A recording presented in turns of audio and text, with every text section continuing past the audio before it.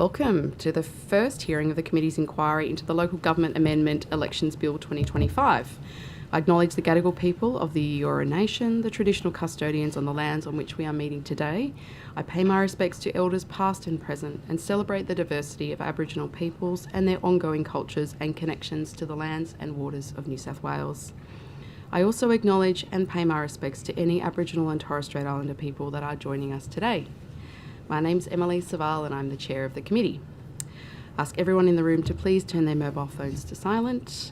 Parliamentary privilege applies to witnesses in relation to the evidence they give today. However, it does not apply to what witnesses say outside of the hearing.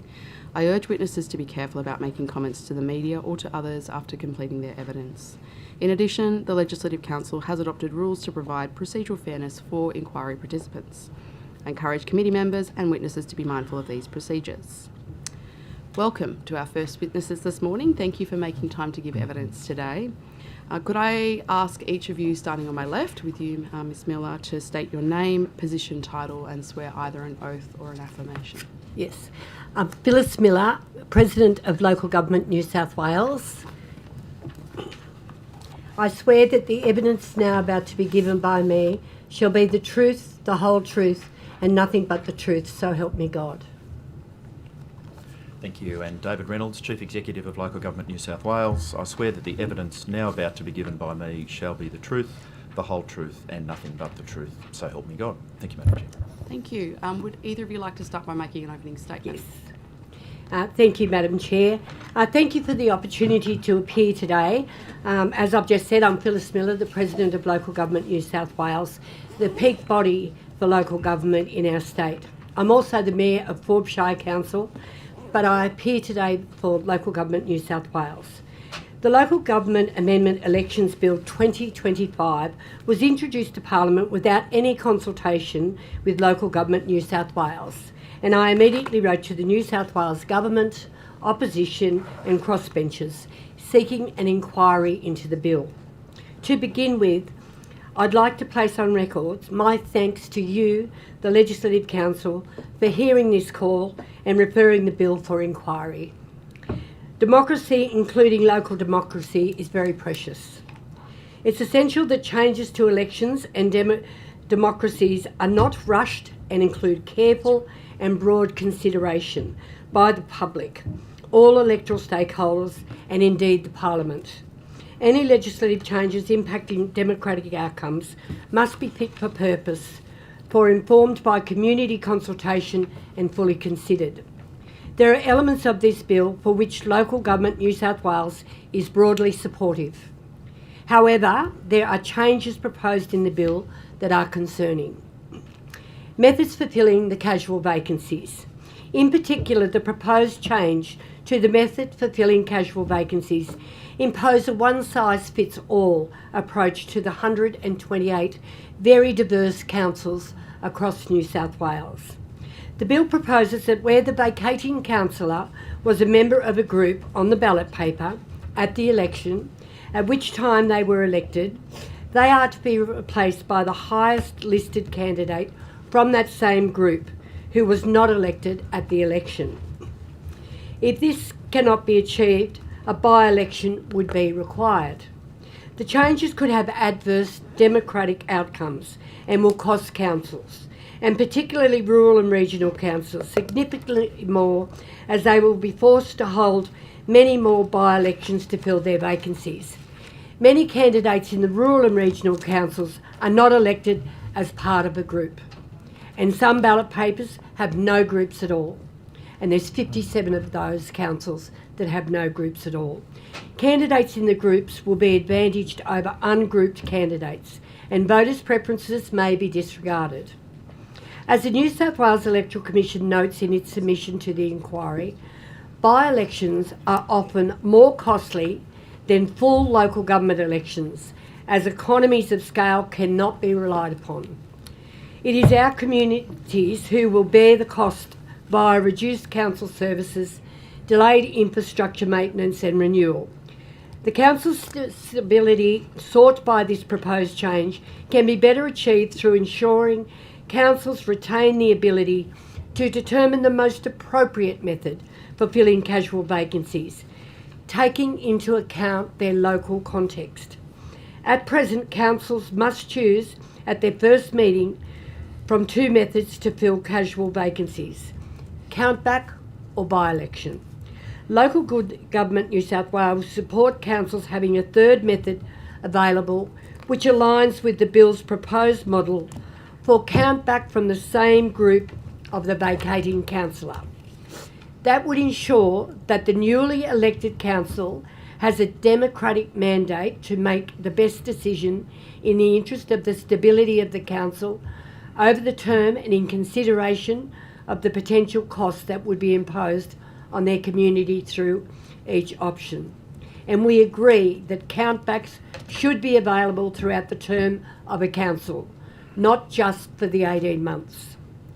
More broadly, if the New South Wales Electoral Commission is to become a monopoly service provider for council's elections, there is a need for greater oversight or regulation of its pricing principles. Councils have seen enormous increases in the cost of their local government elections in recent years, well beyond the rates of inflation or population growth. The New South Wales Electoral Commission should not be permitted to increase the costs of conducting local government elections by more than the rate peg of the council. If this is not possible, then the bill should provide for price determination by IPART or another independent body. This will ensure cost impacts on councils and communities are kept as low as possible. Local Government New South Wales welcomes moves to reduce the duration of pre-poll, as occurred during 2024 local government elections. A pre-poll duration from the Saturday to the Friday before an election strikes the right balance between accessibility for voters and candidates. Finally, our submission makes a number of other recommendations. This includes the need to remove outdated requirements to include a street address on campaign material. This can deter candidates standing for election due to concerns for their and their families' safety. And we would also like to see nominations open for a longer period and faster declarations following the election day. Thank you. Thank you. Mr. Reynolds, did you have anything? No, nothing, Madam Chair. Beautiful. Well, I can't hear you. I'm sorry. Oh, sorry. Madam. I'll yell and I'll Yeah. move the microphone closer. There we go. Thank you. We'll now move to questions. The committee's adopted to have just free-flowing questions today, so we'll just start off with whoever wants to jump first. Yep, I'm This happy is to overall. start. Go for it. Phyllis, lovely to see you again, and thank you for both joining us this morning. Now, I do note that in LG New South Wales LG's submission, one of the earlier statements that you make is that there's been a lack of consultation with Local Government New South Wales and councils generally in this. Have you had any other opportunity for input outside this inquiry now being called? Oh, we certainly have a good relationship with the local government minister, and he knows what we're thinking. We've made that quite clear, and we're very comfortable that we now have this inquiry. Excuse me. So prior to this amendment bill being introduced, though, had there been any opportunity for input to what was being considered? No. No. So this inquiry is the first chance for that to occur. And we've broadly consultated across our councils. We've got some very good submissions from our councils. So we've had the opportunity, very short time frame, which we don't like, but we've worked with. But we've got a lot of input from our councillors and councils across the state. Okay, and that's great, and I might sort of move on to that a little later so I can explore that more in depth. But just in relation to this particular bill and the lack of opportunity prior to this for that input, are you aware of then where it has emanated, why it has developed without that additional input from LG New South Wales or the councils formally? No. Right, so it's come as a little bit of a surprise then from the perspective of LG New South Wales as well. It's a surprise, but we really do need to really look at it and get it right. Yes, absolutely. I fully and wholeheartedly agree that we have to get it right. So is there a component in your view, in the view of LG New South Wales, of it being an attempt to streamline and hopefully make the processes more cost effective? Well, I hope so, but I'm not sure about that. That will rely on what the Electoral Commission is charging the councils, because exponentially those costs have gone up considerably every election. We've got a component in our rate variation for elections. Yes, which, 0.8%, is that right? No, it doesn't cover. No, it doesn't cover it. We need to look at those costs. But all in all, I think that we need to get it right. We need to make sure that the councils don't lose their decision-making ability on deciding what they do at that first council meeting after they're elected. We want them to be able to say, with all of those different, the last person on the list, if they're individuals, gets elected or from a group, but let the council make the decision. That's the most important democratic thing that we want to happen with this bill, is to leave it in the council's hand. So outside of the Office of Local Government's submission that addresses some of those points that you've just raised, you still don't, from LG New South Wales perspective, it still doesn't fully address some of the concerns that you are pointing out in that regard about council maintaining that control of their processes and procedures when it comes to things like the countback. Yeah, absolutely. And I think we're happy to have an extra one that you go to the group. If a person is not, something's happened to a person out of a group and you go to that next, we're happy to have that third category in, but we're not happy if it's not a council decision. So what we're saying, let the council make the decision on whether it's a countback to a group, a countback to an individual, or a by-election. I think we should be, the council should be the ones making the decision. Absolutely. And see, though, the countback elections that you're suggesting in your recommendation for, that LG New South Wales would be willing to look at that as the third option, would that not, though, still have the potential to be problematic? I think that's up to the council to make that decision. I don't think that's for me to answer that here. That would go to a chamber and that would have all of the councillors in there that would make that decision. That's democracy, Nicole, and I can't see anything wrong with that.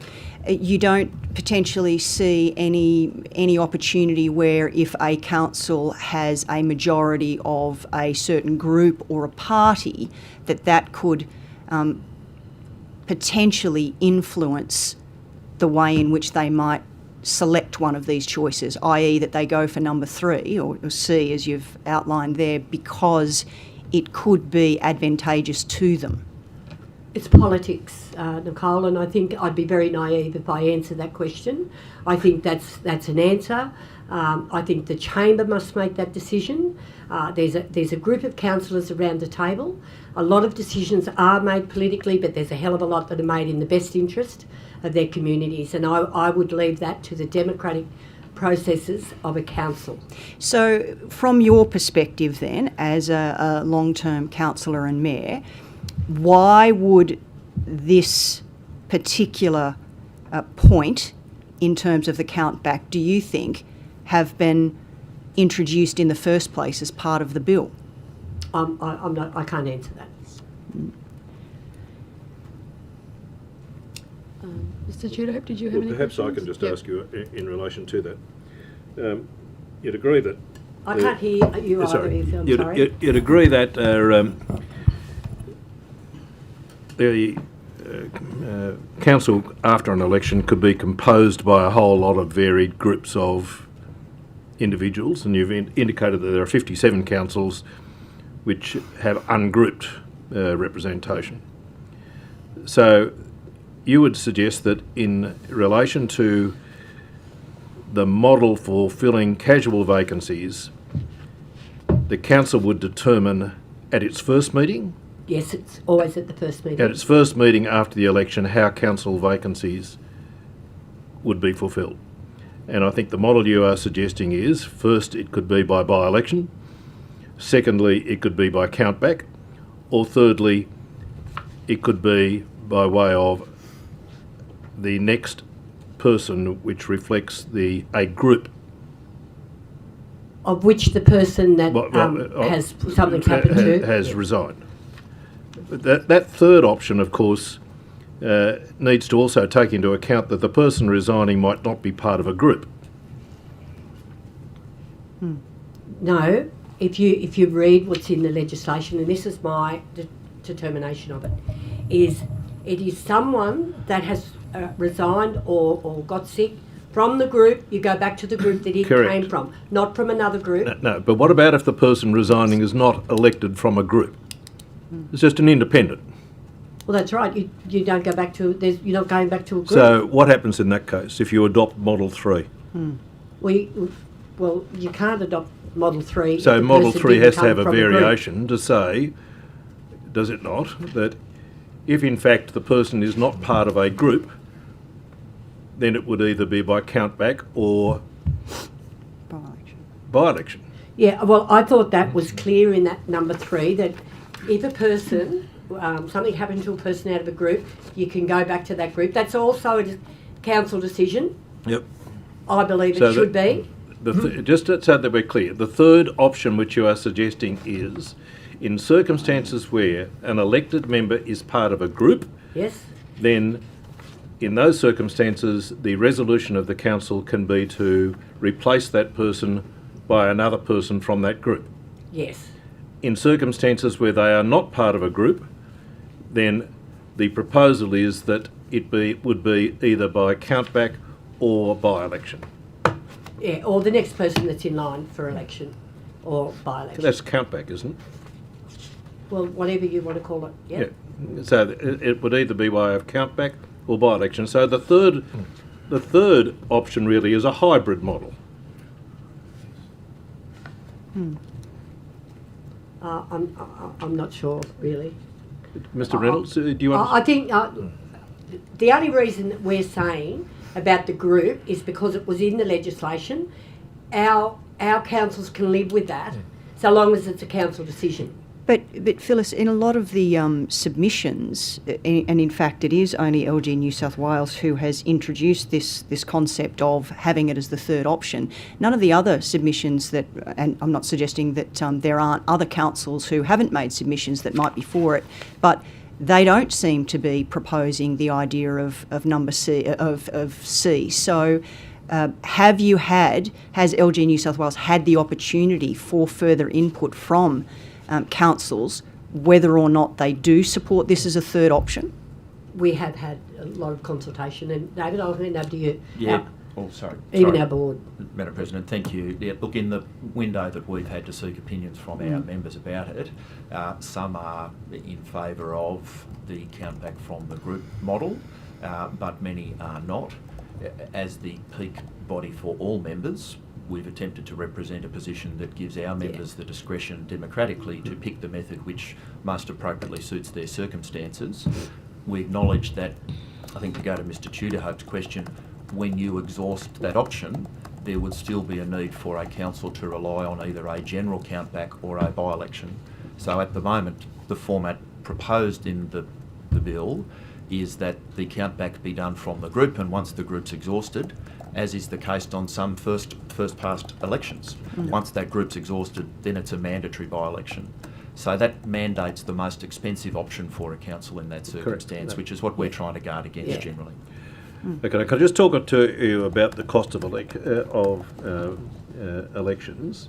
You've indicated that the cost of elections is far outstripping council's ability to be able to keep up with the New South Wales Electoral Commission costings that they do. Can you give me some examples in relation to that, where of councils where they have had cost increases, say from 2021 to 2024?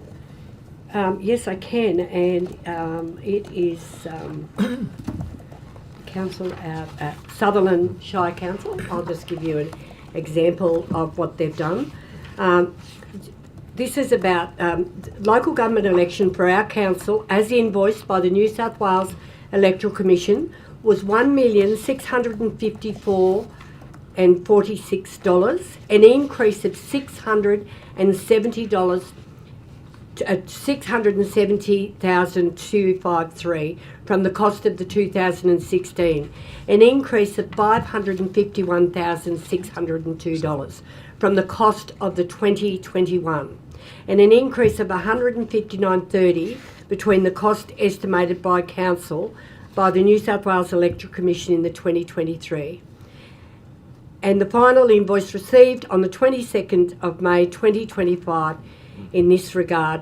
Whilst we note and welcome the inclusion of election reimbursement component of the 25-26 rate peg, as you can see, the allocation of 0.1% intended to offset those costs equated to $157,545. So have you got a recommendation as to how you would control those spiralling costs as proposed by, or as you've indicated there from the New South Wales Electoral Commission?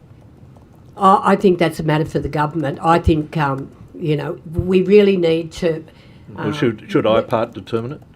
Well, we've said that in our submission that we think IPART should, but it is a matter for the government. I think where our elections seem to be funding the New South Wales Electoral Commission for most of the year. I know there's input from the state government, and certainly they pay their 55%, but it is their organisation. Yep. It's not our responsibility to pay all of those running costs of that organisation. So somewhere along the line we need to have a really sensible conversation about the cost of elections, because they are absolutely cruel the way that they're going up. We cannot even be able to budget for them because you've got no idea how much it's going to go up from election to election. Well, you support the New South Wales Electoral Commission conducting the elections, don't you?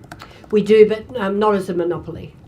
I understood that you were, in fact, not supporting a tendering process with independent election companies to, in fact, oversee elections. We've got our membership. Yep. That a lot of our membership support just having the Electoral Commission, but we also have a portion, which I must represent here at this hearing, that want to have independent people do it. Can I ask, just Mr. following on from those, that line of questioning, isn't it the case that only 2 of 127 councils use a private provider?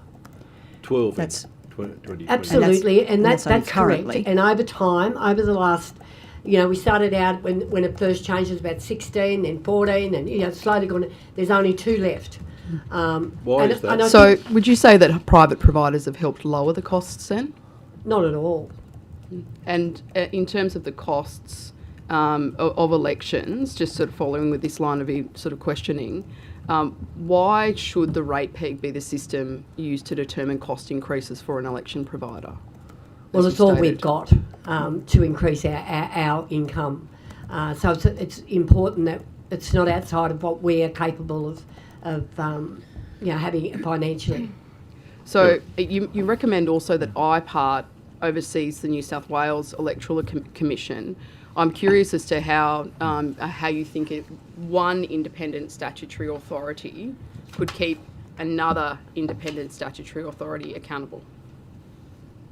Well, I'm hoping, Emily, that we just keep the costs down. That's all we're looking for. However that needs to be done, we've got IPART doing us, and it's the most... I'm very happy with IPART, and I think we're getting the best deal we've ever had. Yep. With the way that they're determining our rate variations. I'm really finding that they're being very sensible about that. If that's not the path that we need to go, we'll say we need someone to help keep the costs down at the New South Wales Electoral Commission. But surely, when Mr. Tudorhope raised, I think, the very legitimate question about does LGNSW and its membership have any proposals as to how to reduce the costs? You indicated, well, that's a matter for the government. Do your members have any views at all in relation to how you reduce the costs of elections? Well, we can have a go. Yeah, I'm happy to answer part of that question, Madam President. Look, I'll give you the example of the state government charging itself hall hire costs. The Department of Education charges the Electoral Commission and therefore the council and their community the costs of hall hire to carry out polling places. On Saturdays. That's Peter robbing Paul. Insane. We would argue that there's efficiencies in the system where government space used for the benefit of its community can be used more economically. And on the role of IPART or some oversight body reviewing the cost as opposed to its separate function in determining how much income a council can levy its community, we would argue that whether it's IPART or some other established body, there's a role to review and have some oversight of the Electoral Commission's costs. Madam President's given you an example of one council. We have others between the 2016 and 2021 elections where their costs increased more than 100%. From 2021 to 2024, we have a council in South West Sydney who went up 93%. Now, we accept labour costs are up, we accept that costs of security are up, we accept that costs of paper and IT systems are up. We don't say we operate in a vacuum, and we say that those costs might be justified, but there should be some oversight and some control, because ultimately that cost is being passed on to our residents, which are the residents of New South Wales more generally. The government comments that it's a 55-45 split in terms of the portion funded by the state government as opposed to councils, but that's not a direct split of the cost of local government elections. The state government is very properly performing its role of sustaining the Electoral Commission between elections. It's providing for IT systems, it's providing for office accommodations, providing for leave entitlements, and the councils are then paying a very, very direct and upfront cost. So we say it might be accurate, but we don't know. Can We'd I love just some ask oversight. Sorry, Madam Chair. One final question before I hand over to Ms Fairman. In terms of the cost of elections, under the new rate peg methodology, which you've sort of touched on, isn't the cost of an election just basically a pass-through to ratepayers? So councils only pay effectively until they're reimbursed through the rate peg? No. The rate peg, what IPART has given us in the rate peg is 0.1%. That's not covering anything. 0.8, actually. As I said, 1 point something 0.8%, million yeah. was 0.8%. Sutherland's, and they got 167,000 And or that's in 57,000, OLG whatever. submission. So that's all they could recover through their rate peg. So if we could get a system even knowing what our election costs are, and over a 4-year period have that percentage on our rate peg that would reimburse us for those elections, that would go somewhere to helping us pay for our elections. But it's still the communities of New South Wales that are being hit by this. And just as a matter of course, I found the Electoral Commission, I had an issue with my nomination, and I was in Sydney in the same building as the Electoral Commission, and I was on the phone for 45 minutes hanging on until I had someone answer. And I said, could I pop down? I was only 2 floors. Could I pop down and fix it up? And they said, no, we don't do people. So it's pretty ordinary, some of the service that we're receiving from the Electoral Commission. I think that can be improved exponentially. Thank you. Thanks, Chair. Just on the issue of the Electoral Commission then, what consultation has the Electoral Commission had with Local Government New South Wales in terms of these increases? So are they meeting with you to kind of try and work through how to reduce the costs with you? Were councils aware, for example, Sutherland, what was it, plus 600k plus increase? Was Sutherland aware already for this type of increase and the other councils that have experienced it, or did it just come out of the blue? None of us knew what our costs were going to be, but David and I have had a discussion. We're hoping to have a meeting with the Electoral Commission. You don't get a quote up front? Yeah. Do they tell you up front? Well, Yeah, you get a They quote. do, but it doesn't mean it's right. You've got no choice. Yeah. There's no negotiation, is Yeah, okay, wait. there? Sorry. Sorry, Kate. Please continue. Yes, thank you. And so in terms of trying to find reduced costs. So the Department of Education, the town halls, for example, sorry, not the town halls, the school halls, I wonder, it could be useful to get some examples of what different councils have been charged for the use of government buildings, Department of Education or school buildings. That could be useful if councils want to give them to us to pursue that. Would that be the Electoral Commission that could give you that? Yeah, possibly. We can see. Yes, I think Sure. that's where it needs to come from. Otherwise, we're double handling, Kate. So can I just go back to the recommendation around filling the casual vacancy? So just why, with Local Government New South Wales, in the most ideal world, not with your pragmatic hat on in terms of how the bill is, or what the Act already allows, but why wouldn't you support for casual vacancies to be taken out of elected councillors' hands, firstly, to not allow them to fill it at the beginning of that meeting. And again, because it's about democracy, and usually that's not in the hands in some ways of those, right, in terms of how to fill that a casual vacancy that term, and instead just put it very clearly in the legislation that the casual vacancy should be filled by countbacks, and if they can't, then a by-election is held. What is that the most ideal situation, do you think? No, I think you're taking... We fought long and hard to get some democracy on how with these countbacks, so that we did have a decision in the chamber on that first meeting, and I don't want to lose that for the sector. I think those people have been elected by their communities. They are entitled to make decisions for the next 4 years on behalf of their communities, and I believe that we should have the trust that they're going to make the right decision. And so, but I do agree with, in fact, what Ms Overall was saying earlier, or suggesting earlier, that isn't there, a situation where, for example, a council is stacked out with, Liberals. 8 Labor, 8 Liberal, for 8 Nats, 8 or Independents, for example, and just vote that election because they've worked it out what is going to be most favourable to them should a by-election occur in that term. Isn't that the issue that we're trying to address here?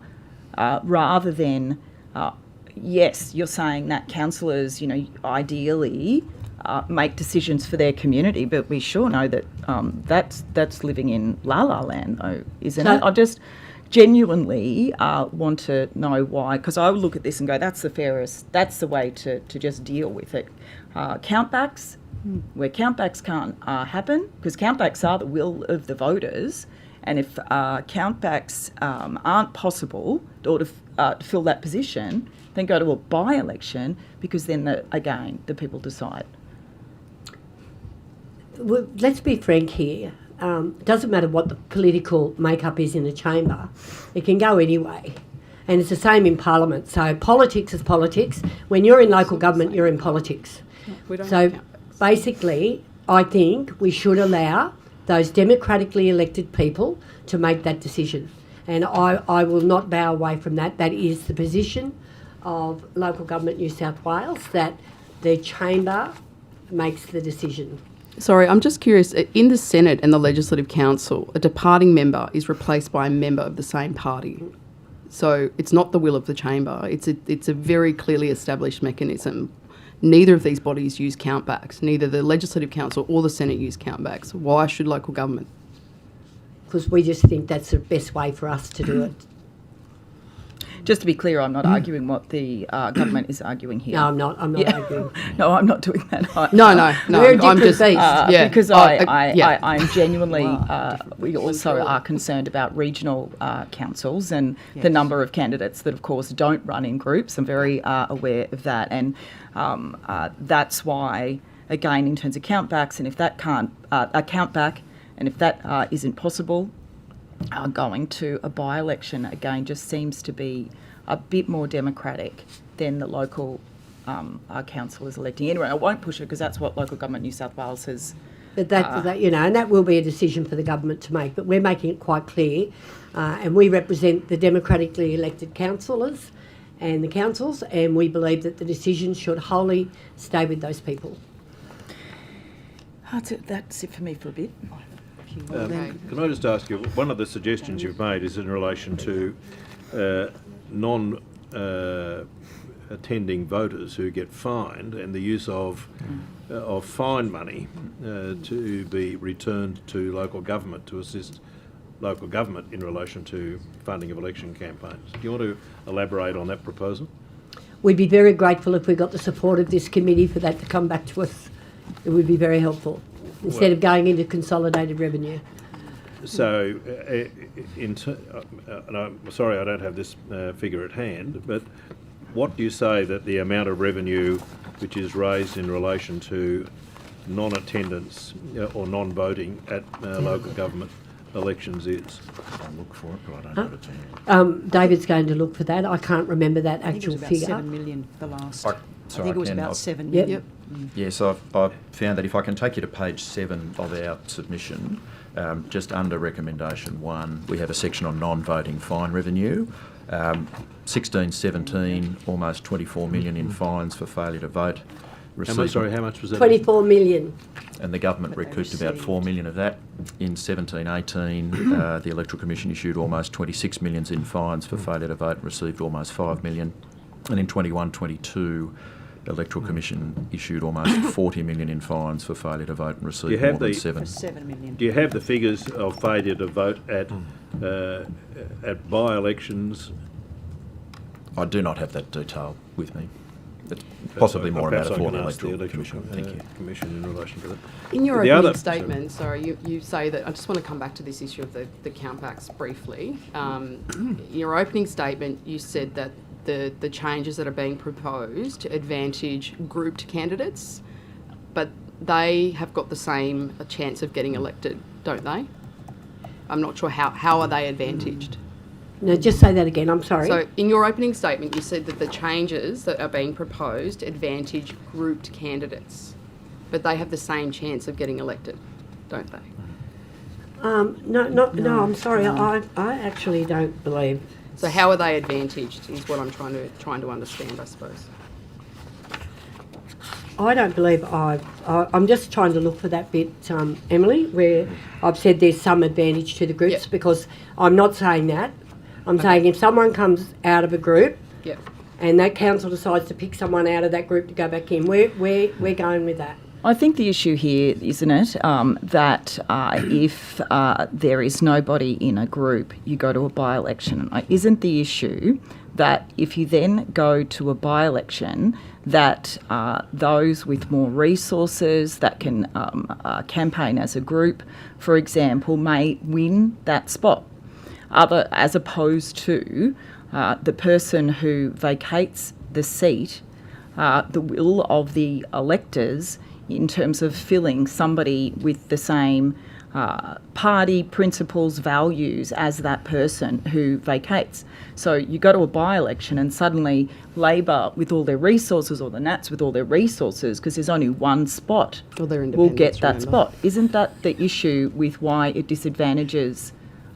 Because there is, if they're not in a group, that's the whole point. That's the issue here, isn't it? If they're not in a group, you've got to go to a by-election.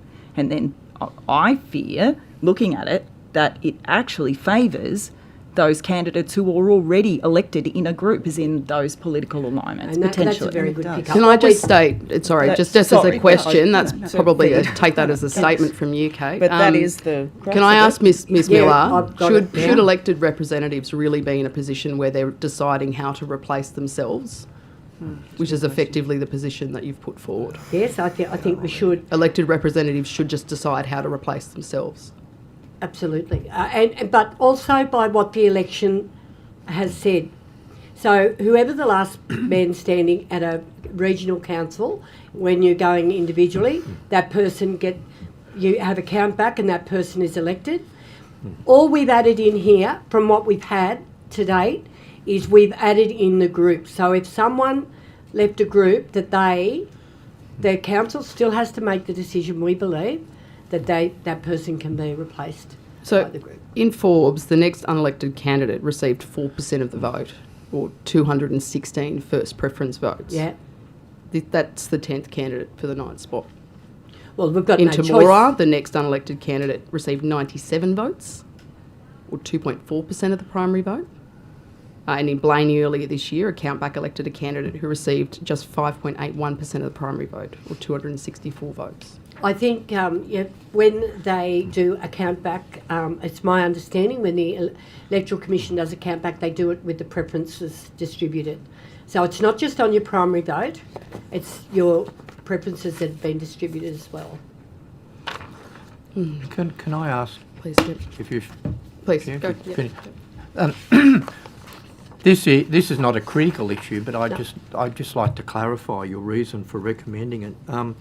You recommended, and I quote, that the bill should amend the Local Government General Regulation 2021 to reduce the closing time for receipt of postal votes in local government elections from 6 p.m. on the 13th day following election day to 6 p.m. on the 6th day following election day.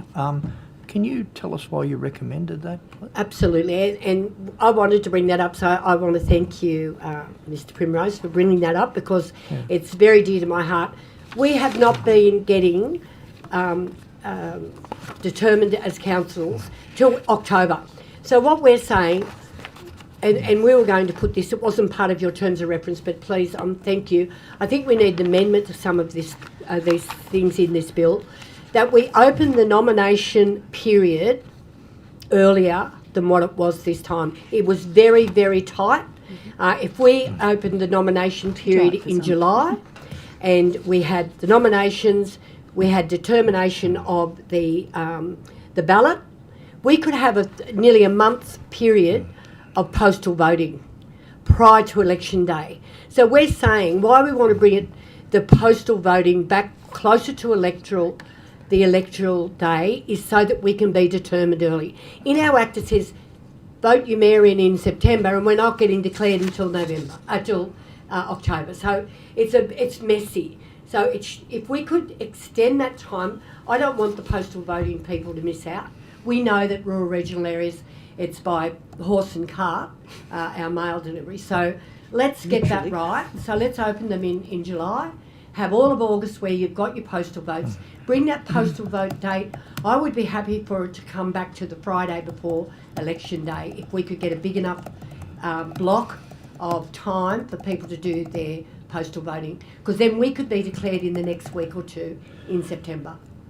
Okay, thank you. Thank you. So, yeah, go. And Phyllis, I just want to talk a little bit more about the countback. I understand the position that you've now raised, and I fully hear what you're saying, that the power stays with council. However, I would point out in the OLG submission, they have stated that it has been recognised, no research to back up who it's been recognised by, but that countback elections have the potential to change the political composition of a council, and they say impacting on its stability.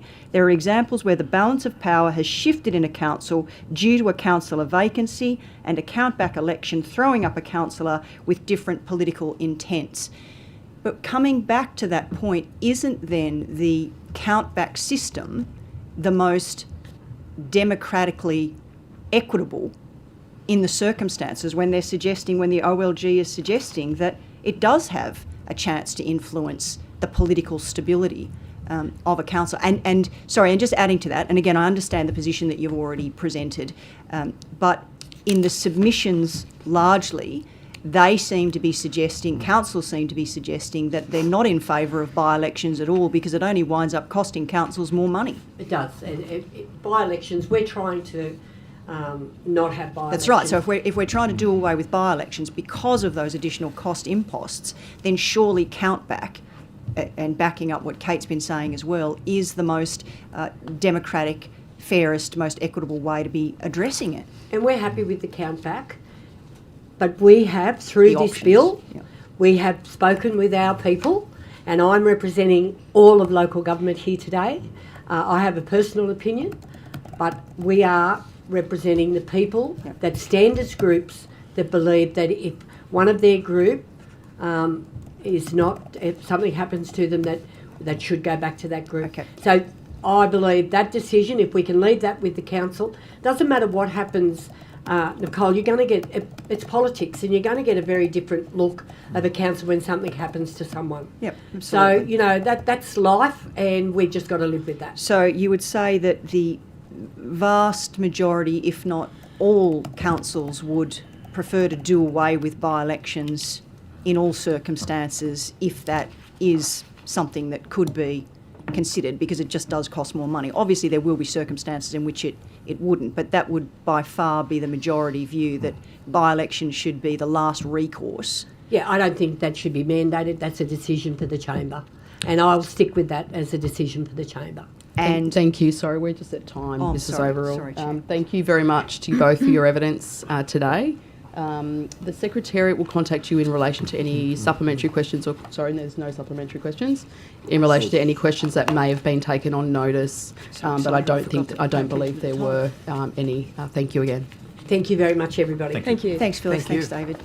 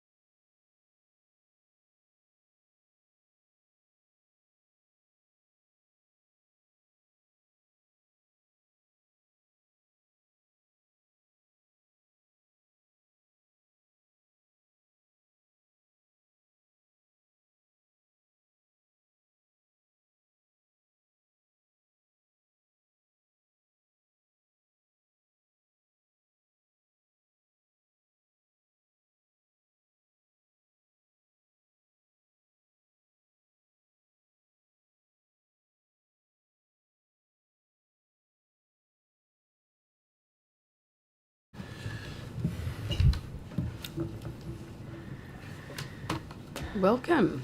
Thank you very much to our next witnesses for appearing today at the inquiry. Could each witness, starting on my left, state their name, position, title, and swear either the oath or the affirmation, please? Thank you, Mr. Val. My name's George Simon. I'm the Assistant Secretary of the Assistant General Secretary of the New South Wales Labor Party. I swear the evidence now about to be given by me shall be the truth, the whole truth, and nothing but the truth. So help me God. Thank you. Good morning. I'm Chris Stone. I'm the State Director of the Liberal Party of Australia New South Wales Division. And I swear that the evidence now about to be given by me shall be the truth, the whole truth, and nothing but the truth. So help me God. Good morning, my name is Seamus Lee. I'm the Registered Officer of the Grants New South Wales, and I solemnly and sincerely and truly declare and affirm that the evidence now about to be given by me shall be the truth, the whole truth, and nothing but the truth. Thank you all. Would any of you like to start by making an opening statement? I'd be happy to. Yep, go for it. I want to thank the committee for giving the party the opportunity to answer questions on our submission and make a brief opening statement. I want to start by making the committee aware that I think, like all the other political parties here, we have an objective of ensuring that voting is fair, open and transparent at a local government level. And we as a party believe that the modest amendments proposed by the Minister in this bill go some way to achieving that and improving those principles at a local government level in relation to elections. I wanted to just speak to two matters in the bill which we believe are a priority and worth just a brief opening statement from me. The first is that in relation to the removal of private providers from the conduct of elections at a local government level. In principle, as a party, we don't believe in the privatisation of critical public assets and functions. That's a position that our parliamentary party took very strongly to the last election, and we see the amendments in relation to that as very much in line with those commitments that we gave at the last election. We do believe that the New South Wales Electoral Commission is best placed to conduct elections at a local government level and at all levels of government in New South Wales. The New South Wales EC is an independent statutory authority. It has a mandate to conduct elections. It's subject to parliamentary oversight and other transparency measures that just don't apply to private providers when conducting elections. It conducts elections in what is a very complex set of electoral, legal and operating environments. I'm sure my friend representing the Liberal Party could provide some comment on just how complex the nomination process alone is in respect to running elections. And to expect that a private operator can navigate those complexities in a market that really only emerges once every 4 years, I just think is a libertarian fantasy. We're also concerned in relation to matters that we've provided in our written submission about the fact that a private contractor essentially replaces the role of the electoral commissioner with either the general manager of a council or the CEO of the private operator, depending on what ruling is made and what set of principles are used. And anyone who's observed local government for long enough will know just how politicised the appointment and dismissals of general managers has been, and to expect that there'll be an impartiality of decision making when the functions of the electoral commissioner are handed to those people, I think is not correct. Finally, the introduction of private for-profit contractors to run elections in local government was supposed to reduce the cost burden on councils for running elections, and there has been no evidence to date to indicate that that has been the case. Finally, I just wanted to make a brief comment on the changes that are proposed to fill in casual vacancies.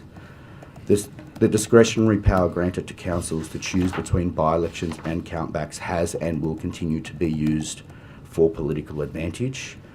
The most recent example that we've identified at Mid-Western Council, when the council chose to force a by-election months after the general election, when the newly elected councillors knew that the councillor that had been elected tragically passed away before the first meeting, I think is an example of how that is being used for political advantage.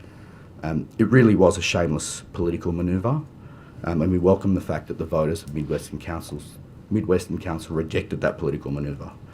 The provisions proposed by the Minister, in essence, in our view, bring the practice of filling casual vacancies in local government in line with other elected proportional representative positions, namely replacing positions in the New South Wales Upper House and the Federal Senate. Though the mechanisms may be different, the principles here are the same. We believe that the proposal made by the Minister in making those changes are appropriate. I'd be happy to take any questions from the committee. Thank you. Does anyone have opening statements? Mr Stone? Yeah. Thank you, Chair, and thank you again for the opportunity to make a submission to this committee's inquiry into the Local Government Amendment Elections Bill 2025. The Liberal Party of Australia New South Wales Division recognises the importance of ensuring integrity, transparency and public confidence in the conduct of local government elections across New South Wales. As a party, we reaffirm our belief in free, open, honest and robust democratic public institutions. While the Liberal Party acknowledges the objectives of the bill are to improve consistency and transparency in local government elections, these reforms must not compromise council's financial sustainability or disproportionately burden regional or rural ratepayers. Our submission focuses on two of the proposed amendments. In respect to pre-poll voting, we support early voting for those genuinely unable to vote on election day. However, it should not be a means of allowing all voters to simply get voting out of the way at a more convenient time. This supports the electoral system in New South Wales and indeed in Australia, which is designed around a single election day when all electors are required to attend and cast their vote. Early voting should not be used to facilitate a voting period rather than a voting day. As such, we believe keeping early voting to only 1 week discourages the practice of electors voting early simply for convenience. However, we do support pre-polling on the Saturday before the election. This would improve access for those who have genuine barriers to voting and align local government elections with state and federal election practices. Given the legislative requirement that early voting be only made available in circumstances where an elector is not able to vote on election day, we believe that limiting the location of polling places within the council's local government area is entirely appropriate. Fair democratic elections are the cornerstone of the Australian and New South Wales political systems, and as such the party is naturally concerned with ensuring that elections, including their preparations, are undertaken to the highest standard to ensure that ongoing community confidence in New South Wales electoral processes and to enable and assist political organisations and candidates to contest elections in a fair and easy manner. Thank you again for considering our submission, and obviously happy to take any questions. Thanks, Mr. Stone. Mr. Lee. Thank you to the committee for inviting us to come and present. We are very strong supporters of the New South Wales Electoral Commission and the work they do. We believe that they should be the sole operator of local government elections in this state. It's a civic role, and they are the best players to do it. We have some concerns around the changes to the countback elections. We believe that the countbacks have been working fine, and what we'd actually like to see is that the default gets switched around. So at the moment, I think the default is that you use a by-election unless you opt into countbacks. We think it would be better potentially to switch that to have countbacks by default, where with the option to still potentially go to, but obviously that's a thing. We're also concerned with the limitation on polling places being within districts. We think that might be a bit problematic, particularly like I think in like metro areas. If you're trying to constrain costs, we think that allowing especially like pre-poll venues to be outside of areas that, like, you think about like maybe one centre like a Sydney Town Hall, maybe servicing multiple councils, that would be a way of potentially reducing costs as well, having more accessible things. And also we have a very small slight concern, which is I think it's Schedule 1, Item 10 in the bill, that removes removes a penalty and the provision that the residential role is not to be used for commercial purposes. We think that might need to be retained, but that might also be covered by the provisions in the Electoral Act around the role in general. But we're just wanting to make sure that like the role itself can't be used for any commercial purposes, even though it's like the residential role is essentially a derived product from the state role in general. But we also think that maybe it needs to be extended, that sort of ban on commercial use of the role extended to the non-resident roles as well. At the moment, I think the current provision only covers the residential role. But happy to take any further questions. Thank you. Okay, we now move to questions. The committee's adopted free-flowing questions. I'll hand to you, Ms. Yeah, Van. sure. I'll jump in. Mr. Stoner, I am curious with the Liberal Party's submission. It appears as though you may have similar, I think, to some other submitters, that you just went by the objects of the bill to make your submission, which, because the object, in the explanatory notes explaining what the bill does, it doesn't say in there, when you know it is the objects of the bill, let me clarify, I've got it in front of me, that it doesn't talk about countback, it doesn't talk about filling casual vacancies in the objects of the bill. Is that why the Liberal Party didn't address the issue of countbacks in your submission? Filling casual vacancies in your submission? It just seems a key part of the bill. Is it because you didn't notice that when you looked at the objects? No, we took the view that as a political party, obviously our job is to prepare for election campaigns, to support our local councillors, and obviously we acknowledge that there would be councils and other stakeholder groups that would be making submissions on aspects of the operation of countbacks and by-elections and the like, and so we did not explore those issues in our submission. Because it seems to be one of the most controversial issues that is in the bill, frankly, in terms of, I just wondering, has the party formed a view on it? Well, I would obviously acknowledge that when the Liberal Party considers which areas it's going to contest around New South Wales, we have traditionally nominated candidates in groups, and we form a group to achieve a group voting square above the line. The proposal in the bill to allow those parties or groups that are formed to fill casual vacancies from that group is something that certainly we would support where they exist, certainly as a cost-saving measure for the purposes of filling those casual vacancies, but also I acknowledge that as it is in the Senate and in the upper house, casual vacancies are filled by the political party from which the vacancy has occurred. So from that perspective, given that the party nominates groups with group voting squares in the areas that we contest, we would have no objection to that. Thank you. Mr. Lee, could you just explain a little bit more at the end? You were talking about the electoral roll not being used for commercial purposes. Is that some contained in this bill, or is that a broader recommendation? Partly it's contained in the bill, so there is a provision which I think is Schedule 1, Item 10 of the bill removes.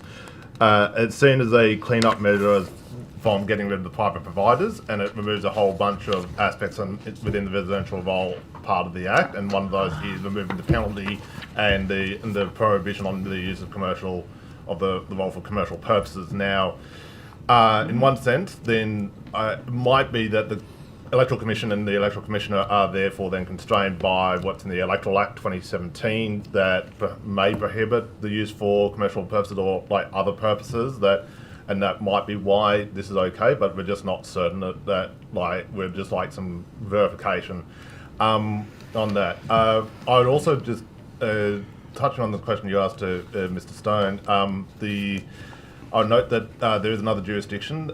Tasmania uses count-back elections to fill any vacancies that happen in their House of Assembly, I think it's called down there, where they use proportional representation so that is one other jurisdiction in the state that just uses count-backs, and I think ACT might also do it for their house as well in terms of filling vacancies.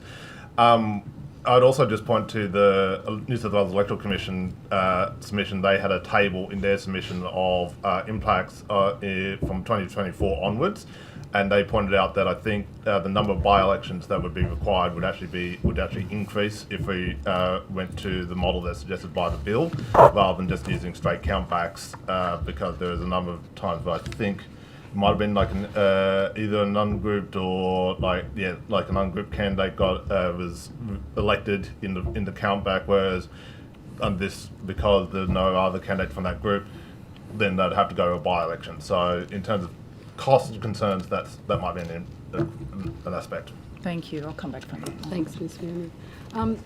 When someone votes for, a Labor, Liberal, Greens Party candidate, do you believe, it's an open question to you all, do you believe it's fair to say in the vast majority of cases that the voter is choosing the candidate due to their affiliation with the political party? You want to start?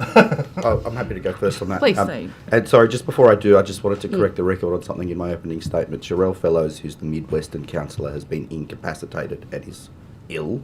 Yep. So I just wanted to clarify that. Sure. Oh, whoops. In relation to your question, Mr. Bale, I think the answer is not straightforward. I think that it is our view that people who are elected on group tickets, bring some personal vote, but broadly also get elected based on a set of principles that they take to that group and a set of commitments that they take to the electorate as part of that group. And I think that there's a live debate amongst this committee and in the sector right now about casual vacancies versus filling via group via countback, filling via group tickets or via countback. It's our view that the starting point to this question is who should make the decision about the method for filling a casual vacancy, and based on the matters that I outlined in my opening statement, we don't believe that councils should get to choose the way in which a casual vacancy is filled. We think that is subject to far too much political machination and Machiavellian playing. Then you come to the question about, well, if you're removing that, what is the default position? Is it countback or is it group voting?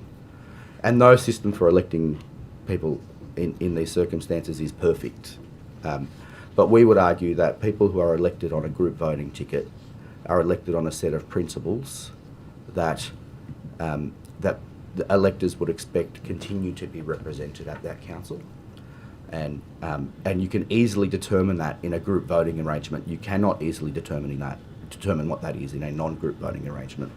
So in our view, it makes total sense that you can't do a countback in a non-group voting arrangement, because that does risk that the next person elected doesn't actually represent the the stability that has been created and the coalition that has been created at the council, where you can more easily determine that in a group voting arrangement. That's not to say it's perfect, and I think that I think there are merits to both points of view, but on a marginal call like that, it's our view that the best method is the one that's been proposed by the Minister. This will be somewhat controversial, but I do agree with much of what my colleague just said. When you nominate a group, they are candidates that all subscribe to the values and the beliefs of the organisation or the party that that they represent.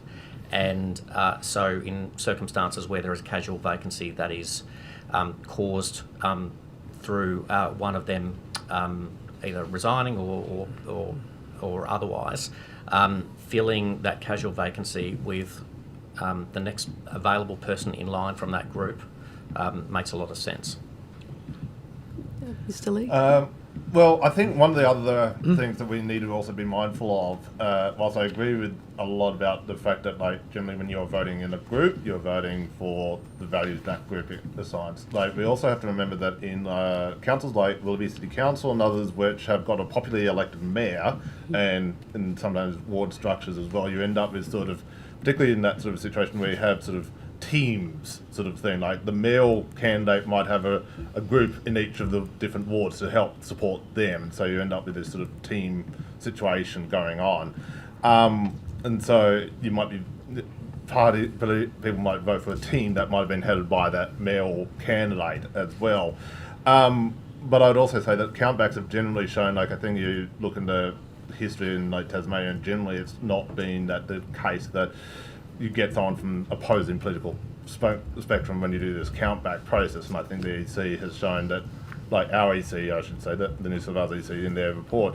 has shown that the only time that a countback was filled by someone other than in the group that the person was left from since 2024 was when nobody else from that group applied to be part of the countback process. So in terms of the political makeup, there is that, but I'd also say that I think we should be going back to what the voters had to say. So there might be a case where, like, some councillors might get a personal vote, like, and obviously we do have below the line voting, and so the voters might be voting for particular personalities to be on the council rather than just the group sort of a thing. But also, yeah, and like, I think one of the other advantages of the countback process as well is allowing for group members to opt in, and not, like, it's not just automatically assumed that everybody in that group will still be willing to serve down the line. Or, like, I know, for example, I've been on a group. I was number 3 in the West Ward of Lake Cove, helping out my campaign there, and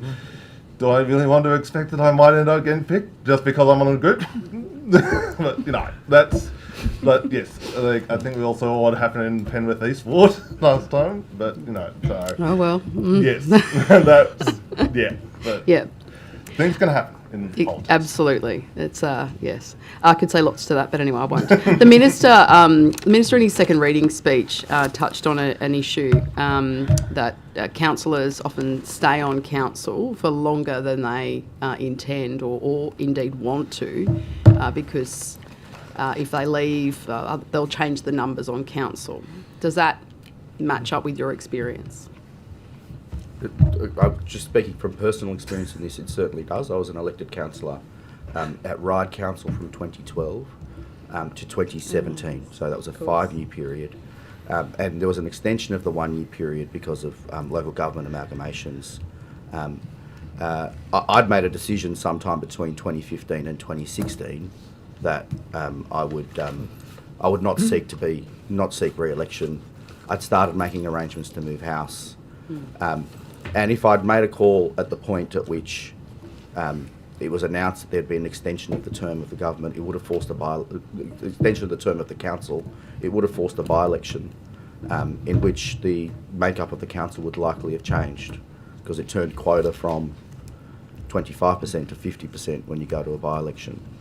So I made the decision to stay on council for a year extra when I perhaps wouldn't have made that decision otherwise, and was essentially forced that decision not to force a by-election. So I've certainly got personal experience of that, which matches up with the commentary that was made by the Minister in the second reading speech. If I could just say that I think that quota question, I think, is actually quite an important aspect in terms of why I think we prefer countbacks over by-elections, is because you end up with that quota remaining the same, and that was again another thing. And in terms of if there's a concern about sort of, you know, councillors doing Machiavellian things as well, like, I think we should also remember that we are one of the unusual jurisdictions that councils approve their own ward boundaries. I think in Victoria and Queensland and other states, they have their state commissions that do the ward boundaries as well as the LGA boundaries. And so I know that, I think it was in Ballina, just before the last election, there was a bit of a local political concern about ward boundaries being set in one way or another because of certain aspirations of councillors that were on the council at the time, or whatever. And so I would say that, like, if there was a concern, maybe look at taking that out and giving that to the Electoral Commission to manage the ward boundaries, as well as, you know, if there was a concern of, like, you know. I can certainly say that in my first time as my first period as state director, in that period where during the COVID period the local government elections were deferred for 12 months, there were certainly councillors that, you know, variously expressed I guess their desire to move on at those elections, and where, you know, they felt that they needed to do the right thing and stay on for that extra year, given the cost that would have been associated with by-elections had they chosen to leave. So certainly I recall, you know, there were numerous conversations where, you know, people expressed that frustration that they had made conscious decisions that they were going to retire at the elections, and where they had to stay on because they did not want to incur the costs of by-elections in their particular councils.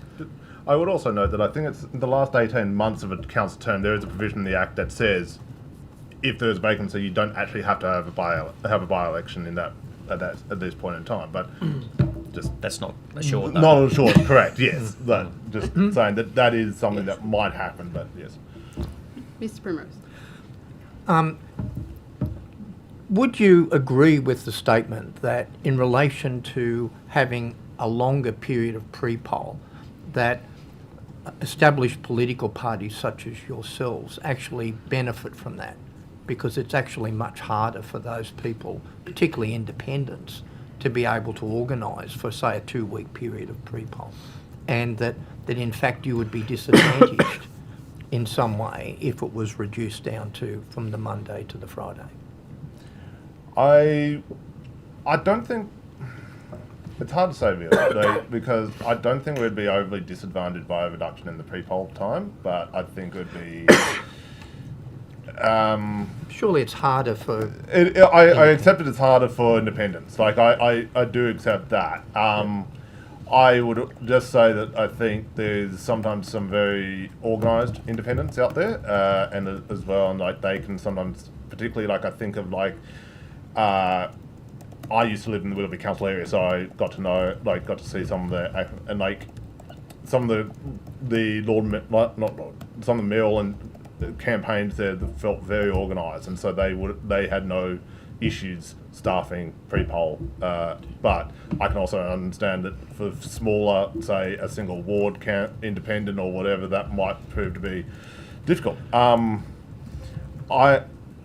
I support, like I'd say, I agree with what Mr. Soner said in the opening statement about retaining the Saturday before the election as a pre-poll day, because I think particularly in regional electorates, like if people come in and do the shopping on the Saturday before, that might be the easiest way for them, might be the best time for them to do their voting as well. Like, it's just, like, I think we need to have that accessibility aspect as well, and so that's just one thing I'd note. Like, having a shorter pre-poll but retaining the Saturday before would be helpful, but yeah. Mr. Simon. Peter, I would say that I would start by saying that the barriers to entry for people to get into local government are quite high. I think if you're a woman with caring responsibilities, if you're someone who can't afford to take a lot of time off to campaign, that is a significant disadvantage, and I think that's actually reflected in the composition of the kind of people who make up most councils. I think in relation to your question is, do political parties get advantaged by an extended period? Well, I think the answer to that is yes, but I wouldn't make. I would also make the point that we don't heavily resource local government campaigns, and we do rely on local resourcing, and those barriers to entry exist whether you run for a party or run as an independent in a non-grouped or grouped environment.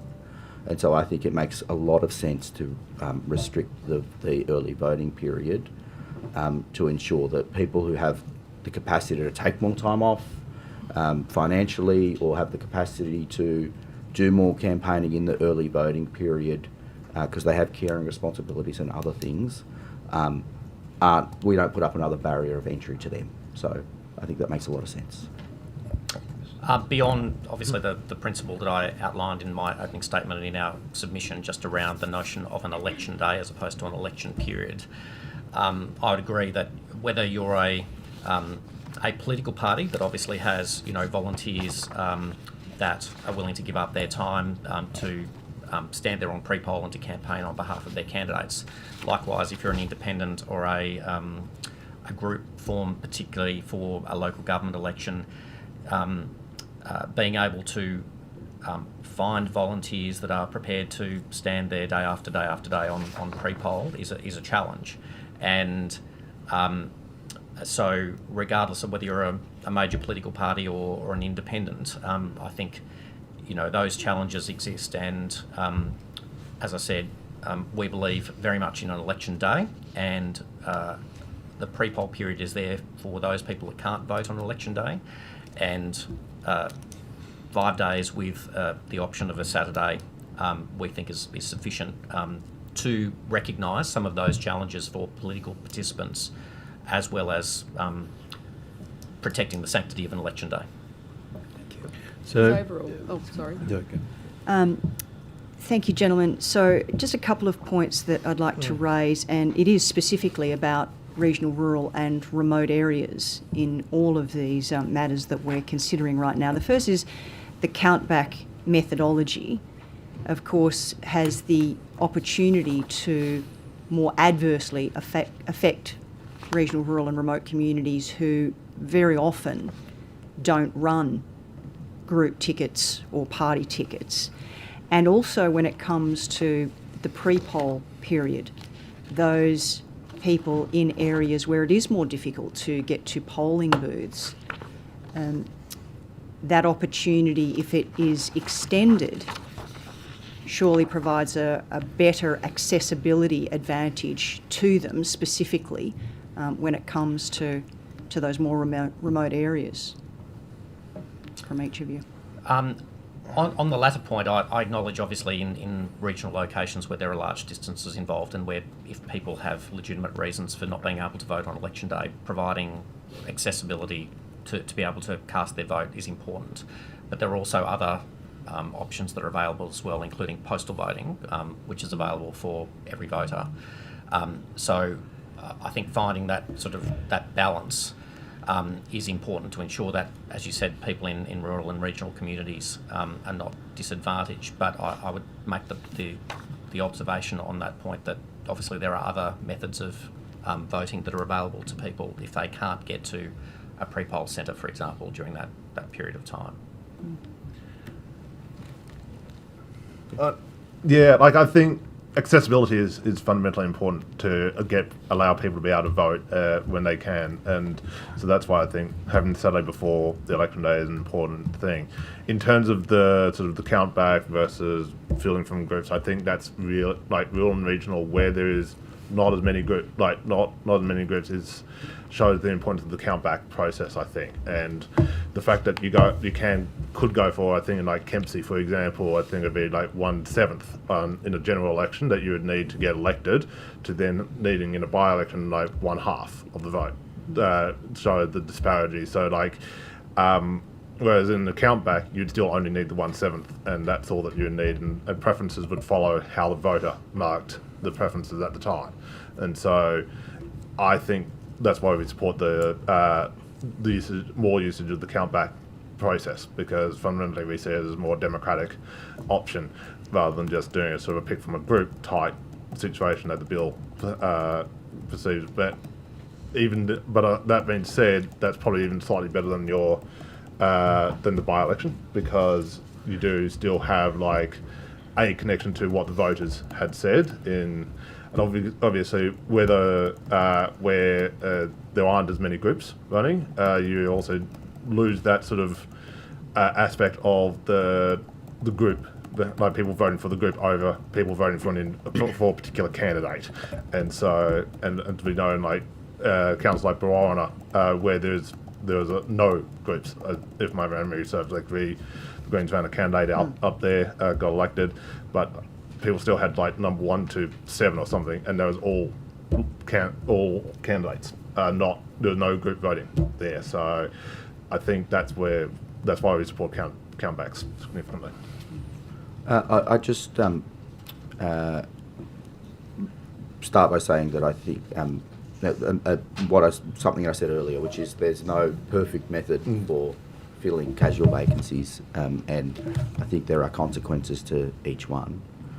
I think on the matter in relation to countbacks, there's just another bit which I think hasn't been explored in our discussion at this committee, which is if someone is elected at a general election and 2 years later there's a casual vacancy to fill and you fill it via a countback, well, I think there's a semantic and point to be argued about whether filling that person at a countback 2 years later with everything that has passed over that 2 years and the performance of the council that 2 years is actually a reflection of the will of those voters that they expressed 2 years earlier. I think there's actually a interesting debating point in all of that, which I think reflects the idea that no system of filling a casual vacancy is perfect.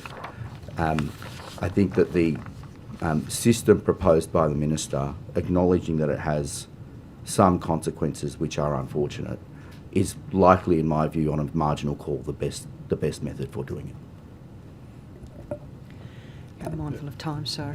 Mr. Simon, in your submission you highlighted that you had serious concerns in relation to the Australian Election Company's conduct during the 2024 elections. Do you recall saying that? What were those concerns? There were two concerns in relation to the conduct of the Australian Election Company, noting that it was used by only 2 councils in the 2024 local government elections. The first was in conduct at the Liverpool Council, which were matters that were publicly reported, and we've quoted extensively from public reporting. I believe that the matters that were of concern there related to the conduct of the electoral company in the provision of postal votes. So Well, they were handing them out rather people walked in to put in a postal vote application and then suddenly walked out with a ballot paper, which is just not the way that postal voting is done. The Australian Election Company itself acknowledged that it was not in line with the regulatory environment and the legal framework for conducting elections at a local government level. The second one was in relation to Fairfield Council, which I could talk about ad nauseum, Mr. Tudor, but what I think, to summarise, in essence, we had a great deal of difficulty, and I think the electoral company itself was perhaps slightly confused in determining a ruling that they'd made on a piece of material that we were distributing, one of our candidates was distributing. And the confusion was about wording in that, but the ultimate confusion was about who was the decision maker. There was an appointed RO by the private company who'd made a decision, who at first instance said there was no right of appeal. Subsequently said we could appeal to the CEO of the company on making a decision about whether that piece of material could be distributed. There was an added layer of complexity, which it was the general manager who, on behalf of the mayor, had made a complaint about the material and passed that on to the electoral company. It's the general manager who contracts the electoral company to do that. A whole very murky set of arrangements that either was or potentially could have been subject to... Did you raise any of these concerns with the New South Wales Electoral Commission? We could not raise those concerns with the Electoral Commission. The Electoral Commission had no jurisdiction in Fairfield and Liverpool Council They do have jurisdiction to deal with those matters. Field complaints in relation to the conduct of an election. I'd have to take on notice whether we raised any matters with the Electoral Commission in relation to those matters. And I do not know. If you did take them on, if you did in fact take them up with the New South Wales Electoral Commission, could you provide us with a copy of the correspondence and their reply if you received one? Yes. Thank you. Mr. Stone, in relation to the Parramatta local government election, which adjoins Cumberland, you had some concerns in relation to how to votes and joint how to vote cards. Did perhaps I could ask you this: should you be able to have joint how to vote cards at Cumberland for Parramatta if you were having polling booths in separate places, in separate electorates? You've advocated for polling booths to be in the local government area for which they are assigned. Obviously, a lot of people potentially from Cumberland work in Parramatta. If they go to pre-poll in Parramatta, should there be available in Parramatta joint how to vote cards? Well, if there is a polling facility in Parramatta for Cumberland Council, well then yes. But even if there is not a facility?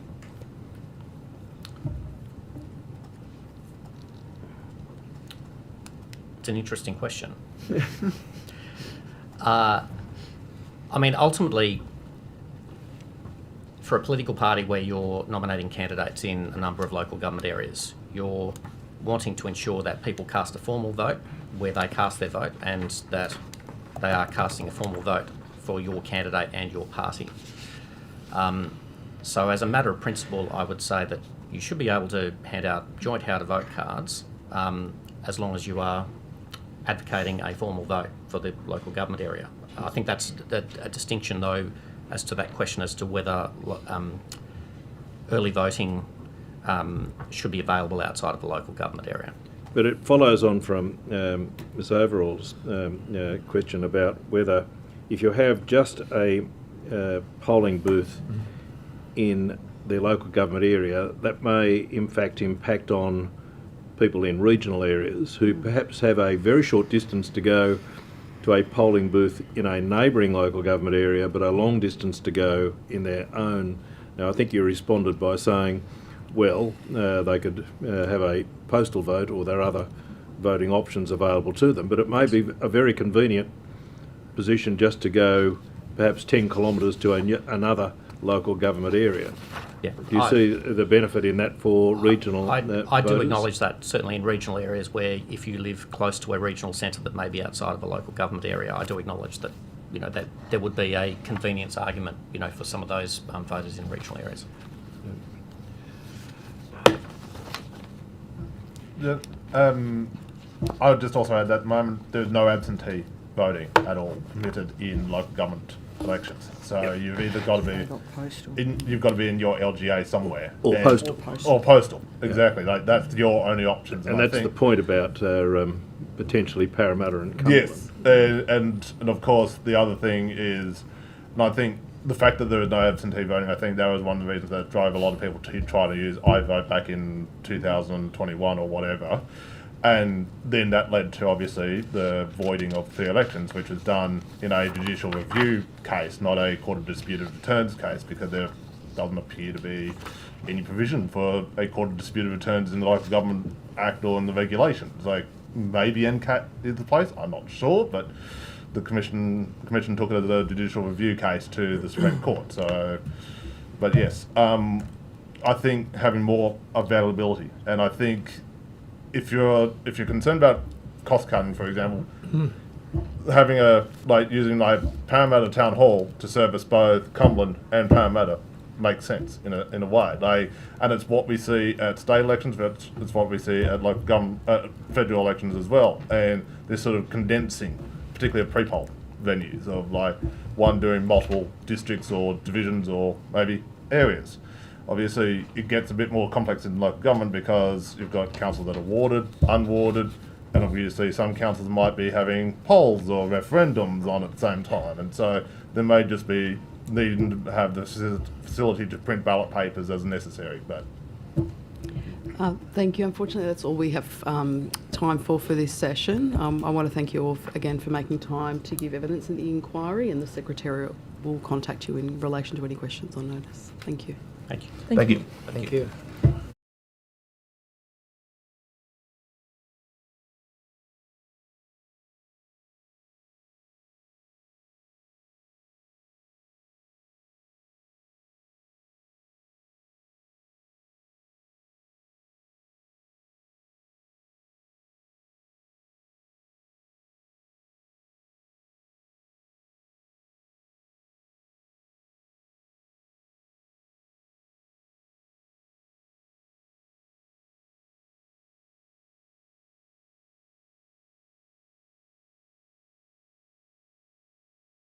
You want to go?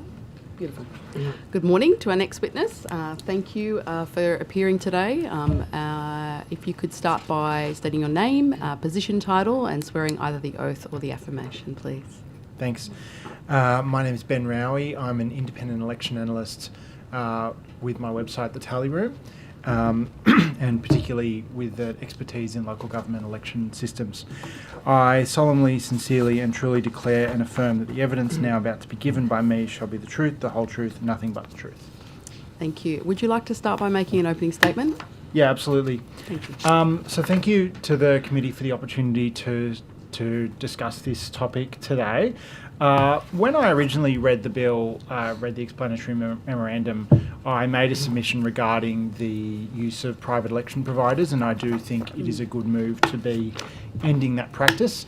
But I mostly want to talk today to the question of how we fill casual vacancies in local government, because I think in a lot of ways this would be a backward step by changing the system that has been proposed in this bill.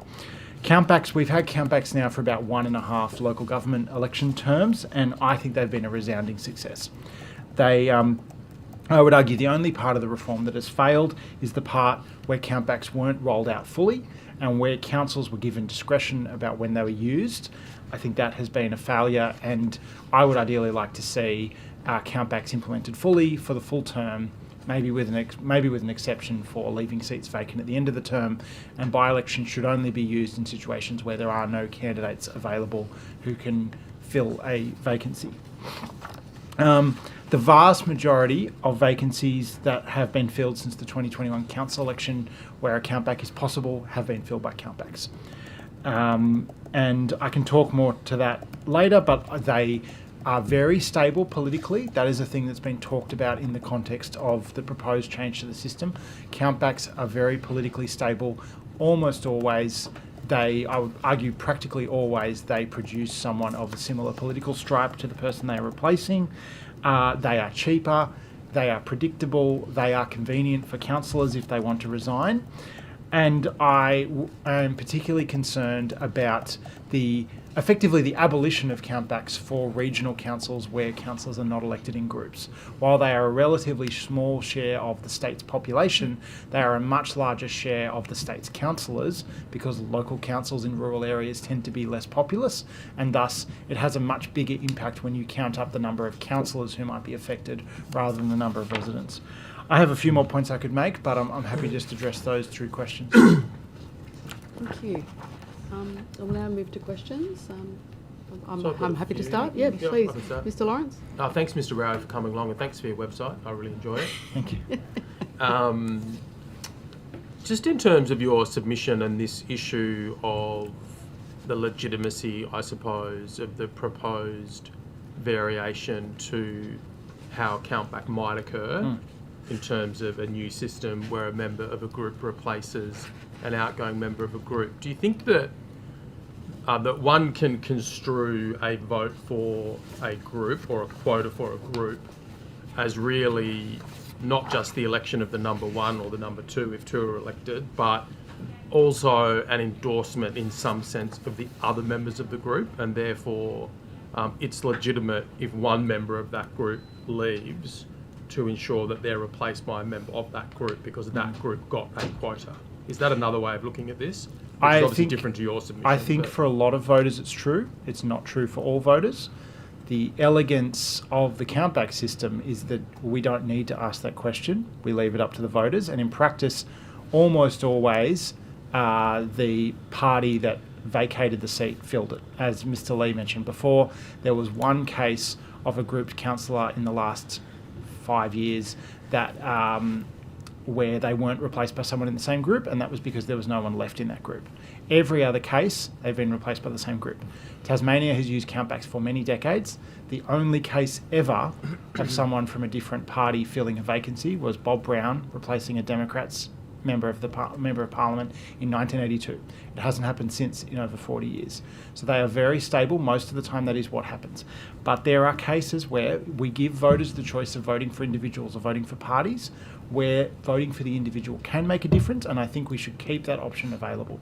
There is an example here from the Central Ward of Camden in 2016, where the number one candidate on an independent ticket did not win, and the number two candidate did win. He was very popular. He got a lot of below-the-line votes. He got elected. I think we didn't have countbacks then, but if he were to vacate that seat, I don't think it would be legitimate to automatically hand that seat to his number one candidate, who could have gotten elected and didn't. The fair thing to do, which is what we do now, is to examine that person's votes, where those preferences flow, and give it to the person who's next on the ticket. So just another example to think about. So in the Dubbo Regional Council elections, the Labor Party in the last election got 3 councillors elected. Mm-hmm. We had a group of whatever it was, 6 or 7 or whatever. Mm-hmm. The third person got elected with an under-the-line vote. So the first 2 people got elected on the group vote, basically. They might have got a couple of hundred under the line. Mm. The number 3 got elected predominantly on under-the-line votes. So that would seem to me to be a situation where if that person resigned from council, you wouldn't have any expectation that he'd be replaced on a countback system with the number 4, because his vote was an under-the-line vote. And my question is, he ran as an endorsed Labor candidate on a Labor group. Isn't there a legitimacy to rather than some other person that hypothetically would have got the vote if he wasn't there, isn't it more legitimate that he be replaced by an endorsed Labor candidate such as he was? I don't think so, because I think if that is true, and I'm not really aware of that example, sure, and I would suspect quite a lot of his preferences may well have flown to the 4th candidate. He probably still did receive, that candidate probably did receive surplus from the first 2, but if that very was small surplus, okay, like 200 votes. So if that was the case, and that person had a lot of votes that otherwise voted for someone else, because this is the beauty of the below the line system. If people want to vote for all the women or all the young people or all the people from one particular town, they can. And if the voters have done that, then I think that is reflected in how they vote. Of course, we know parties are strong, and most of the time partisan politics wins out, and I'm fine with that. I think that is perfectly legitimate, but that's the beauty of the countback as opposed to this proposed system, is ultimately it is about the voters, whereas this system kind of removes that option from existing. Another example I would give actually happened just the other week. The data wasn't actually stored in the same place because it hasn't been archived yet. There was a countback for the Mortdale ward of Georges River, where the local Labor councillor was elected to federal parliament and has had to resign her seat. The second Labor, that was one of the wards where the Liberal Party failed to nominate. So you had Labor and you had the Georges River Party running against each other, and that was it for 3 seats. The second Labor candidate had beaten the second Georges River Party candidate by 373 votes. And when the countback happened, understandably, some of the people who had voted for that number 1 Labor candidate, now the federal member, didn't preference the third Labor candidate, and that third Labor candidate was elected, but only by 7 votes. So in the case where that had, say, 8 other people had voted in a different way, I think that would have been legitimate for that seat to change hands, because it would have reflected that support wasn't there. And I'd like people, ideally, to put your own partisan hats aside. This could happen in any direction. Yep. And I think the current system, where the vast majority of the time the same party wins, but there is potential there if a seat is extremely close, or if voters have not voted on a party basis for someone else to win. And it also has this elegance that it doesn't require you to be in a group. You know, it works whether you're in a group, and it works if you're not in a group.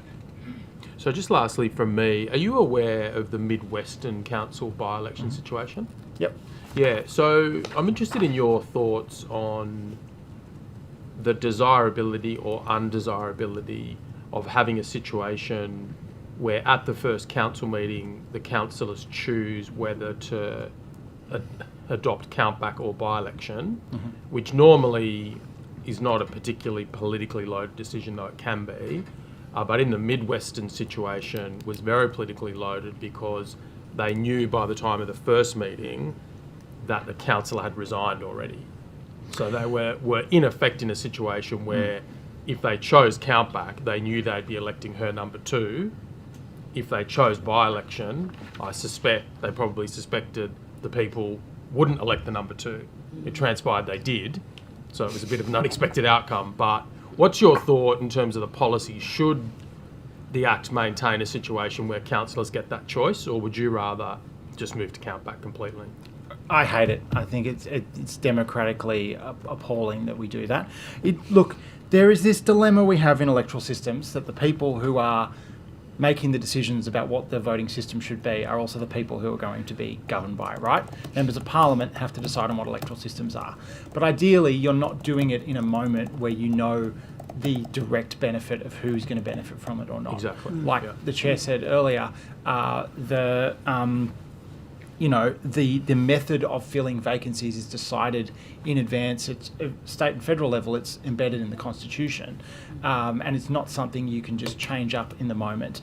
That is the worst example. Shoalhaven, I don't have any evidence that Shoalhaven there was any kind of anything that wasn't above board. Shoalhaven, there was a case where a councillor resigned immediately after the first meeting, and I suspect people on that council may have known they were going to resign. The local Liberal ex-councillor there, who had lost his seat because of the nomination problem, was very upset about that, because he really wanted a by-election so he could get back on council. But they made the decision to go for a countback, and I think that's a fair outcome. So I think I would love to see a situation where that decision was no longer there. I think if this is there are plenty of ways in which the method of local government elections is regulated by the state, and this is absolutely one that I think should be regulated by the state. If I was going to give council's choice over things, there would be other things I would give them choice over, not that, and not in that moment. I don't see why we can say that. I think if there's a better method, there's a better method, and I think countbacks, as long as you're electing more than one person. If it's a single member electorate, absolutely by-elections are better, but when you're electing more than one person, a countback is an elegant solution that doesn't require parties, but it works with parties. And in the case of Midwest, a countback would have worked perfectly fine. Yeah. You know, it would have filled that seat just as it ended up being filled without the necessity of a by-election. So this is why I would say I don't think you need to mandate that it goes to someone from the same group to effectively achieve that result most of the time, but leave that decision up to the voters, not lock it in law. Yeah, so just to be clear, your concern in that regard is not just about preferring countback. You see something wrong in principle with councillors having that choice, because it can be susceptible to taking into account quite illegitimate things. Yep. And so I can see the benefit. There's a bit of me that goes, well, it would be nice to get rid of the by-election option for the cities, for the big urban councils, through what's being proposed here. I don't particularly like effectively the rule that it must be from the same group. But what I really don't like about this is effectively it would be returning regional councils where councillors are not part of groups to using by-elections, and there's been quite a few of those councils that have used countbacks. In the 2021 to 24 term, there were 8 countbacks that, under this change, would instead have had to be by-elections. And so, while it's a small share of the vote, it's about 27% of councillors were elected where everyone in their ward was ungrouped. Interesting. Thanks, Chair. Mr. Rowe, I too enjoy your website very much, so I think we all do.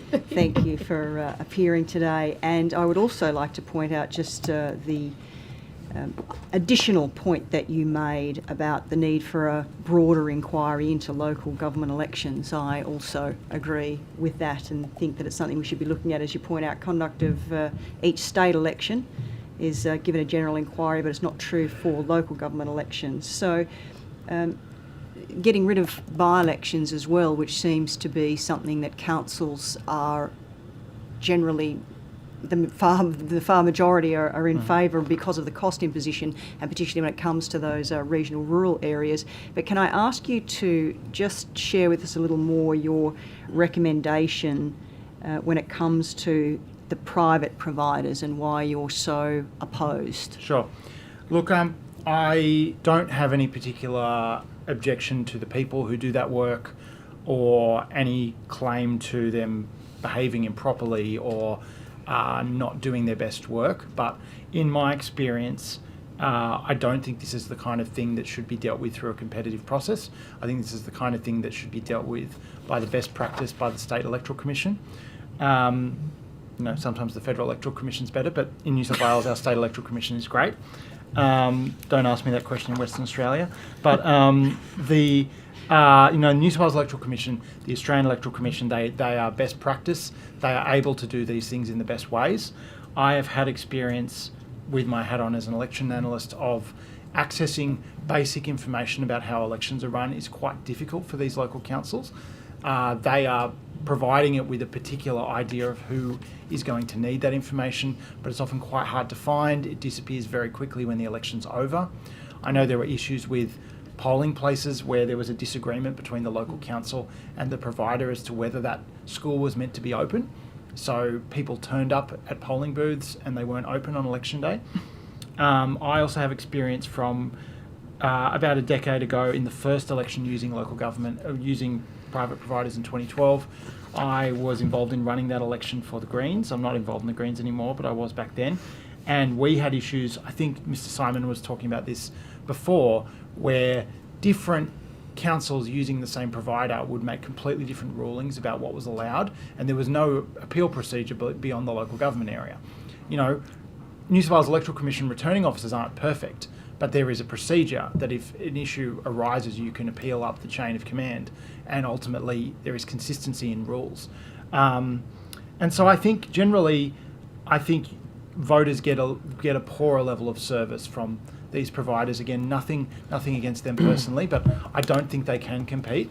And I think ultimately, if local governments are choosing it for cost, they're getting what they pay for, and I don't think it should be an option for local governments. But wouldn't you say that's what it comes down to, that it is about the choice, the option that councils potentially have in that regard, and if they get what they pay for, yes, and if fewer of them are using the private providers, as we seem to have indicated to us by the numbers falling away, but they still have that option to utilise that should they choose to do so. Surely that is a more democratically open and transparent process.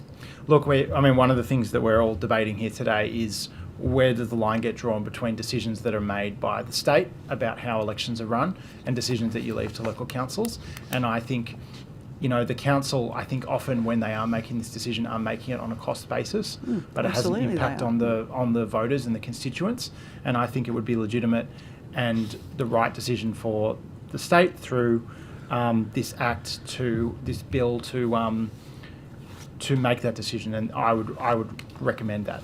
Cost effectiveness is obviously a major point in all of this, and that comes back to your point there about having local government elections review because there are such concerns around those cost imposts. But what about the opportunity, and this is just literally putting an idea out there, for better oversight of the private providers rather than abolishing it completely, to say that there does need to be a process, an appeals process, some type of procedural ladder that they know that they have to be bound by, rather than being left to their own devices or nothing at all offered in that regard? Yeah, look, my primary objection is not poor quality or poor standards. My primary objection is that because they are conducted separately from every other local council, they are effectively disconnected from the rest of the state, which means the quality of the information, people talk to their colleagues about what is going on with an election, and when these elections are treated as happening in isolation, it makes it harder for people to understand what's going on in their local councils, because the New South Wales Electoral Commission is doing all this work everywhere else, and then there's just a black hole in southwest Sydney. So I don't think oversight would fix that, because again, my problem is not that they are doing a poor job. It is that I think there is something natural about the way the election is run, is that these are not ultimately, these local government elections are not unique, separate events that are happening. It is actually one big event. From a cost perspective, I'm not the one paying the bills, but I think, we know that local councils struggle to have enough money to pay for all of the things that get put on them. And I think if we want to ensure better quality local government elections, I think the state is in a position that it could afford to cover those costs. And I think that is a better solution than, providing cost-cutting options that produce a less good result for voters. So just finally, before I hand on, you would say that there are other options or potential solutions that could be looked at and perhaps should be looked at prior to potentially making decisions around more amendments to the bill? I would support the solution that's in the bill in terms of private election providers. I think then that opens a conversation about other ways to save money, to reduce costs. I thought the ideas around it is a bit bizarre that local councils are having to pay for one state government agency to pay a local school to hire their hall and things like that. I understand that every government agency has its own budget and they want to defend it. And they don't want to have to cover the costs that belong in some other line item. But ultimately, it is strange for local councils to be doing that. But I don't think that should hold us up from saying all elections should be conducted by the Commission. Can I just ask you, I raised earlier an issue about failure to vote. Anecdotally, it appears that there is a greater rate of failure to vote in local government elections than in any other election. Obviously, that probably is a reflection of the fact that people are conscious of other elections much more than local government elections. Yep. If you were making a suggestion about fixing that, what would you suggest? I'm not particularly worried about it, to be honest. I think, but it is true that people are less aware of local government elections. People move around, particularly in the cities, or regional areas too. People move around and they move from one council to another, and so they may live in a council where they're not really familiar with the people who represent them or who are contesting an election. I do think there is a problem with the collapse of local media, meaning that there's less accountability and just information about local government. It is a difficult one to achieve. I would just say generally it is a pretty standard rule that we see all across this country that when you go into lower levels of government, turnout levels drop. Just like for by-elections, turnout levels drop. I think the ideal thing is we want to have that rate be as high as possible, but I don't think it's a massive crisis that not everyone is fully engaged. I know also people sometimes their enrolment is not up to date, so they may have moved into a different local government area. I'm not suggesting getting rid of compulsory voting or anything, but it hasn't been one of the top issues that has been a concern of mine. Do you have a view about whether absentee voting should be available in relation to local government elections? I can understand why it's so technically difficult to do it. You know, absentee voting at a state level requires you to have 93, 94 ballot papers. At a federal level, 158 ballot papers. Well, actually less than that, because at federal level it's absent voting within your state, so it's 50 ballot papers, 46. So it is much more technically challenging, and I can understand why they don't want to do that for that reason. So I respect that. You know, I have focused technology here, developing the way that it does. yeah, and there's things you can print ballots, but then you need to return those ballots to their original source. You need to keep each bundle separate. And I that can would add to the understand why it's very cost, yeah? technically complicated. It is a concern of mine with the ban on having polling places in neighbouring electorates. Particularly, I can see the case for rural areas, but it's particularly an issue in urban areas because often local government borders aren't enormous barriers. Short of Sydney Harbour, generally local government borders are just roads. They're not really hard barriers that separate people. And Parramatta and Cumberland, I live in Parramatta. Parramatta and Cumberland are a perfect example. Cumberland doesn't really have a big CBD of its own. Parramatta is effectively its CBD, and I also think of an area like Epping, where that suburb is divided between multiple councils, and the idea that you would draw a line there and go, well, that booth has to only be Hornsby and that booth has to only be Epping. I worry a little bit that there are some of these things that make life easier for parties and candidates, and, you know, not just the big parties, but everyone who participates in elections, while making things more difficult for voters. You know, that having to print less different how to vote cards, and knowing that you can hand out one piece of paper and you're going to get the right one in the voter's hand.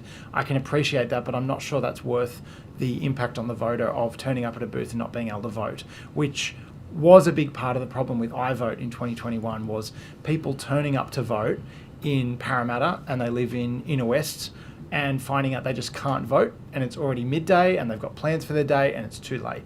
And the scary thing about what happened with iVote was all those people went to vote electronically, but actually what would have happened previously is they just would have thrown up their hands and said, oh, well, I can't vote, right?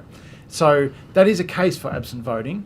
That is a case for, at the very least, having more locations. You know, maybe not every polling place is that, but I think having Parramatta and Sydney town halls and maybe even a few other major centres be available for multiple councils would make that easier for people, because, you know, my kid has soccer on a Saturday morning, and our local soccer association covers about 4 local government areas. You know, you might be travelling around, you go to a different area, and it's too late for you to get back to your local government area. So I think there is a case for absent voting, but I can understand the technical difficulties. It'd be a good question to ask the Commission. Well, it's pre-political. Chair, thank you. Thanks for appearing today, Mr. Rowie. I just wanted to, you said in your contribution that quite a few of the councils, regional councils, I think, had used countbacks, and it has been quite successful for them. The Minister, in his second read, though, has said he hasn't used a specific example, but he has said that the use of countbacks to fill vacancies can result in councillors being elected who received little to no support at a general election. Do you know which ones he's talking about, and also how that has happened? I don't know what example he's talking about. Look, there are some regional councils where, you know, you might be electing 7 councillors. There might be 10 or 11 people who run for election, and so by its very nature, the people who are remaining may not have an enormous share of the vote. That can also be true with people who are elected on the original count as well, though. That's the beauty of a preferential system. One popular candidate gets 40% of the vote, and they pass those votes on to other people. So I don't think if it's a problem at general elections as well. I would also say that a lot of these councils are quite small. They don't have a lot of voters, and so by its very nature, that person who's winning, just like, you know, the number 3 Labor candidate in Mortdale in Georges River, I'm going to bet, I don't have the number in front of me, didn't get many votes of their own. You know, most of their votes were cast for the candidates above them on the ticket. So I think there is, by its very nature, with countbacks, some of those people don't have a huge share of the vote, but the point of the countback is that they are getting that because they've received a preference further down the ticket, and they are preferred to the other candidates that are available. Yeah, thank you. And this inquiry, it's just a day inquiry. It's all kind of been a bit rushed. This isn't before the Joint Standing Committee on Electoral Matters. Do you have any comments, because we're not hearing from any witnesses that would represent themselves as an independent candidate, for example. Do you have any contributions to make in relation to what this bill would do, whether it would impact potentially the ability for independents, say, at by-elections? Does it favour major parties in terms of potentially forcing more by-elections and maybe increasing the chances of those who run on group tickets at by-elections? Is there any substance to that theory? Yeah, I can answer that. So there's two different issues here. One is that obviously a by-election is costly, and it's not only costly for the ratepayer, it's also costly for everyone who participates in the election. You've got to go out and print stuff, and you've got to produce materials, and people take time off work and all that kind of stuff. And I do think generally that is more of a burden on small groups than it is. Political parties are more able to share that burden around. The second thing I would say, that the logic behind countbacks and not using by-elections for multi-member elections is that some of the councillors are still there sitting on the council, and only some of the voters have lost their representative. If you're only electing one person and there's a vacancy, I think having everyone go back and vote again makes perfect sense. But in a case where only a quota, say a quarter of the voters elected that one person, we can't go and pick out those individual voters and ask them to vote again. So everyone else still has their original representative, plus they get to vote again. And that is the democratic problem with using by-elections. And so I think in practical terms, what it does mean is a larger party that gets a bigger share of the vote within that area is more likely to win that by-election, whether or not they are the person that whether or not they're the one that have lost that representative. And a really good example of that is Campbelltown in 2017. The election was 2016. Fred Borg, who had been a long time, I grew up in Campbelltown. He was a councillor when I was a kid. He'd been on council forever. And Labor had won 7 of the 15 seats in Campbelltown. Campbelltown has no wards, so it's effectively one big election, size of a federal electorate. And he passed away, sadly, straight after the election. Labor is very strong in Campbelltown, but they're not usually strong enough to win a majority in their own right. But when the by-election came up, from a cost perspective, it was ridiculous. It was 100,000 people voting. Effectively, it was a federal by-election for a single seat on a local council. And of course, Labor did well. And voters voted the same way they always voted. Labor won that seat. And instead of Labor having 7 out of 15, they had 8 out of 15, which totally changed the colour of the council. Labor would have still been the dominant group, but they went from being a large minority to being a majority. If that was a count back, Fred Borg's number 3 candidate would have filled that seat instead of, because the number 2 was also elected instead. And I think that would have been democratically fairer and much, much cheaper for everyone. And so I think that is a good example. Of course, there are areas where there are local parties that are very strong in that area. It's not always the case that independents can't be competitive, of course. But on the Northern Beaches, your Northern Beaches are stronger than, say, Labor or the Greens. There's places where the Georges River Party is very strong in Georges River. It's whoever the strong forces are in that local government are the ones that would benefit. Thank you. Thank you, Mr. Rowie. That's all we have time for today, although I'm sure we could all ask questions for the remaining hours. Thank you for making time to give evidence. The Secretariat will be in touch with you if there's any questions that were taken on notice. We appreciate you giving time for the inquiry. Thanks so much. Thank you. Thank you.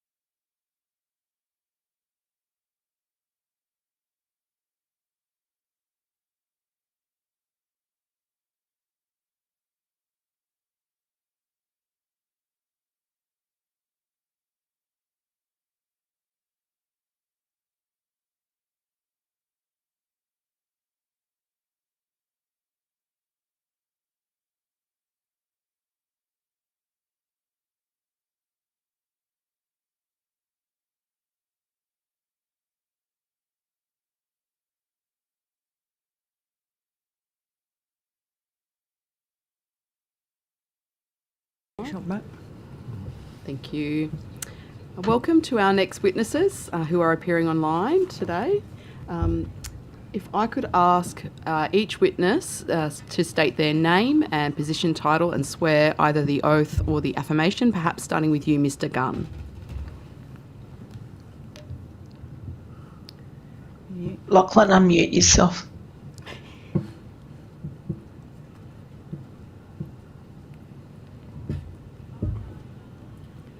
No, What's happening? Oh, still on mute. no, we can't hear you. Perhaps if you wanted to go first, Mrs. Drucker? Drucker? Yeah. Thank you. Yep, my name is Sonia Drucker. I am the Executive Manager at Fairfield City Council. I swear that the evidence now about to be given by me shall be the truth, the whole truth and nothing but the truth, so help me God. Thank you, Mrs. Drucker. Mr. Gunn? Is he on mute? We still cannot hear you. Yeah, he is on mute. Yeah. But still not. He's off mute now, I but think still not working. The Secretariat will contact you, Mr. Gunn, just in terms of trying to work through that tech issues, and we'll swear you in when we can. Did you have a short opening statement? Is that with Mr. Gunn also? Yes, it is. Mr. Gunn will Okay. be doing the introduction. We'll try and get that and sorted. provide an overview. Yeah.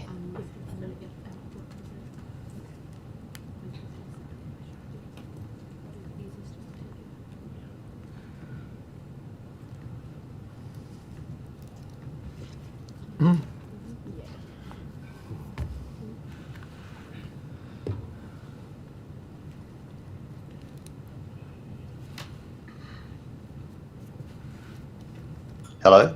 Hey, gotcha. thank you. That works. Thanks, Okay, Mr. Gunn.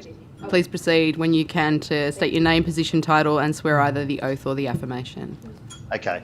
My name's Lachlan Gunn. I'm the Acting General Manager of Fairfield City Council.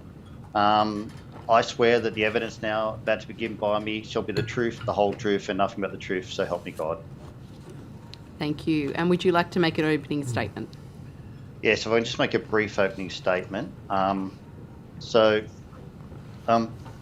appreciates the opportunity to make a submission to the New South Wales Legislative Council Standing Committee on State Development on the inquiry into local government Amendment Election Bill 2025. In Fairfield City Council's experience, the use of a private electoral service provider has delivered an accessible, connected and tailored service that meets the community's needs. Local knowledge ensuring that well-known locations have been selected for polling facilities that fulfil the requirements of parking, shade and accessibility to provide the best experience for those that vote. The New South Wales Electoral Commission has never selected strategically well-known locations such as the Fairfield Showground and Capital Vale Leisure Centre, which have been popular with voters during local government elections. A dedicated returning officer serving only the Fairfield LGA is better for our multicultural community and the candidates as they can quickly respond and work face-to-face to resolve issues. A community-focused approach ensures the service can dynamically respond to community needs, as was the case when the pre-polling period was reduced from 12 days to 7 days at short notice. Council responded with the introduction of Sunday polling and had 60,227 pre-poll votes, which was 51% of total votes received. This was delivered from 4 pre-poll locations without large queues, which is less than neighbouring councils. Fairfield City Council delivered a tailored electoral solution which met the community's needs for a lower cost than New South Wales Electoral Commission, with expanded hours, including Sunday pre-polling, in well-known locations with a responsive local returning officer. Therefore, Council requests that this option be retained to best serve the needs of the community. It should also be noted that negative feedback from the Liberal election should be qualified by the acknowledgement that they were only advised that their local government election was going ahead 2 days before pre-polling commenced. That's the end of my opening statement. Thank you. Thank you. We'll now move to questions. Just looking to my colleagues. Do you want to start, Mrs. Okay, Overall? yep, certainly. Thank you, and thank you for joining us this morning. Now, it's really interesting to hear you so wholeheartedly backing the continuation of the system as it stands in terms of the private providers. So, your council has been used as one of those examples of why it should be abolished, that there are only 2 councils that currently employ private providers. It's your view that your council would continue to utilise this service if made available? Yes, just because of the fact that, as I've just briefly touched on there during the opening statement, that we find that having the local provider with that dedicated officer to serve the community better works for us, because we can dynamically adjust in terms of whether we need more translation services for a particular sector of the community, or whether we need to address on-site issues in terms of during the voting. And also it allows us to better identify the ideal locations for the polling facilities. And in terms of cost effectiveness, you do find that it is more cost effective than the EC? Yeah, so with the information we provided by the Electoral Commissioner, we've always compared their quotes with the quotes provided by the private provider. And we've always found that we've been able to deliver a small saving compared to the Electoral Commissioner.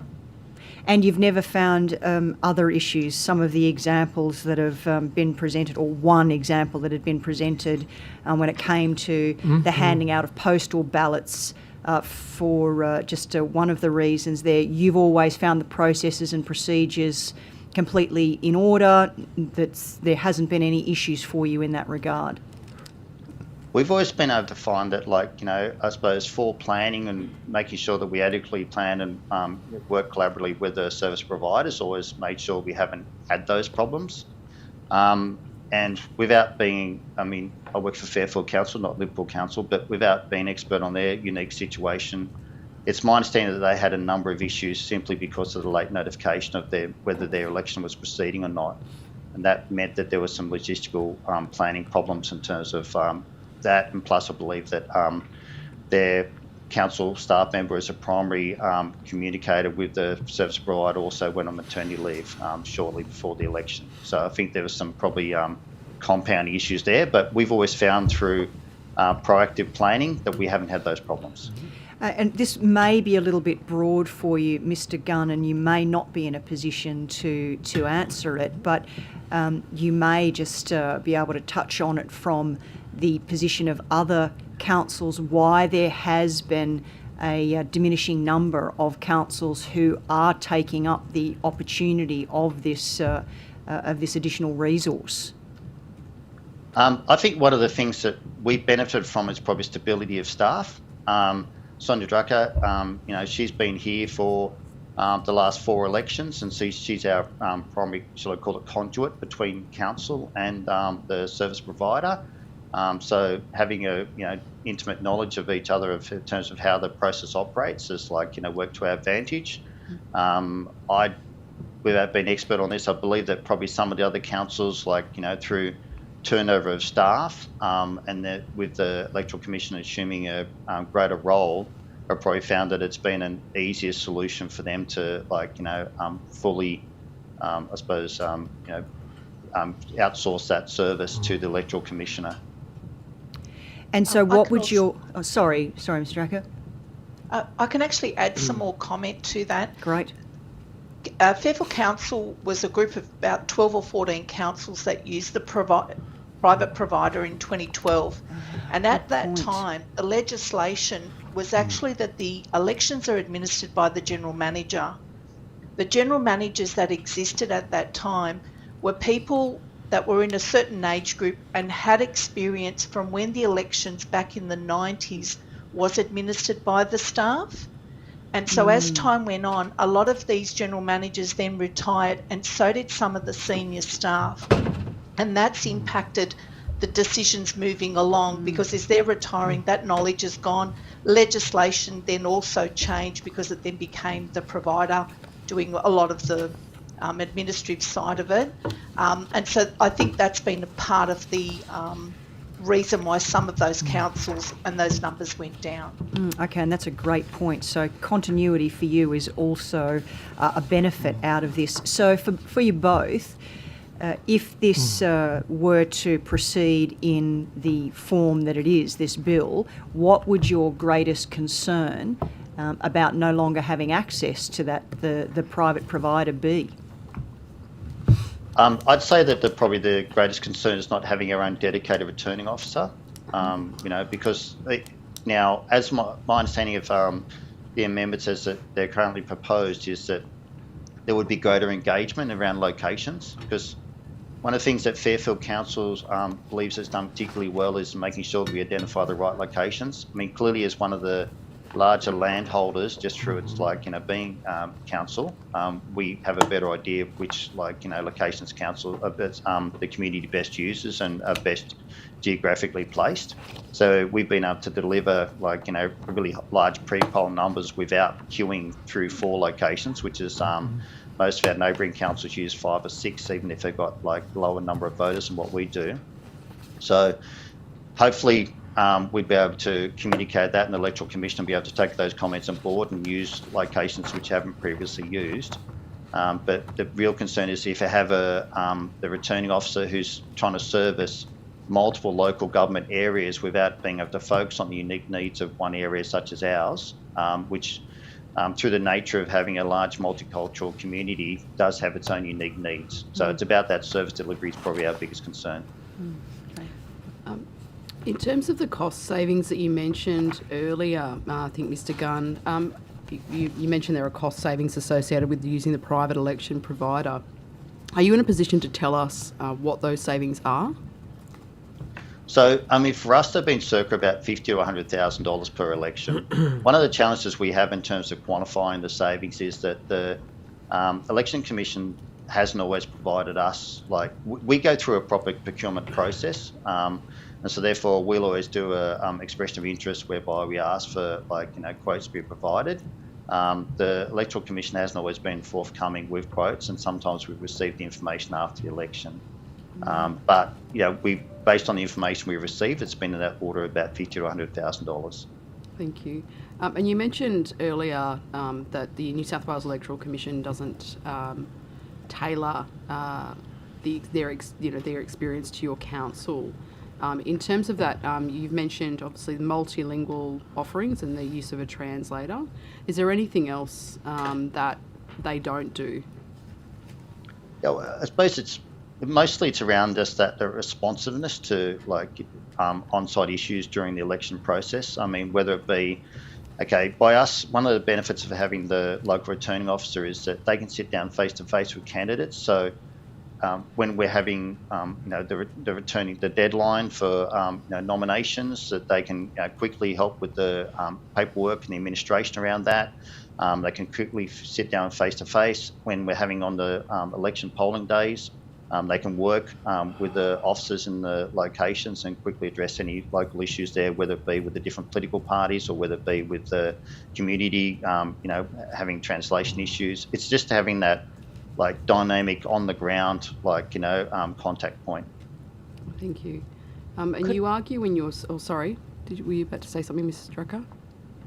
In terms of that level of service, what is different is most elections, what we've had is at least 1 or 2 people, what we call a ward supervisor. So whether it's pre-poll or the election day, that particular person can go out and just sometimes it's observations, it's queues. It could be just that we can quickly get access to the barricades to control the queues. Garbages may be filled, so they're sitting outside on the public area, so it's quickly making a call to the relevant staff. They're just some of the service level discussions we've historically had with the Commission to say, if you provided us with something equivalent, would that person be based on the Fairfield LGA or a region? And they've always said to us it's based on the region. And the fact for us it's limited to our area, and in particular ward, we have 2 wards. That means that level of service is much higher and we can respond quickly, work with the provider and then the council. You argue in your submission as well that there are a number of commitments that would mean an elector may be unable to vote on election day. Now, if we go back sort of 10 years or so ago, nearly everyone voted on election day. There was obviously postal voting available. Do you think there's an underlying change, or have people simply opted for a convenience factor? I think it's a combination of both, to be candid. But I mean, part of the nature of our community is that we don't have, with all due respect, the 9 to 5, like 5-day a week office workers. Like, you know, we have people who work in, like, you know, diverse sectors, you know, often working on weekends, often working shift work. I'd say that's probably true of every local government area. Oh, I think more so in ours, like in terms of we're very much a blue collar working area. And so, I mean, I agree that work from home arrangements have increased flexibility, but our staff our community don't necessarily have the opportunity to like work remotely. A lot of them have to go on site, you know, whether they're doing hospitality, whether they're working in a factory, etc. So that's probably increased the challenge for them. And plus, we all have a large number of you know, pensioners and disabled people in our community as well.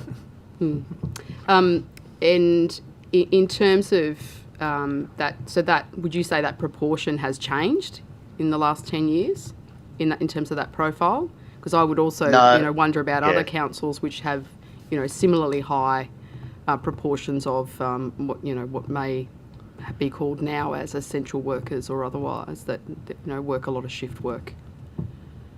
No, that proportion wouldn't necessarily change, you know, to your point, Madam Chair, because I mean, the reality is that we've had a migrant community, we've been a settlement city for some time, and of course there's different waves of migration come through, and because of the fact that they are new migrants, they tend to work in you know, that sort of sector by nature because English isn't necessarily their first language. Yeah.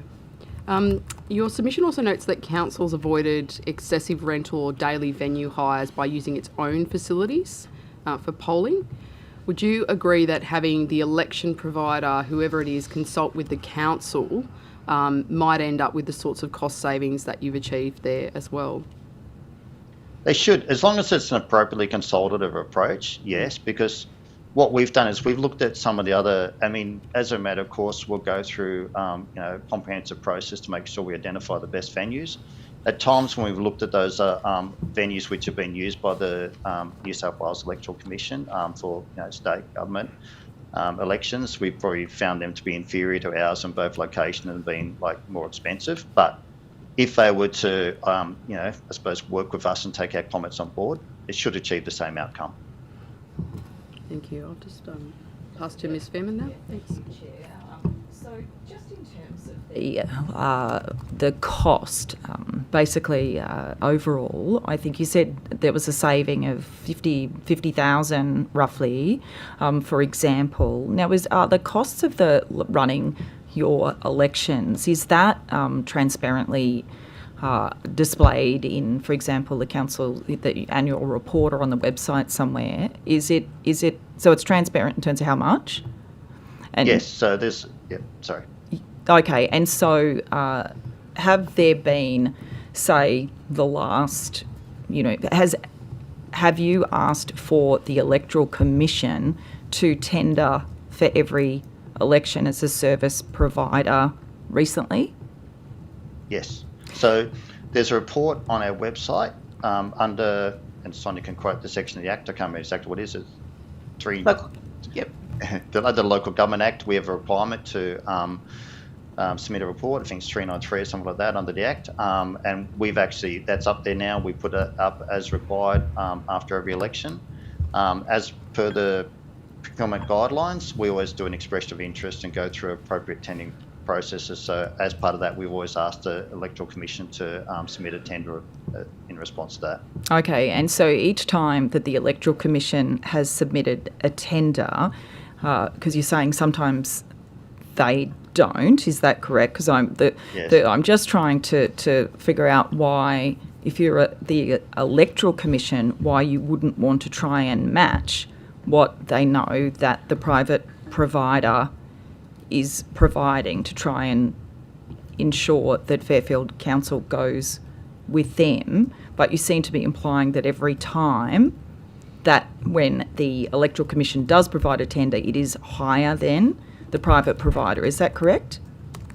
Well, what happens is when we go through and we do analysis of the Electoral Commission's quote compared to the private provider, the private provider will also provide opportunities for savings as well, whereby when the Electoral Commission doesn't necessarily provide those saving opportunities. So therefore, when we look at the whole of cost solution, we end up with a better financial outcome using the private provider. So what you're saying is there potentially that even if the private service provider may have on the face of it at the start provided a quote that is slightly higher than the Electoral Commission, that you've worked out savings. Is that what you're getting at? That it's not, Yes. It hasn't been always the case that the Electoral Commission provides a more expensive quote? Yeah, so yes, exactly right. So what I'm saying is that they'll give mechanisms by which we can save costs, like whether it be through how we do the advertising or etc. Like in terms of whereby we can take different options in order to have different financial outcomes. So it does sound, taking the cost out of it, then that Fairfield Council has been more keen to pursue the private provider. You would prefer to use the private provider in some ways, regardless of a 50,000 or whatever difference, because could you have also approached the Electoral Commission, do you think, about savings, or do you think they would not be open to that? They haven't historically been open to that, from our understanding. I mean, and it's not just about, whenever you make a procurement decision, it's about the value for money, and the value of money is just not purely about cost. But when we look at these things, it's about assessing the service needs as well, in terms of how we do the electoral service delivery. And we've just always been able to find that the private provider has been more willing to dynamically assess to meet the service needs of our community. Okay, because I would have thought as well with the Electoral Commission that there would be quite a few things that would be cheaper in terms of economies of scale, in terms of printing, advertising. You would think that would come into its favour. So I'm just curious as to what the cost, when they work with you, the private provider, in terms of the cost savings, what those cost savings are, and is that things like the council using your own venues? It is using our own venues, but even when we attribute the normal high rates which we apply to those venues, we found that it's been a better value for money outcome in terms of what our venue hire is compared to what the Electoral Commission is looking at paying. One last question from me. So can I, is it fair to say, so in terms of problems with the way in which the local service provider may be not, I won't say running the election, but what problems have been encountered?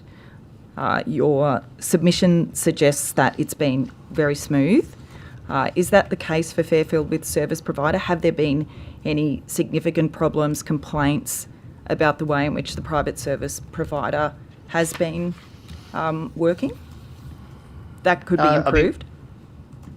Look, I think that the most important thing is that we found it worked quite well, because our biggest I suppose thing we're trying to do is make sure we give a good service to community, which is about minimising queues. It's about making sure that the candidates are well informed, and we found that the private providers engage well with the candidates. We found that they've worked well with us to help make sure that we can minimise queuing by making sure we identify the right locations. I'll go across to Sonia as well and let her provide any comments. Yeah, we don't have any complaints about the provider. We do find that we can work together to ensure that whatever the messaging is coming out of the election office through the returning officer, whoever's been appointed, the council then can use that same messaging, because then we can hit through our social media, our website. And so that joint approach makes sure that we're attacking the community, make sure the messaging's clear. Another example was, if you recall, in the 2020, the election date was changed and it ended up being in 2021. At the time, because of the uncertainty with COVID, the communications that went out, the phone number we listed because of the uncertainty was my direct phone number. So when the lead up came and the date was changed, again, working with the provider, we all have gone out and done the appropriate communication. Yet on that particular day when the election should have proceeded, I took over 70 calls because they were coming direct to my phone line, which I just diverted to my mobile, to ensure that that customer inquiries minimises it, and that right messaging was to come to say there is no election today, it's being postponed, or whatever the messaging was. I mean, that's just one example where we've worked together to ensure that the customer service and that level of engaging together is joint. Thank you.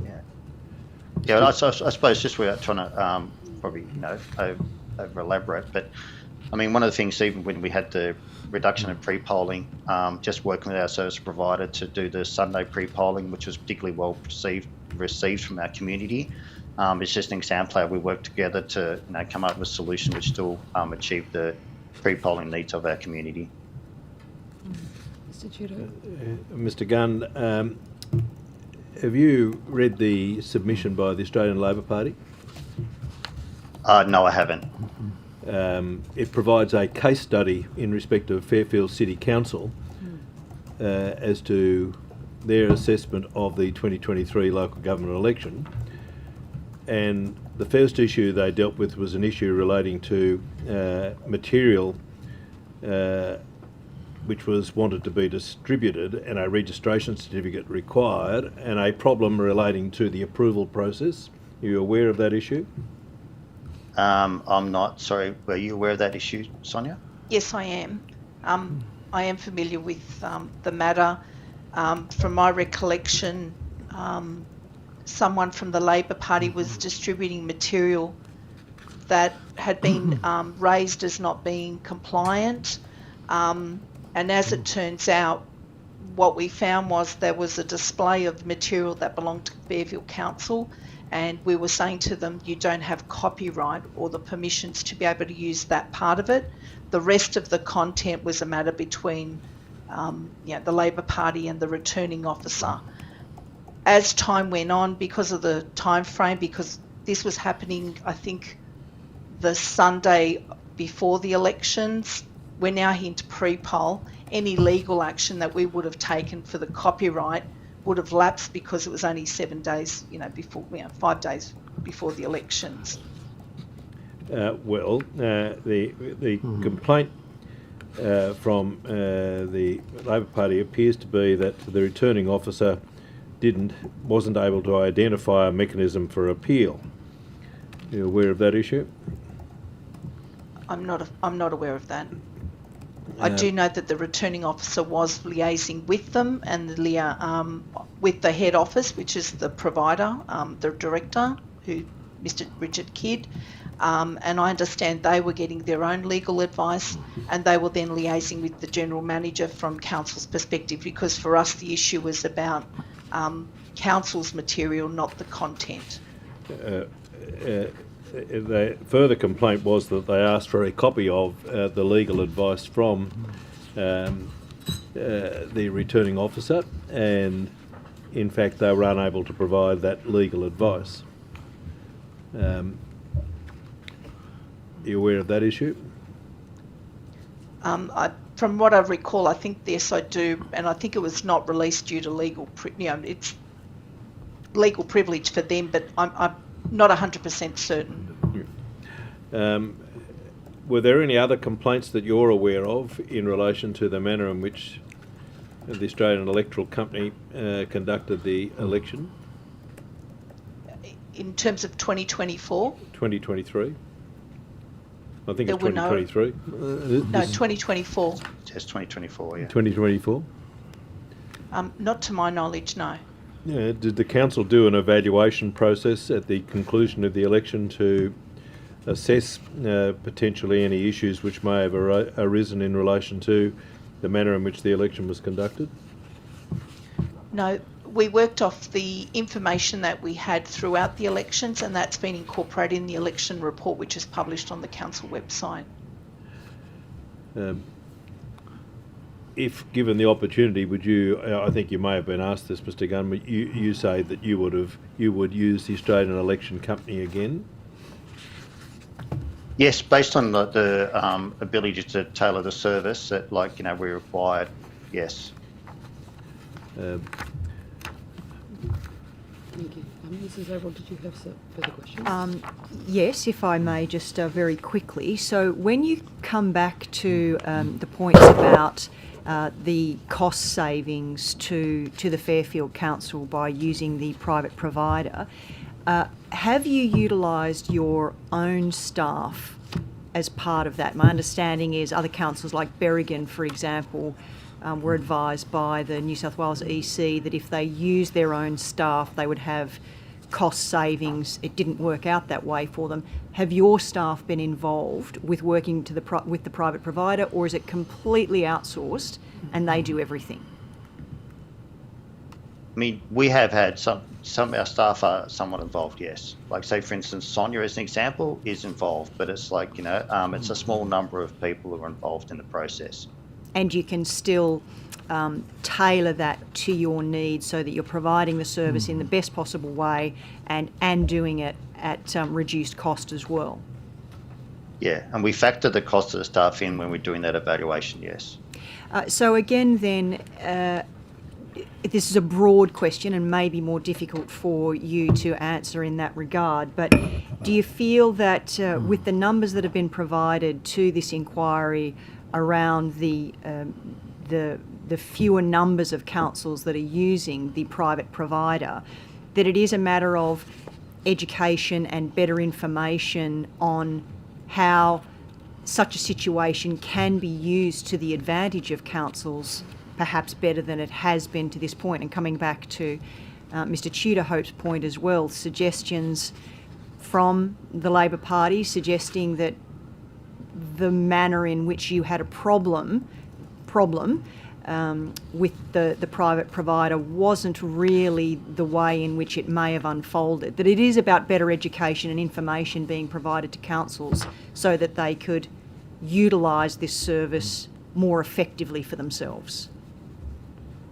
Okay, I'd probably say that Council's primary concern is also about, obviously, if the Electoral Commission, Canley probably had a more engaged service approach where they took on board, our concerns around locations and around the returning officer and those, and how we'd address some of those concerns. But then the next concern is probably then about how we continue to keep the Electoral Commission accountable and make sure we can deliver value for money, because clearly we are one of the few councils, for whatever reason, do want to make sure that we achieve that best value for money proposition, given that it's significant cost, and that we want to make sure that, we spend the ratepayers' money as cost effectively as possible. So it's about how we make sure we maintain that accountability and making sure that we keep them honest to some extent. And you feel that having that option for councils is a far better way to do that, rather than simply relying on the New South Wales EC to be the sole provider? Yes, we do, especially given that when we've seen the EC, there have been some quite significant cost increases over the years. So at least that gives that point of reference to ensure that that's really what the current cost with the legislative requirements is. Right. Thanks, Mr. Gunn. In your submission, Mr. Gunn, you also state that you think replacing candidates from the ticket would support good governance. I'm keen to hear from you about why you think that's the case. Well, I mean, I believe that when you looked at when the minister put forward his opening address to Parliament, he made the comment about the fact that that's adhering to the residents' wishes, that they've actually nominated a particular candidate from a particular party, and that therefore that's the party that they want to sort of have in place, and that if you have people retaining their seats, not having a vacancy simply because of the fact they're worried about having a change in the balance of power, that's not necessarily good governance and good of council. So therefore we're of the view that if you maintain that party balance, and then you can allow people to have vacancies and be replaced from a member from that same group, that is probably the best outcome for the community. In your view, why is it the case that councils have largely chosen not to use private providers? I believe, as I said from the outset, it's a combination of things. I think it's probably ease of administration because of the fact that it's something that is only done every 4 years. It's not exactly like a specialist thing which we're doing on a recurring basis. And as probably Sonia gave more detail before, through the change in personnel and that loss of probably intellectual property of people leaving that don't have the familiarity with it, then they probably haven't done it as much. One of the things we've always done at Fairfield Council is we always do have a very strong community focus and service focus, and so through us, and we've got a long-standing mayor and long-standing staff members who've maintained that community engagement and awareness. That's why we want to make sure we don't lose that. In the OLG submission, which you may or may not be familiar with, it stated that Penrith City Council found that there were no longer cost savings associated with using the Australian Electoral Company, and so chose to go back to the New South Wales Electoral Commission. Now, I'm keen to explore, you say you found savings, and there are savings. I'm just curious as to how that might have come about when Penrith Council has had such a different experience. I think if you read the Penrith Council report and based on our limited discussions with them, I think they could have potentially found savings from using the Electoral Commission, but those savings were through the use of council staff, and that they just simply made the decision that they didn't really want to use the staff and they wanted to have a fully outsourced solution. And that for ease of administration, that the marginal financial benefits which might have been there was just in their best interest to totally outsource it to Electoral Commission. But I think if you sort of go through, I don't think they're saying that there was no financial benefit. I think they were saying there were some marginal benefits, but just because of the they didn't want to have any administrative burden on the staff, so therefore they felt it was the best solution was to outsource it entirely. We heard earlier today as well around concerns with the nature of such a politicised appointment, or what could be described as a politicised appointment in the general manager of a council, and concerns with the issues of transparency, integrity in the election process when that general manager is then seen as driving or directing the way in which a private provider might operate. And the example again was raised about issues with the returning officer at Fairfield City Council and a decision that was made there. I'm curious as to what your thoughts are around that, and why you think that using a private provider and having a general manager that could be seen as a political appointment would support good integrity and transparency in local government elections. Well, what I'd say is that there was some legislative changes a couple of elections ago whereby the returning officer is more independent now than what it was previously. The general manager as such, whilst he's part of making a decision to appoint the service provider, it's still the returning officer's decision. I mean, in terms of the general manager practically cannot influence them. They're still going to maintain their integrity and independence in making that assessment. Sorry, Sonia probably can comment further. The arrangement that we have is no different to any contractor that may be doing any other services for council, so that whether it's myself as staff or the general manager, we don't get involved unless we have to raise performance issues and address any concerns we may have. And so that's how the independence is there, because the general manager is operating no different to any other contract we have. Sorry, and what was the question in relation to the integrity and transparency of local government elections? Yeah. And then, as I said, the political influence, we just ask the provider that the returning officer meets the criteria of what we'd be looking, should we be the person who is appointing it, remembering that historically it was the general manager. They don't have to take on board our suggestions, but every single election we've had a different returning officer and a different substitute, and they have taken in consideration, the factors we'd look for. They're simple things, but it's that professionalism and being able to deal with some of the inquiries, whether they're from candidates, the parties themselves, or just the electors. They vary depending on, obviously the language barriers or other requirements. They're just the standard of what we'd be asking every election, and the provider and the returning officer have been able to deliver that for us. Chair, can I jump in with one last question? If it's quick, I just was going to follow this line of inquiry. I'm happy to give you another one after that. Because yes, I don't know whether this was covered because I was late, but I do think it's important because this it's not in the council in the submission by Fairfield City Council, but just your view on if the in terms of casual vacancies, if they can't be filled by the group, the bill states that the electoral commissioner must conduct that a casual vacancy must be filled by a by-election. That element of the bill hasn't been addressed in your submission. You're aware of that, though, in terms of what the bill proposes. I'm just wondering whether you support that. Sorry, just on that quick comment. Yes, we are aware. Candidly, it's we're looking for obviously the I suppose most cost-effective service for the community, and that does we'd probably prefer there isn't a by-election unless it's absolutely necessary, and we wouldn't see that as probably being the best use of council funds to be conducting a by-election in those circumstances. Okay, just wanted to get that view. Thank you. Thanks. That pretty much brings us to time. You want to finish your question? Look, my question wasn't going to be asked in a minute, so it's fine. I'm happy to just to leave that one for now. That brings us to the end of this session.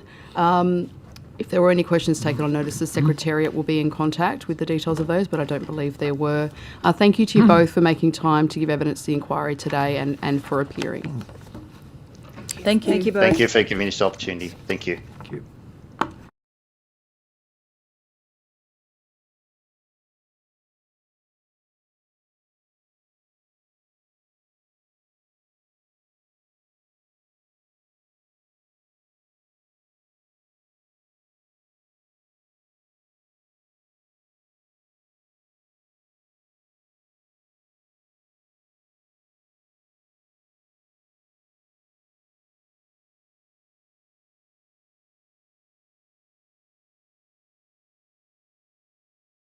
Checking you can both hear me. We'll just do a quick audio check. Yes, thank you. Yep, we can both hear. Wonderful. Okay. Thank you both for appearing today. If I could get you both to state your name, position, title, and swear either the oath or the affirmation, please. Perhaps starting with you, Dr. McKean. Yes, Dr. Julia Cromwell McKean. I'm the Mayor of Berrigan Shire Council.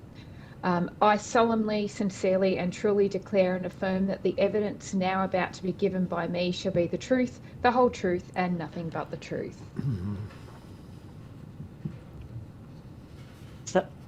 Karina Ewer, CEO Berrigan Shire Council. I solemnly, sincerely and truly declare and affirm that the evidence now about to be given by me shall be the truth, the whole truth and nothing but the truth. Thank you both. Would either of you like to start by making a short opening statement? Yes, please, if I could. Yep. We'd like me to go ahead? Please, yep. Yep. Thank you to the committee for inviting us here today. Free elections are, of course, central to the democratic society that we're proud to live in Australia. However, free elections are not indeed free of cost. In local government, they cost our ratepayers a significant sum of money. In Berrigan Shire, our 2024 election costs were around 3% of our annual rate income. That's a significant proportion of our limited revenue base for a small council such as ours. We at Berrigan Shire Council do not support mandating the New South Wales Electoral Commission as a sole provider for local government elections. Notwithstanding that there really is no other competition in our neck of the woods, our experience of the 2024 elections has left a bad taste. It does not appear to us that the Commission is running a cost recovery business, and if it is, what is clear to us is that it has no respect or consideration of their own expenditure that is coming out of our ratepayers' pockets. It is clear they are not mindful of looking for cost savings and efficiencies. Even when commitments were made to council personnel about cost savings, they were not delivered. Further, the Commission staff were demanding of council staff and difficult to work with. We were so concerned that we at Berwick and Shire raised these matters directly with the Commission in writing, and the response we received was less than satisfactory. Before I close, I will cover one other matter, being the duration of pre-poll. As I mentioned earlier, free elections are essential to our democracy. With an ageing population in Berwick and Shire, many prefer in-person voting at a time that's convenient to their other activities. A shorter pre-poll will disproportionately impact on communities such as ours. We already have a very low voter turnout. In the by-election that was held for us in November, only 65% of registered voters turned out. And in full elections, in the past few electoral cycles, we only had 75% at local government elections. It is critical to make voting as convenient as possible to communities outside of the city to ensure their active participation in the democratic process. Thank you for your time. Thank you. And we'll now move to questions. Looking to my colleagues. Mrs. Oval, do you want to start? Thanks. Julia, Karina, lovely to see you again. I hope things are well down there and getting your golf swing up. So I note in your submission that you not only disagree with all of the proposals put forward, but you also note that you've raised significant concerns regarding the timing, cost implications and practical impacts of these proposed changes. You would, I would imagine, not be satisfied with the level of or lack of input and consultation that has gone around this bill. Absolutely. The very short time frame to provide a submission. We don't have people. We have 90 staff. We don't have people sitting there waiting for submission opportunities. However, this was something that concerned us deeply with the 2024 costs. And as I say, we did raise a complaint. So I did ask our CEO in her very limited time to put something together. And then a week later, we find ourselves here at a hearing. We're pleased to be invited, but believe it or not, I have to actually work because I don't get paid very much as a mayor, and so I'm giving up my own time to be here at limited notice. You know, this appears to be disingenuous consultation to have such a very short, limited time period. Well, I hope it's definitely genuine from our perspective, and of course, having brought the inquiry forward so we can have this opportunity to speak and hear from you. But obviously, then it goes without saying that you would prefer to see more opportunity for greater input and consultation before this bill is advanced further.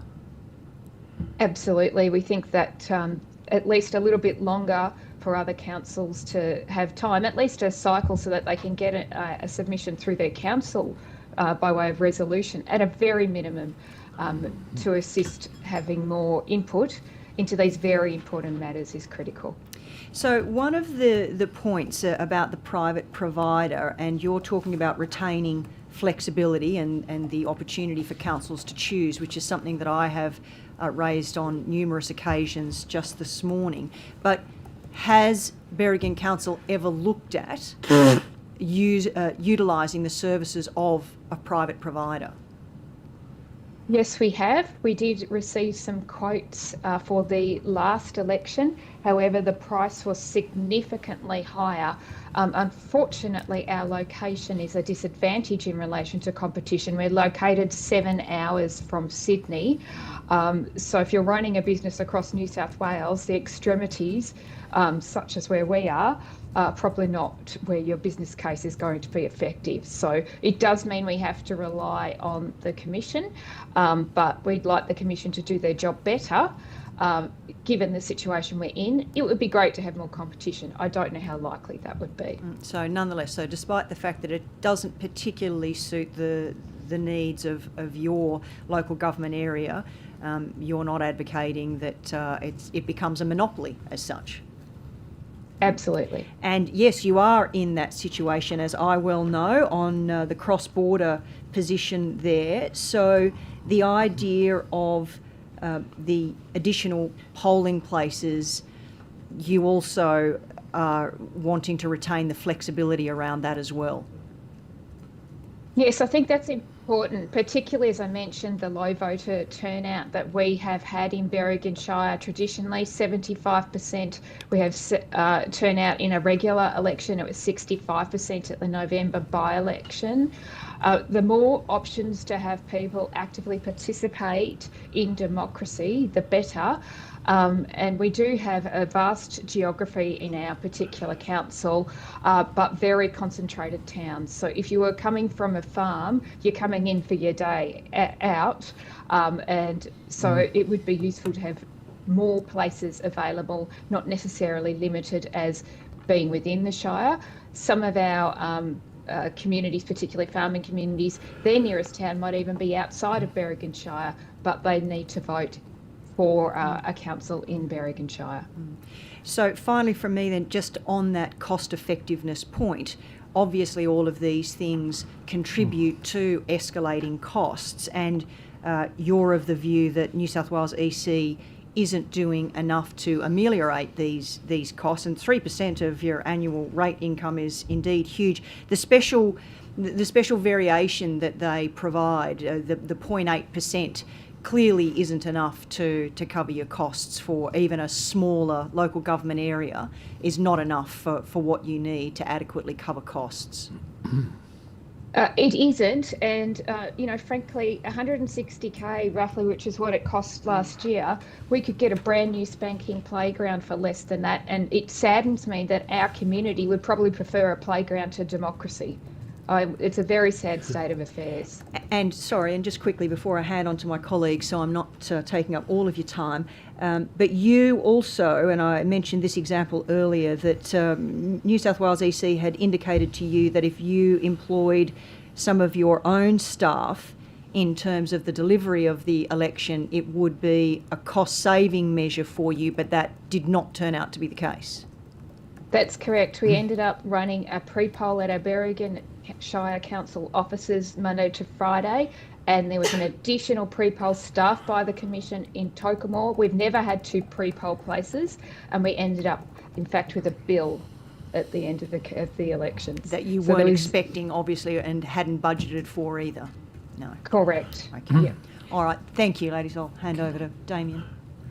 Just in relation to the 2024 election, you say that, you just in response to Nicole's previous question, that the cost far exceeded the NEC's initial estimate.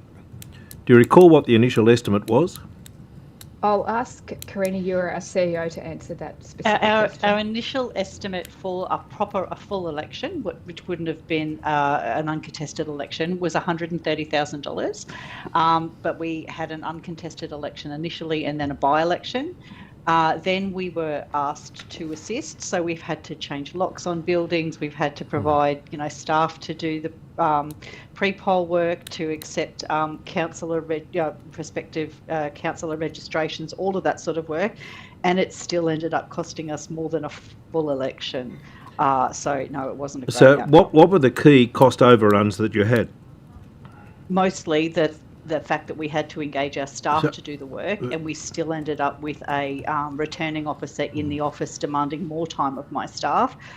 We also had to provide, we had to change locks on a couple of doors because you have to have all of your voting stuff locked away so it can't be tampered with and all of that sort of stuff. Fair enough.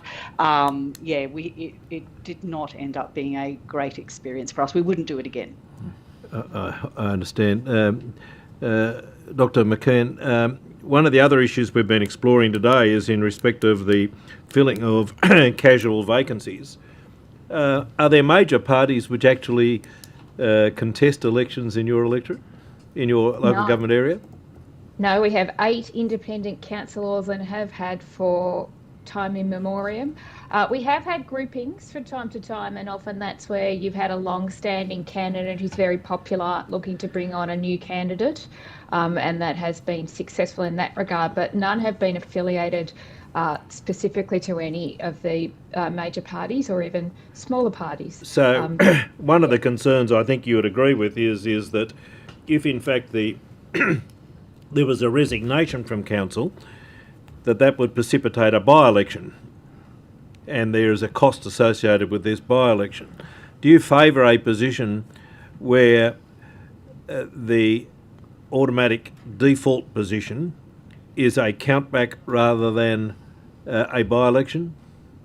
100%. We prefer a countback because we, in fact, ended up with 7 candidates walking in last time out of an 8-chair council. We had to have a by-election for the 8th position, and now we can't rely on the outcome of that 8th position election for a countback if we lose another councillor. So we're up for the money yet again if it happens. And you know, these things happen. People's lives change, people pass away, all these sorts of things.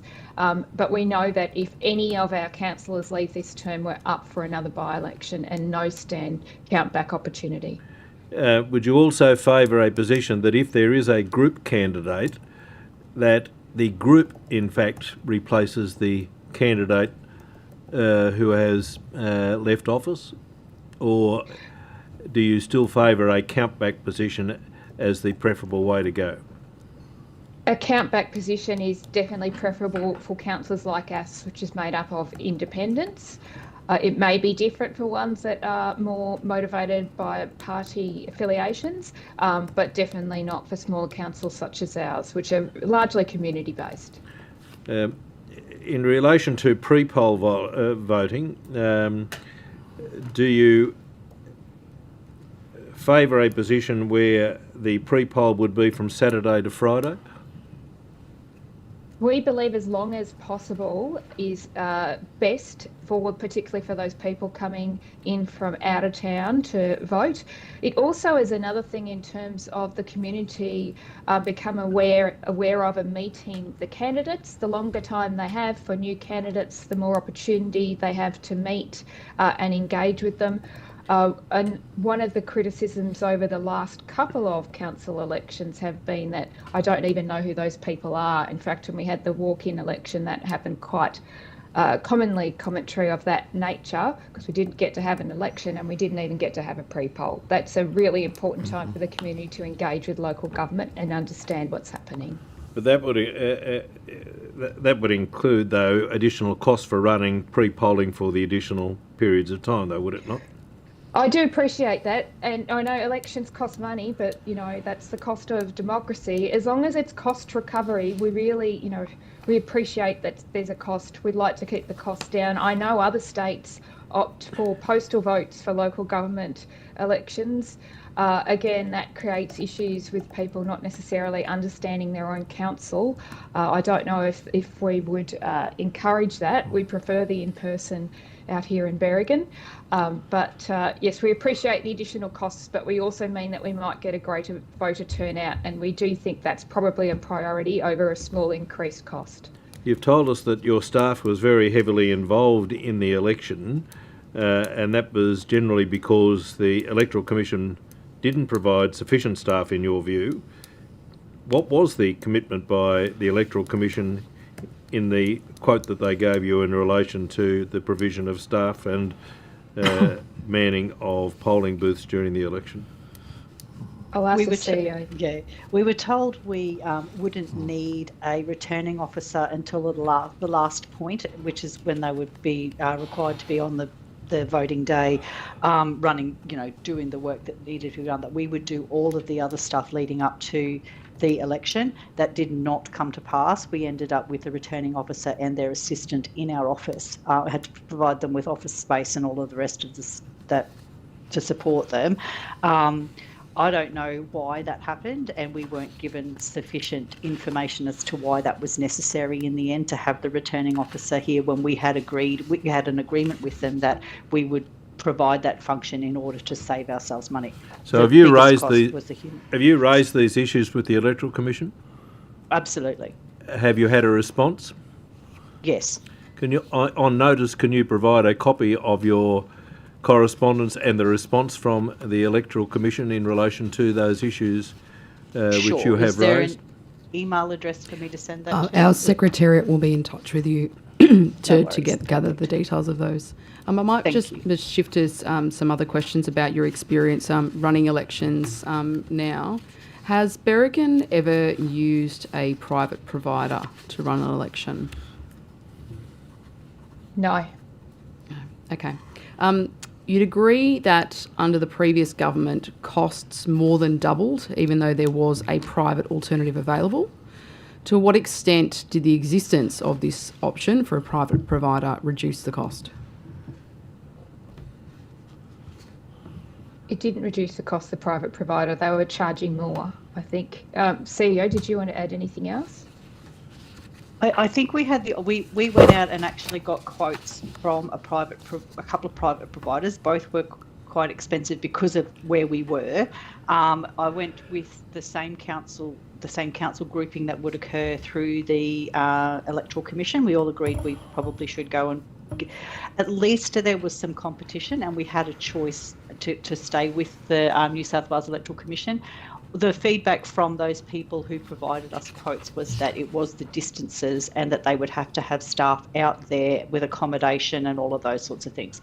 So while that it didn't save money for us to go with a private provider, I think that competition does at least make sure that for people out in rural and regional areas, because we are generally forgotten out here that we exist, that it at least keeps that money, the cost of the election down a bit, because there is some competition in the market. But has that effectively worked, given that the costs have doubled? You're saying the costs have... The costs for us have increased significantly through the Electoral Commission too. Yes, they have. In terms of by-elections, you spoke of your experience with the recent by-election. How would you suggest that the government avoids by-elections? I don't think the by-elections can necessarily be avoided in the circumstance that we had. We had 8 seats, new council election, and only 7 people put their hand up. Some more promotion so we don't end up in that scenario. We do find, again, because we're on the cross-border, that most of our media comes from Victoria. And so the Commission does not promote the election through that Victorian media. We certainly, as a council, tried to promote the election more, so we did get enough candidates. We wanted to run an election. We certainly don't want to have our positions. And we have people calling us unelected councillors. Obviously we're not, even though it was a walk-in. So a bit more promotion at the front end would have helped us. If we were talking about a scenario where we did have a fully elected council, as we did last term, the countback method, which I know we voted for an 18-month period last time, we didn't need to take that option up. I think that's a very effective option to go down to the next candidate. And perhaps if you were to have that function for a longer period, rather than 18 months, perhaps in a 4-year term for 3 years, something like that. And then the last term you can run short, last year run short. There's some ideas.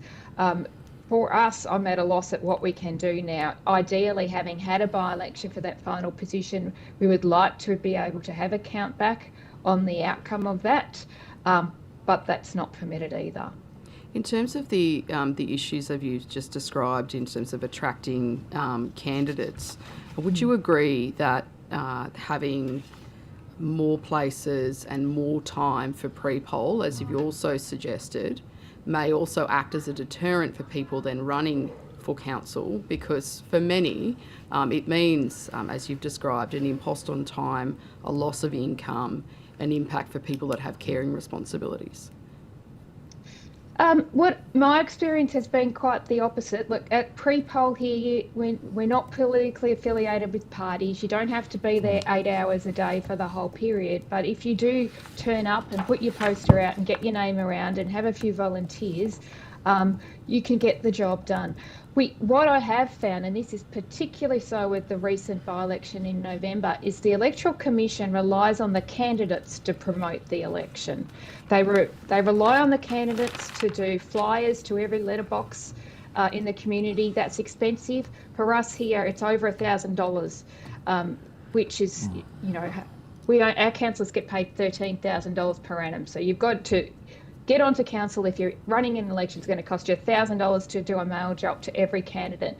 Now, our 3 candidates in the by-election, none of them chose to do that. That means the community didn't get numerous depending on the number of candidates in the election, flyers, and therefore people didn't even know the election is on. It shouldn't be incumbent on the people standing for council in a small place like us to be $1,000 out of pocket each to promote an election.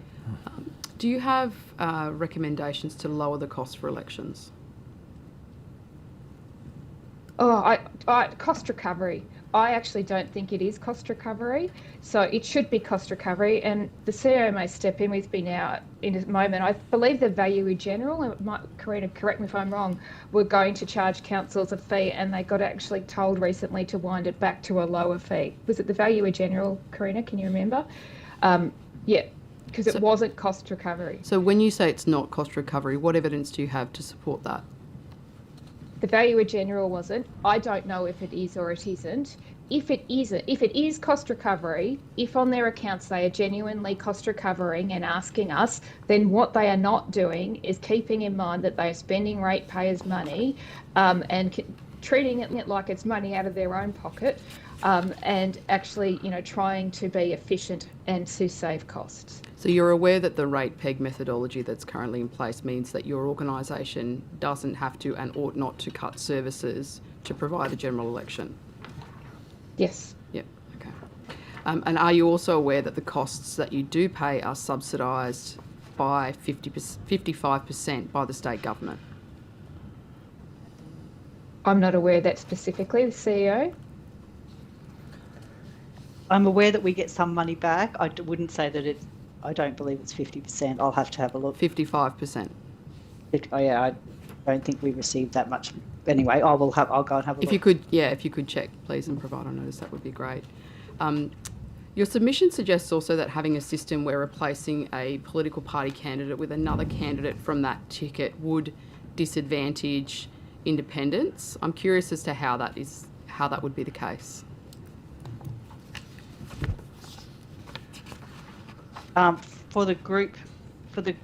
So in our experience for group, when they go for a group, it's usually either a friend group or, as Julia has said, that they are a group of people. There's an incumbent long-term councillor who has brought other people on to try and get them onto council. We had felt, and we discussed it, whether that would actually assist us in our area, because we don't have political parties and all of that sort of thing. My concern then was that you're weighting or carefully weighting a faction, and that might not have the best outcome for the community as such, rather than based on their the next highest voter numbers. That was the discussion that we had as to whether that would unfairly weight on a faction. On, if it's one particular issue that they're running on, that might not be the best outcome for a council. So you say you might not have political parties, but I think you'd agree that whether you have candidates that run as an endorsed group on a ticket or not will mean that you still have people that are members of political parties in effect. Would you not?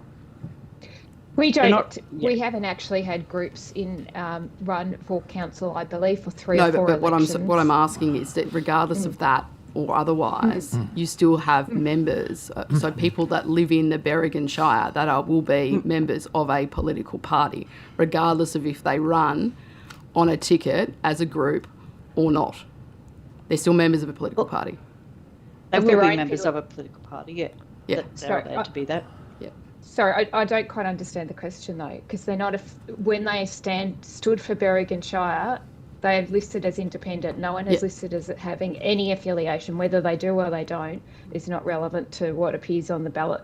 Well, no, I think we're talking at cross purposes now, because I think the CEO made a statement about there not being political parties in Berrigan, which is something completely different. Do you consider that electors would vote differently if this new system was in place? I think electors would be confused, and as I mentioned, people are already calling us unelected councillors because it was a walk-in council. They figured that we were never elected. Even, the basic 1, 2, 3, 4 and the preferences and those sorts of things on the ballot, people have difficulty understanding. I think it makes it more complex. The group thing is definitely more complex, and it's something that is not well understood in Berrigan, as I mentioned, very infrequently used historically.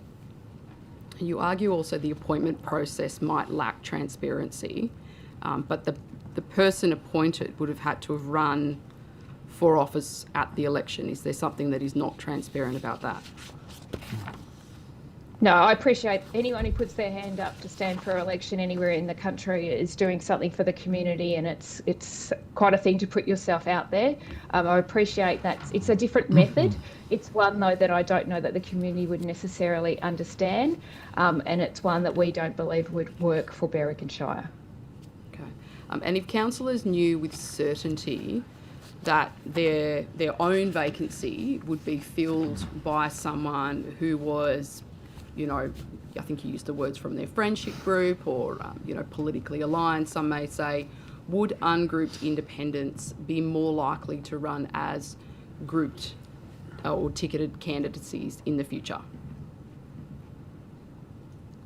I think that's possible, as we do have a younger cohort coming through. In fact, in Berwick and Shire, we are quite a young council. I'm the second oldest on our council, and we have 6 women. That's great. A little better understanding, perhaps, of how these things work and how you can play the game. So it is possible. Yeah, awesome. Ms. Fairman. Yeah, sure. I'll jump in.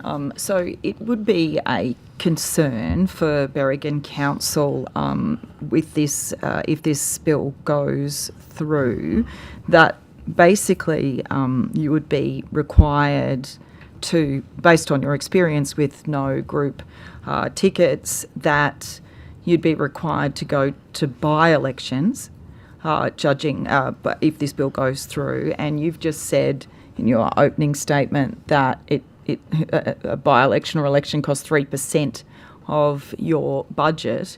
That is a big concern. That's one of the main problems, isn't it? Absolutely, the cost to the community. I know in my heart of hearts, if I was in a situation where I thought I really probably need to resign from council and it was going to cost us 150k or give or take, I'd probably, think very hard about pushing through whatever it is, whether it's illness, family commitments, whatever, rather than putting the community to that sort of expense. That's just not fair on people who have lives. Yeah. I also just want to, just in terms of the cost, when I'm looking at the first page with you've got the broken down in terms of the cost implications, the Electoral Commission's fees, the by-election 90, almost 100,000. Can I just, did they break this down kind of any further for you, so that just one question firstly, the uncontested elections 41,000, what does that charge mean? We have no idea. I believe that's an administrative charge. Okay, so uncontested election, you've got by-election, then the staff time. Then you say over the page in your submission that the Electoral Commission said that if you undertook the majority of work to support the by-election, there'd be significant savings in the costs to council. Did the Electoral Commission outline what those significant savings would be? Do you have any further information as to why that promise, if you like, wasn't met, maybe, by the Electoral Commission, in your words? No, it was a verbal promise. We did not get an estimate of what the election would cost us until after the election had been run. What was... Estimates came out after. Yep. And just remind the committee as well. So I assume you did take it upon yourself to undertake what you view as the majority of the work? Absolutely. That's what I'd committed to, yes, to try and save the community some costs of the election.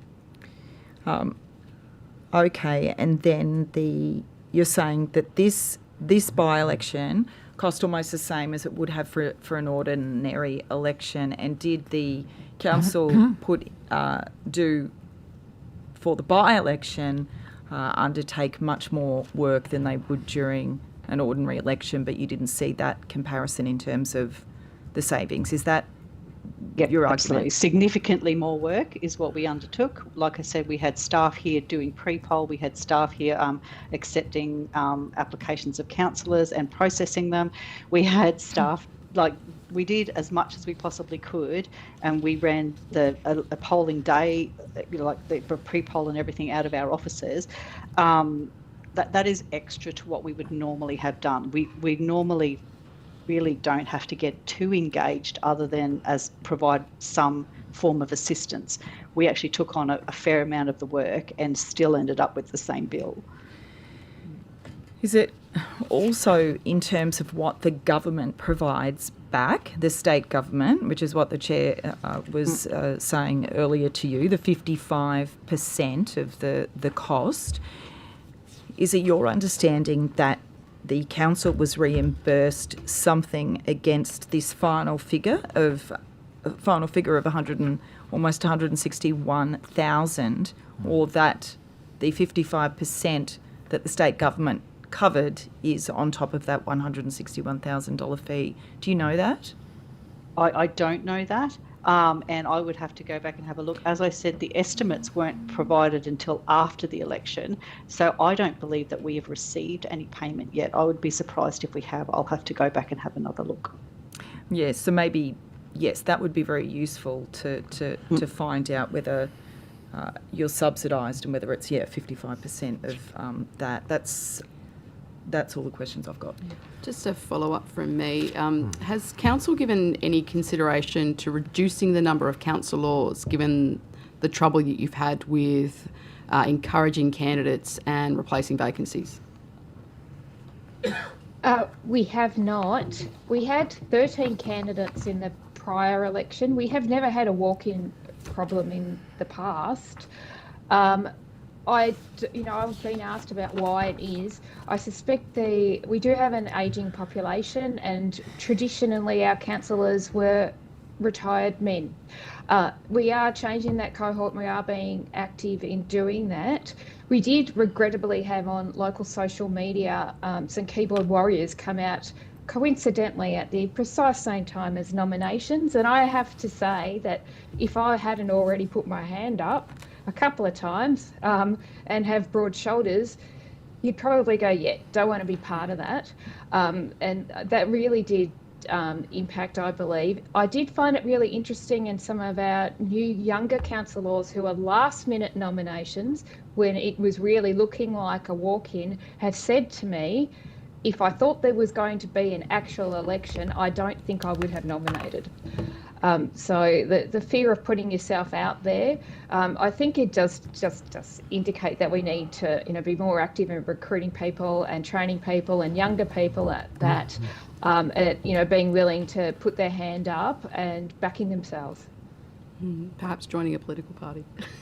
Anyway, food for thought. Mrs. Overall, did you, or Mr. Tudhope, do you have any further questions? I would just raise the point that it's something that, and Karina, I don't think you're in a position to answer this, but just for your information that I will be raising with the EC Commissioner, is that it's the current model, apparently, of the cost recovery that's 55% to 45%, but my reading of it is that could change, because it's about direct costs and what the OLG refers to as corporate costs. So I will be clarifying that this afternoon to determine how that model works and how it pertains to councils. And I guess the final point that I would make, and I guess it is a bit more of a statement, Chair, rather than a question, is that for our smaller local government areas and those particularly in our rural and remote regions, whether it's staging elections, whether it's finding candidates, whether it's servicing voters to the degree that they need to have the services and support provided, the effects are disproportionate. And we're not just going to say, well, you can no longer have local government representation, or you should have, 3 councillors to do this democratic work. You would agree, I'm sure, that the effects are disproportionate, and we should be taking that into account in the decision making that we put forward. Absolutely, agree with that. Excellent. Love to finish on a bit of agreement. Thanks, Thank ladies. you. Is there any further questions from my colleagues? No, I don't have any statements. Or statements? Come on, Mr. Primrose. I'd raise issues about multiculturalism and other issues, but I won't raise that because that's relevant here. Thank you to you both for appearing today for the inquiry. For any questions that were taken on notice, our Secretariat, as I mentioned, will be in contact to discuss those. And that concludes this slot of the inquiry today. We'll now have a short break for lunch. Thank you. Thanks, Julia. Thanks, Karina. We'll see you soon. Thank you. Bye-bye.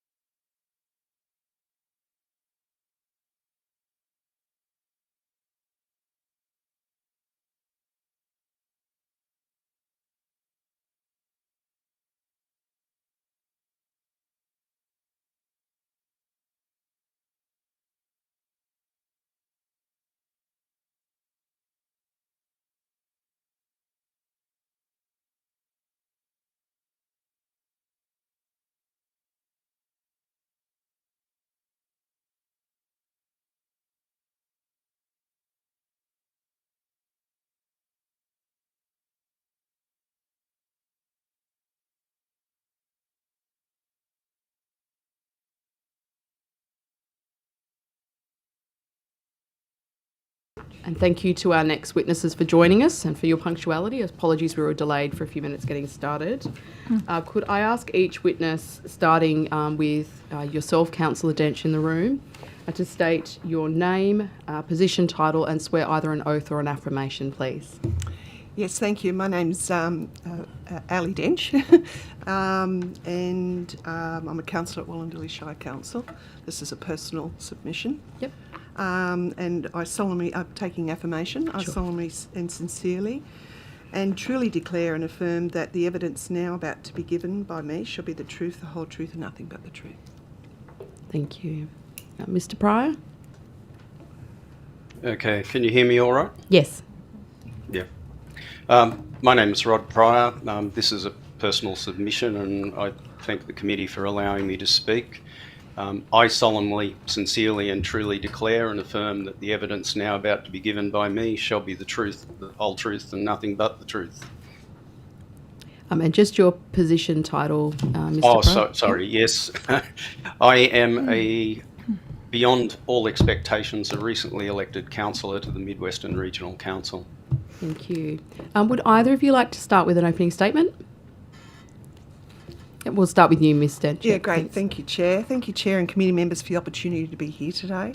I'd like to begin by acknowledging the traditional custodians of the land on which we meet, the Gadigal, people of the Eora Nation, and pay my respects to elders past, present. I also acknowledge any Aboriginal Torres Strait Islander people here today. My name's Ali Dench, and I'm a councillor at Wollondilly Shire Council and have worked across all levels of government and the community sector for more than 30 years, including 17 years as Executive Director for Corporate and Community at Wollondilly Shire, and some time as Executive Director at the Office of Local Government. I've seen local government from all angles, inside councils, inside the department, and now as an elected representative. That gives me a broad understanding of how these electoral reforms might affect councils and communities from both strategic and practical perspective. My submission reflects a strong commitment to ensuring that electoral reforms protect the core principles of accessibility, representation and local voice, while also supporting efficient and transparent election delivery. I do support consistency and integrity in how elections are run. But I also believe there's a real risk in some of the proposed changes, such as centralising electoral delivery, shortening the pre-poll period and tightening the process for filling casual vacancies, could unintentionally disadvantage smaller councils, independent candidates and communities that are already facing barriers to participation. We are seeing more people stepping up as independents. Community members with strong local ties are often motivated to run because they feel the voices aren't being heard. Party-affiliated councils also bring valuable experience and commitment. Independent groups don't operate like political parties. There's often no shared platform or structure to manage succession.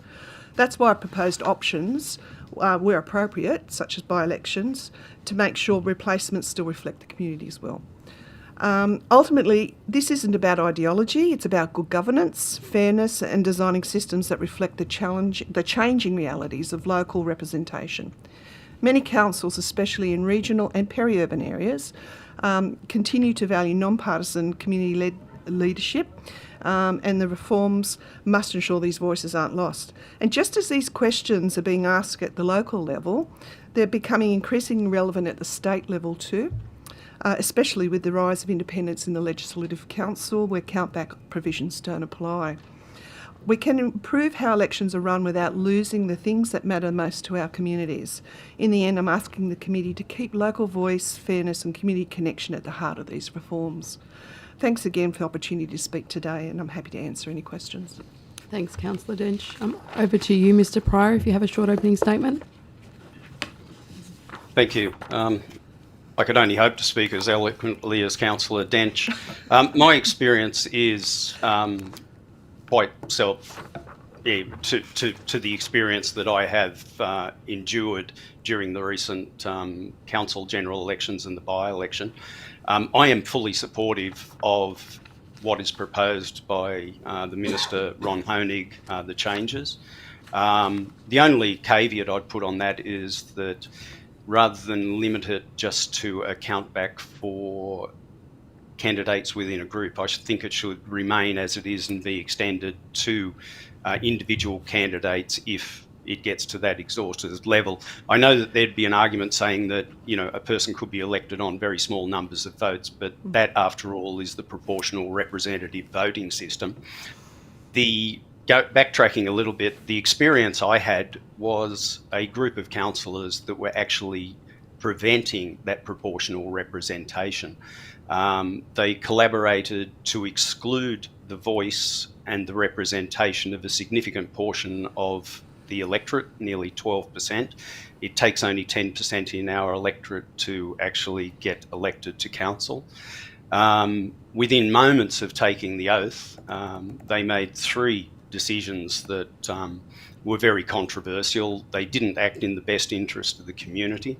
They didn't act on the best available information. The Electoral Council of Australia and New Zealand clearly state that the most democratic thing to do in the circumstances that I was embroiled or caught up in would be to do a countback.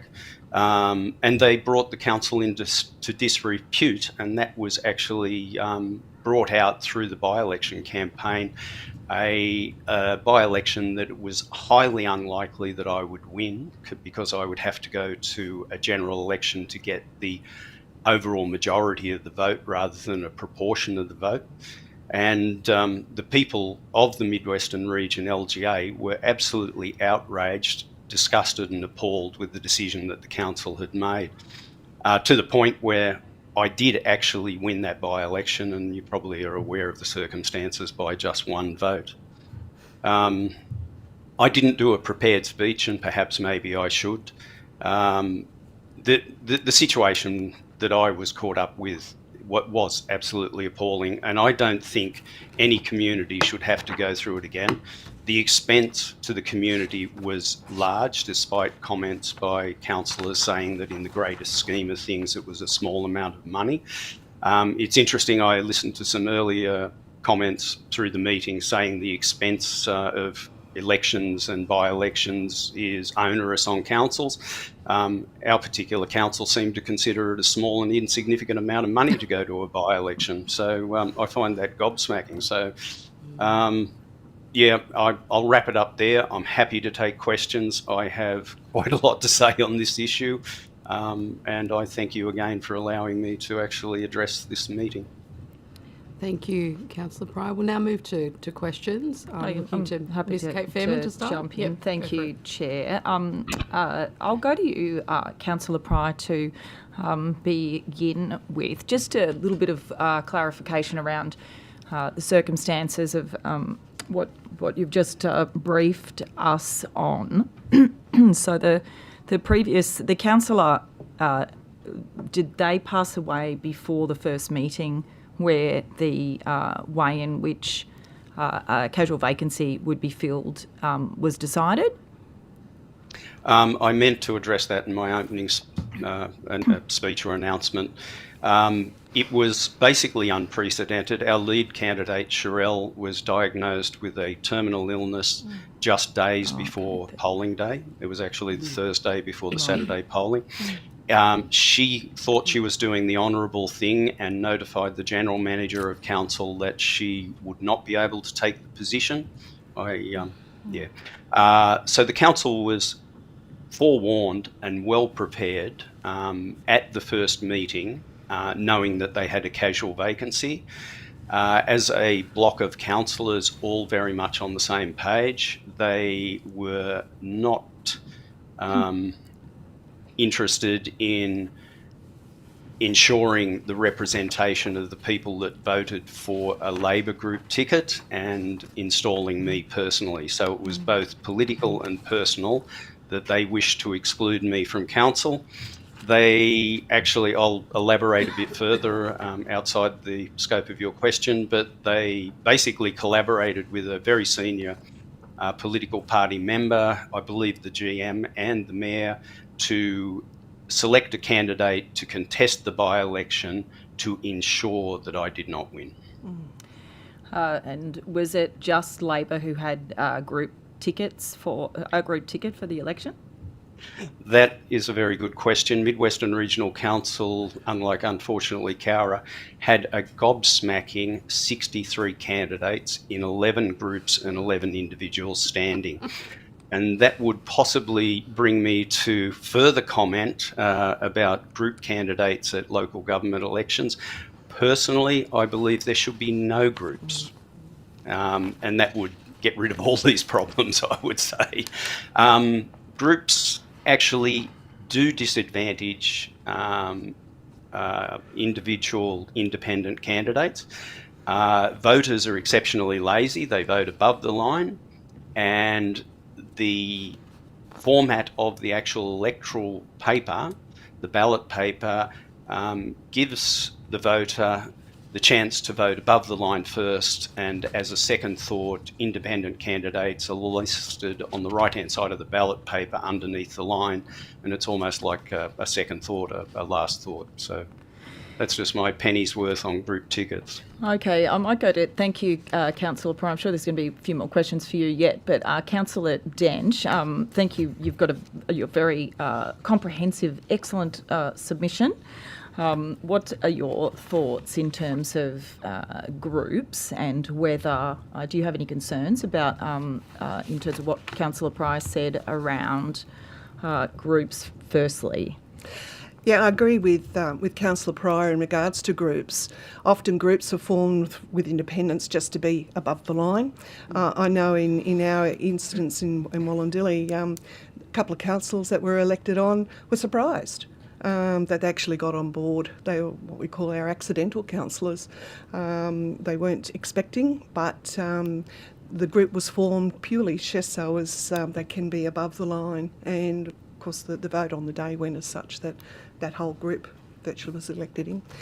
We had a popularly elected mayor, and of course the mayor had run his own group and pulled everybody else across the line that way, of course. And of course the Councillor Pryor, the argument that you just ran would seem to imply then, because you said you supported the minister's, I think part of what the minister is doing in terms of filling a casual vacancy. But if you look at all of the options available, because I think we need to remember that it's not like that we've got a joint standing committee on electoral matters here. Usually that committee would examine an issue like this quite thoroughly, look at all the options, look at the, what the issues are, and approach it, I think, hopefully in a multi-partisan way. However, this time we've just been given this option in this bill, but there are other options potentially, are there not, in terms of filling a casual vacancy? For example, legislating countback where it is available, and only going to a by-election, for example, where it's not, regardless of groupings. What's your view on something like that? And I'll go to you as well, Councillor Dench. I'm fully supportive of the countback option. As I said in my opening statement, the Electoral Commission of the Electoral Council of Australia and New Zealand clearly state that the most democratic and fairest thing is to do a countback to accept the next person that's in line, whether they're in a group or otherwise. To send the community to a by-election, instead of getting a proportion of the vote, you actually get to get the overall majority. And as another submission earlier said, what that does is actually gives the community a second bite at the cherry to get another councillor of their choice on and exclude that representational voice that was quite successfully won to the council. So it's a perversion of justice. And in my case, it was done deliberately. You would be strongly, I think, in favour of, therefore, taking the power out of the newly elected councillors' hands? Oh, definitely. Absolutely. There is no reason that the council should have that option. Councillor Dench. I look at a different approach, maybe an expression of interest, a way in which doing it with oversight by the New South Wales Electoral Commission. Is there expression of interest in terms of... if a casual vacancy was to come by. Automatically appointing someone because purely based on a ballot paper and the order on a ballot paper really risks placing someone in a position of significant decision making without genuine current mandate or connection. Expressions of interest, councils already use open and transparent EOI processes to appoint critical roles such as advisory committees and planning panels and even CEOs. It's in itself could be another option on how they may be able to fill a casual vacancy. Just one more clarification on that. Don't they, though, Councillor Dench, isn't it better if the person on the ballot, the candidates on the ballot paper were able to indicate whether they were wanting to withdraw or not in terms of a count back? Yeah. Because an expression of interest situation, at some point, those candidates would still need to go to some kind of vote, wouldn't they? Yes, they would. Yeah, definitely. Okay, yes. thank you. Thanks. Councillor Pryor, I'm just keen to explore some of your opening statement in which you detailed your path to council. In your view, do you think the status quo is currently open to abuse? Can you hear me okay? Yeah? Yeah. Yep. Look, where you have a significant majority in council with the same bias, same opinion, same views, in the situation that occurred at Mid-Western Regional Council, whether they knew that they had a casual vacancy at their first meeting, yes, it is open to abuse. Most councils, as you're probably well aware, have pretty much across the board at their first council meeting voted to do a countback, which then covers the first 18 months of term, to save themselves the expense of going to by-elections. So, and Mid-Western Regional Council has historically done that in the past. It was out of sorts, out of order that they actually, they didn't even follow the normal procedure. As far as I'm aware, and I may be wrong, you could correct me, the default, if a decision or a motion is not put to council to do a countback, is to go to a by-election. Quite tellingly, at the first council meeting, a motion was put up to go to a by-election, not a motion put up to actually do a countback. So it was pretty blatantly an abuse of power. In terms of the current bill that we have before us, how would this bill have saved your council time and money? It would have saved a considerable amount of money. Despite How much money? Do you have an... Yes, it was an expense to council just shy of $300,000. And I was of the understanding that a countback would cost anywhere between $6,000 and $10,000. On top of that, the vote was so close, and I believe my reputation, or the circumstances around my getting elected is travelling far and wide. In the by-election, I was actually up 700 primary votes, and the expectation was there was no way that preferences could beat that result. I got very few preferences. I was elected pretty much on primary votes, and I won the by-election by one vote, just one. A recount was called for, which then added to the expense of the by-election.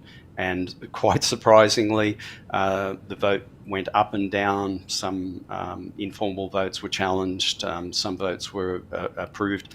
My vote and the contenders' vote both went up by 2 votes. And again, I won by 1 vote.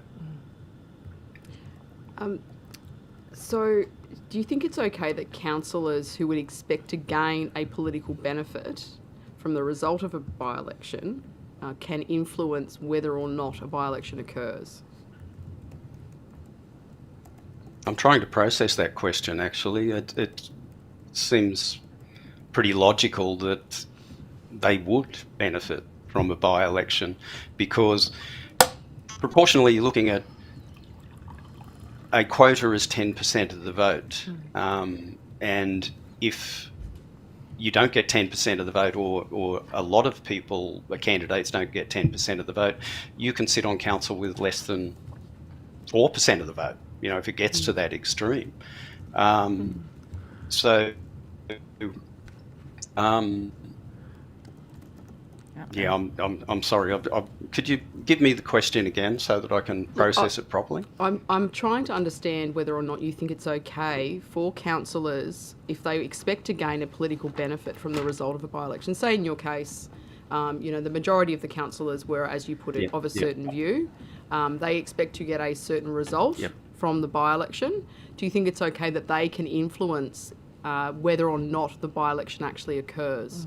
Or should that decision be taken out of their hands and not politicised? It should not be their decision to make. It's well, I'm sorry to say that it's pretty obvious that if you're elected by one section of the community on a 10% of the vote, and that is prevented from happening, and then you actually have to go to a general election where you have to convince 90% of the people that didn't vote for you to actually get elected to reinstate the representation of the people that voted for you, it is highly unlikely that you will get elected. And that was the case with me. They did not expect that I would be re-elected. And they presented a very high-profile candidate to guarantee that result.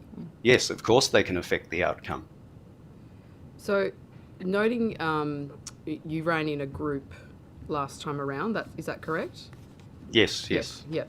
And in the instance of a count back, you would have received the excess votes from former councillor fellows. Would you say that it makes sense that your mandate would come from your party affiliation or being on a group ticket?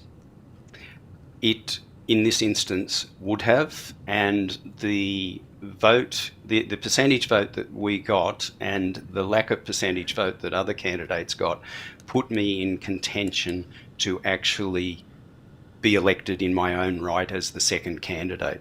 So it was very close. 57 counts of preferences it took to get 9 councillors elected, and I think I was eliminated at the 53rd or 54th count of preferences. So I was pretty close to getting elected in my own right anyway. Chair, can I ask? Question to... Oh, no, it's okay. I was just going to ask clarification and see if also Councillor Dench wanted to answer that one too. I'm about to ask them both, but yep. Just a question again, I suppose, to you both, around pre-poll and the challenges that you experience or may not experience with covering pre-poll. I just ask, like you to talk about your experience. Obviously, you may have different experiences of covering pre-poll and campaigning during that period in terms of the impact that it may have on your other obligations, whether it's work or other things.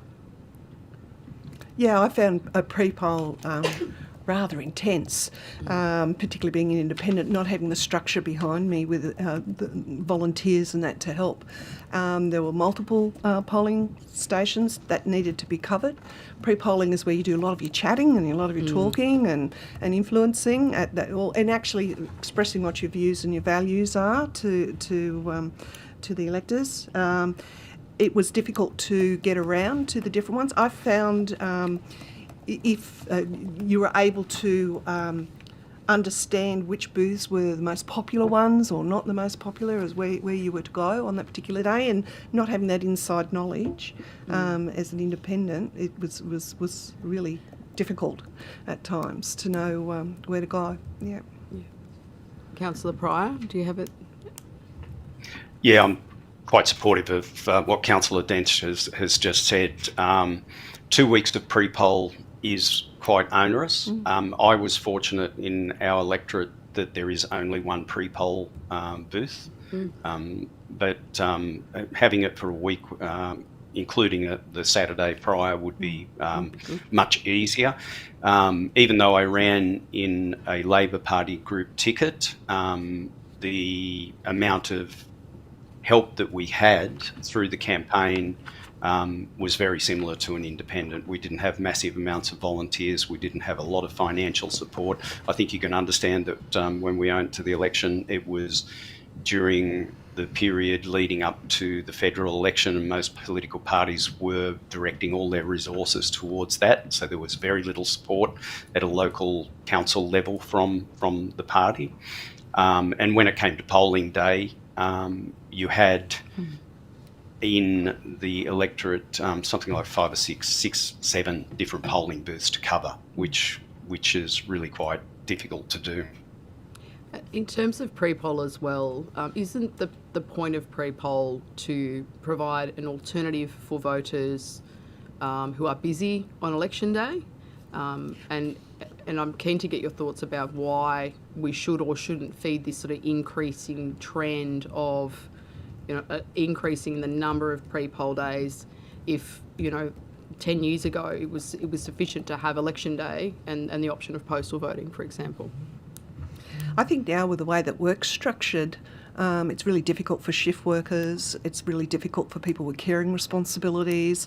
I think it's more an acknowledgement of the complexities of contemporary life as to why there is a need for a bit of a pre-poll, definitely, to get to those polling booths. It makes it a lot more accessible for those who aren't able to get there on one specific day, particularly when you can't vote out of area if you're away on holiday, leave. Unlike what you can in other elections, you can vote out of area, whereas you can't for local elections. So having pre-polling, and I'm supporting the 7-day pre-poll. I think that's more a better balance than going down to 5, because you definitely do need a Saturday or a weekend in which to maybe able to get out to be able to lodge a vote, definitely. So yeah, it is, I think it's a recognition of caring responsibilities in contemporary life at the moment, is why we do need that pre-poll period. Thank you. Councillor Pryor? I'd have to endorse exactly what was just said. I can only elaborate it on and say that there are a lot of disaffected voters out there that simply, in my experience, just wanted to get it out of the road.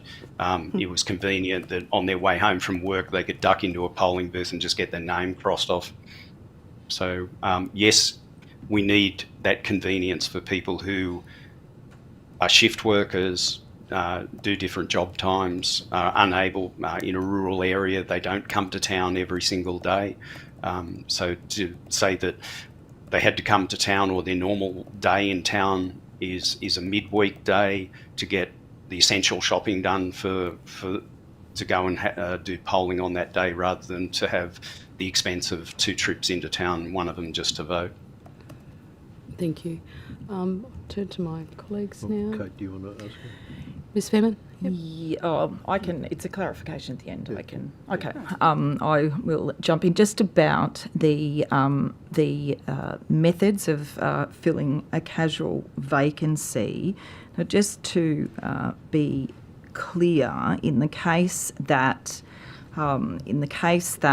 the groups, there's a bill before us again, doesn't allow independents, those that don't have a group, they don't allow their casual vacancy to be determined by countback, and it forces those councils to have to go to an election. So, Councillor Dench, I want to get your views on that firstly. Yes, definitely. Where there is no group and an independent, there's no one to fall back upon, it would need to go to a by-election. That's why I'm proposing an expression of interest style of approach, because of the cost.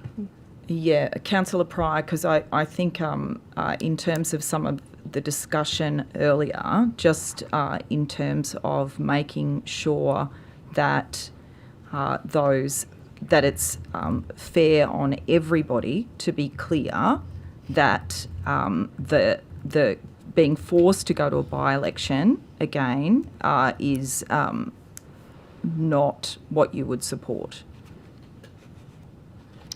I don't know why there's been a cut-off on the countback for independent candidates. Yes. I don't understand why that is occurring. As it stands now, if the council at their first meeting choose to vote for a countback, it extends to independents who are next in line. I don't see why that's now been cut off. It doesn't make any logical sense to me, especially if it's close to the general election. If it was 3 years down the track, possibly, you might look at it differently, but I still don't see the logic behind it. By extension, if it's going to be for groups, it should be for the independent candidates next in line. In the Labor Party ticket. Yeah, right. I think, have we got this whole bill, is this being put into this bill because of your situation, Councillor Pryor? I think that's just dawning on me in terms of that's what I think's going on. One could conclude that. Yeah, I could, wrote a letter to the Minister for Local Government about this situation and saying that the legislation, Section 291A, should be altered so that a disgraceful situation like this should never be allowed to happen again. I think he's overreached on that one time. Thank you. No, you go, Damien. You've got one there, so it's fine.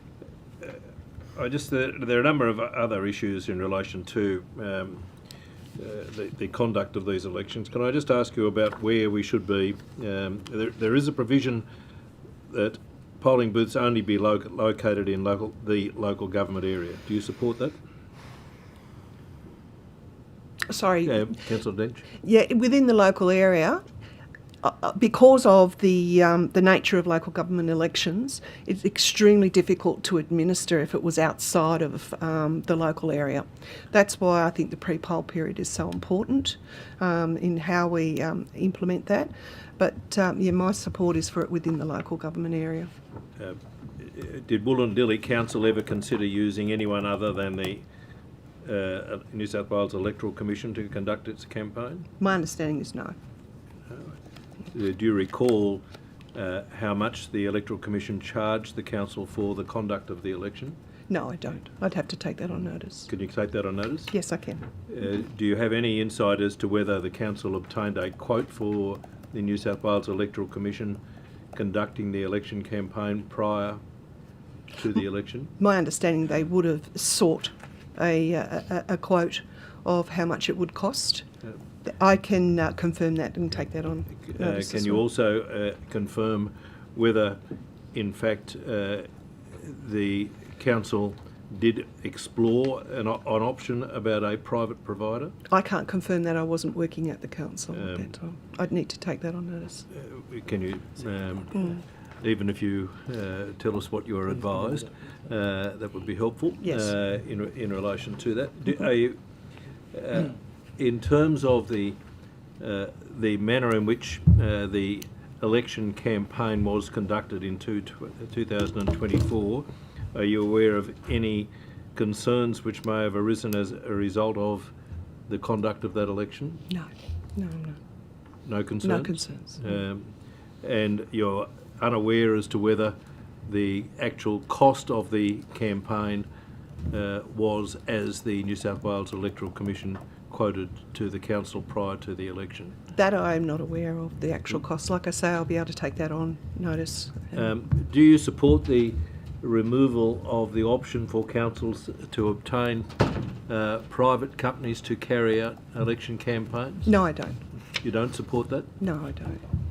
What, you think that there should be potential competition? I believe that, we need to caution against monopolies. I believe that it reduces local responsiveness and flexibility.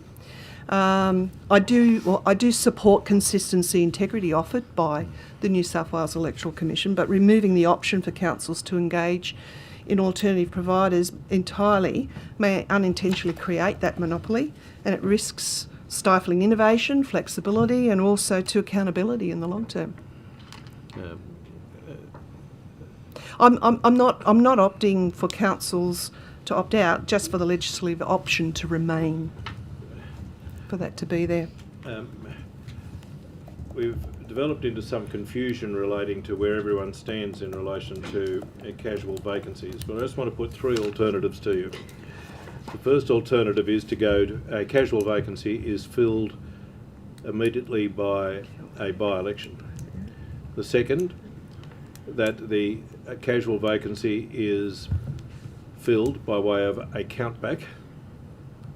The third is that the casual vacancy be filled by reference to the group from which the candidate who has caused the casual vacancy came, and if that is exhausted, then by way of alternative, a countback.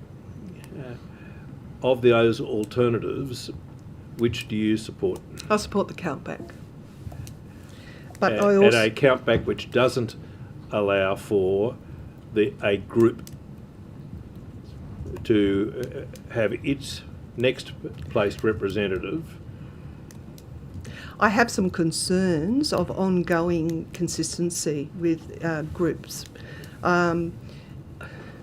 Mr. Lawrence put a proposal to a previous witness in relation to that the groups in fact represent and are voted for not so much on their personalities, but often because of the set of values which attaches to that group.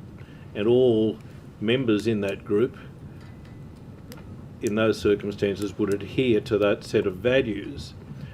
Would you accept a proposition that it seems consistent for people who vote for a group with a set of values that the next person who represents those values should be, in fact, elected? Those, yes. Yes, those groups that have the same set of values quite often are consistent with political parties. And I know with independents, sometimes those values can shift and alter and not be as strong. So you'd agree with me that candidates fall into potential two categories. There's the ungrouped and the grouped. The ungrouped ones, you would say it stands to reason that they should be the subject of countbacks. Is that your position? Correct. However, the group ones, you say, should also be the subject of countbacks. Tell me why. Because sometimes those views and ways in which independent groups can change over a period of time. Often independents, as I say, are voted in based on issues and views. I believe that sometimes, depending upon the length of time, people... So you say, is it the case that people who are within the groups change their allegiances? Is that what you're suggesting? They can, yes they can. They may not remain members of the particular group to which they are espoused belonging if they do change their allegiances. But that's what you put that proposition on the basis that it is sometimes. But not all the time. Yeah. The general rule is, if I could put this to you, the general rule is that a group generally has members of that group who, to use a word in the vernacular, they caucus together about generally issues which are before the council. Correct. And they vote according to the values of their group and the manner in which their group decides. And it is unusual, is it not, in your experience, that they would vote outside that caucus position? It is unusual, they would. It depends upon their stance. Whereas the independents that can flow... whichever way, because there's not that structured approach as to... So other than the sometimes, which you've identified, generally the position I think that you would adopt is that most of the time, people who are part of a group will vote the same. So would it not be the case that members who are elected as part of a group, if one of them, if in fact a vacancy occurred in that group, then the next person who was not elected as part of that group should in fact fill that position? As long as their view hasn't changed over that period of time. And that if they remain an adherent. So you qualify, if there is to be a qualification at all, if they remain a party or a member of the group, then in those circumstances your position would be that the group then should nominate the person to fill that vacancy. Yes, yes. So let's put it in straight terms. If the person was a member of the Labor Party and a member of the Labor Party resigned and they were still a member of the Labor Party, you would agree with me that then that person should fill the group, and not by way of a countback which may deliver in fact a different result. Yes, and I've outlined that in my submission. It's different for independents as to the party politics, the party group. Yeah. Were you ever aware whether Wollondilly Council was consulted in relation to the provisions of this new Act? No, I'm not aware. No. Um, Sorry, can you? Well, there's a clarify bill that? that we're considering. Oh, yes. Was the Wollondilly Council ever consulted in relation to this bill? We, as councillors, Yes. yes, there was a request for councillor input into a submission, but nothing has come to No, council. before the bill came to the Parliament. Oh, I'm not aware. I'm not aware. So only after the bill had been introduced were you made aware. Yes.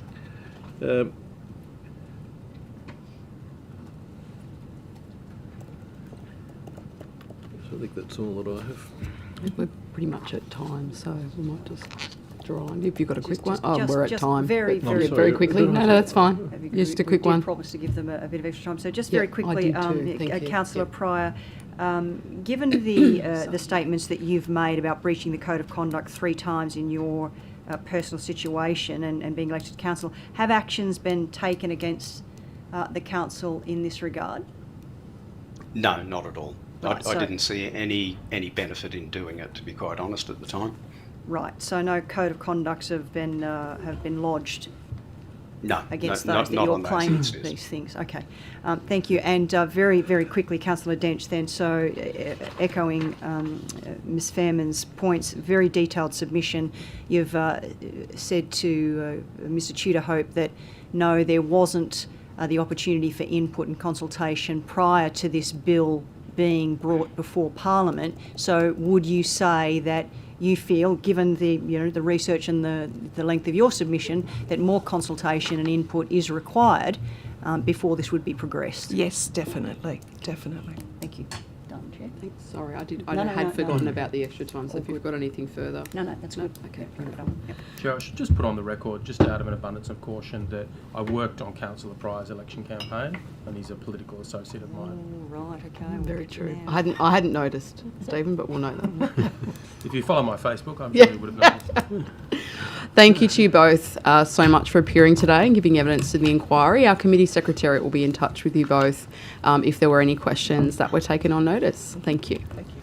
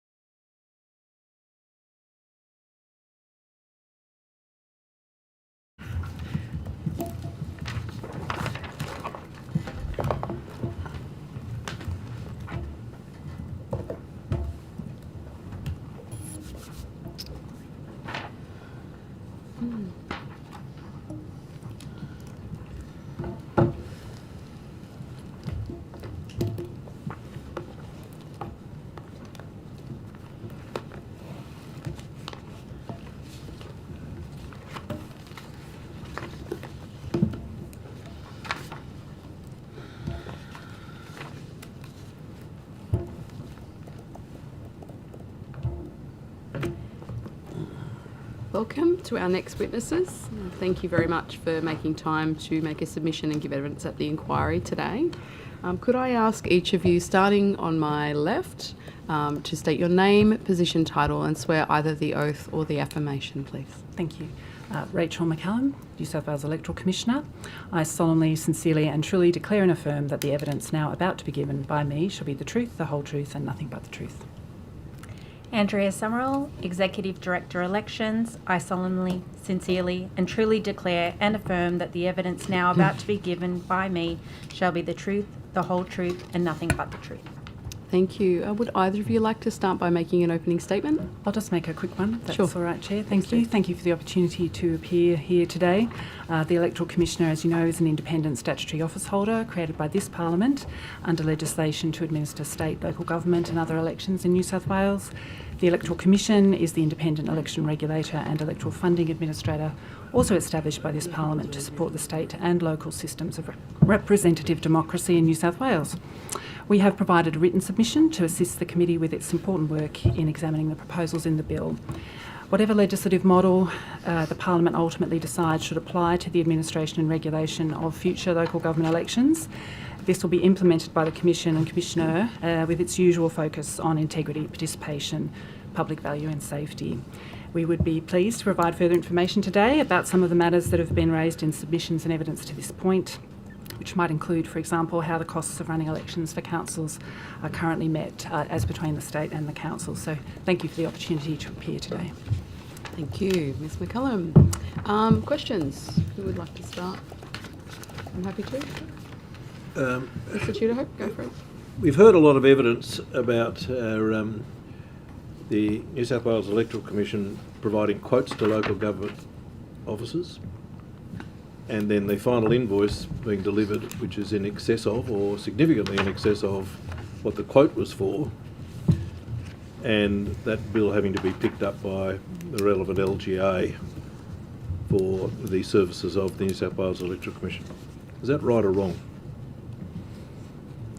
There were a number of final invoices that were higher than the original estimates that the Commission provided to our client councils in 2023 in relation to before the 2024 local government elections. Yes, I can give you some statistics if you like on how many those were. So there were 58% of those invoices were within 10% plus or minus of those that were those estimates that were provided to councils. 24% of our invoices were lower than the 2023 estimates, which were due mainly to greater than predicted efficiencies due to the sharing of some costs between councils. And around 18% of those invoices were higher than the original 2023 estimates. In circumstances where they were higher, what was the chief reason for that? Generally, staffing is the additional unpredicted staffing, unestimated staffing costs. So greater numbers of temporary staffing to be engaged in the local council area for the election event. Is there a separate agreement entered into by the council, by the individual councils, that they will pay the final invoice, notwithstanding that it may, in fact, be larger than the original estimate? Yes, that's right. There are agreements, quite significant written agreements between the Commission and all the councils who choose to engage us. If we were making recommendations in relation to protecting ratepayers, should it not be the case, and this might be a policy decision you will say, but shouldn't it be the case that the tab for any increase should be picked up by the Electoral Commission or the state government? Well, I would say in relation to the Electoral Commission, I would say we don't have a source of income other than the appropriation budgeted bills, or budgeted, or on a cost recovery basis from the councils. So the second question, I would say that is a policy question as to who is best placed to meet the costs of elections. Yeah. The Australian Electoral Company also conducts electoral elections on behalf of organisations. To the best of your knowledge, the cost which they charge to individual councils lower or higher than the Electoral Commission?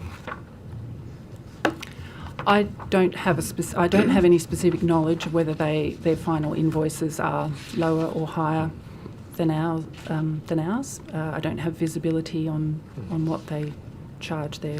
Do you have a view on whether the New South Wales Electoral Commission should conduct all local government elections, or whether there is a possibility that other organisations can just as easily conduct elections in local government areas?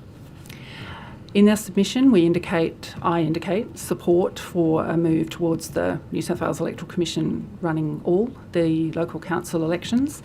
That is not because I have any views about the appropriateness of any particular other provider that might be in the business of elections running those events, but there are, for the reasons that we do outline in our submission, we do think that there are benefits to having the one provider. We run all but two of the elections at the last ordinary elections, but there were many functions that we undertake in relation to election regulation, electoral funding, which apply to all the councils, no matter who is the person or who is the organisation that might run the nominations, the voting and the counting part of the election process. So there are opportunities, I think, that set out in our submission which indicate that it would be appropriate for us to run all of the elections. And a lot of that is centred around data, is it not? Could you just clarify, for me, what you mean by that? Effectively, the efficiency of the New South Wales Electoral Commission is based on its experience and the collection of data and the manner in which it has the ability to analyse the needs of a particular electorate. Yes, we obviously have a long history and significant access to experience and as you say, data about how the services of those very visible services that voters and councils see during an election event, how they should be planned and run. And that's a level of expertise which you've garnered over many years, whether it's in relation to state government elections or local government elections. Right. There is definite overlap between the experience of running a state election event and a whole of state local government event. One of the concerns which was raised with us was in respect of, certainly in relation to regional areas where the Electoral Commission entered into agreements in respect of community facilities in circumstances where the local council itself could have got a much better arrangement in relation to those community facilities for the purposes of using them as polling stations during the election campaign, and then they were charged back for the use of their very own facilities or those very own facilities. Yes, I am aware that from time to time councils do raise with us the choice of venues for voting and other activities that occur during the election.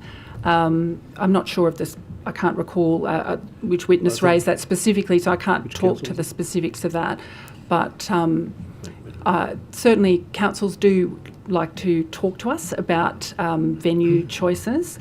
We do make choices based on a number of factors, including safety and including, as you say, the data we have about where the voters are and where the most convenient places are for voters, and what things like accessibility and other factors. So there may be a number of reasons why the Electoral Commission may form the view that a council premises is not suitable in a particular circumstance. And in that case, yes, that is the election administrator making a decision about the way in which the election should be run well.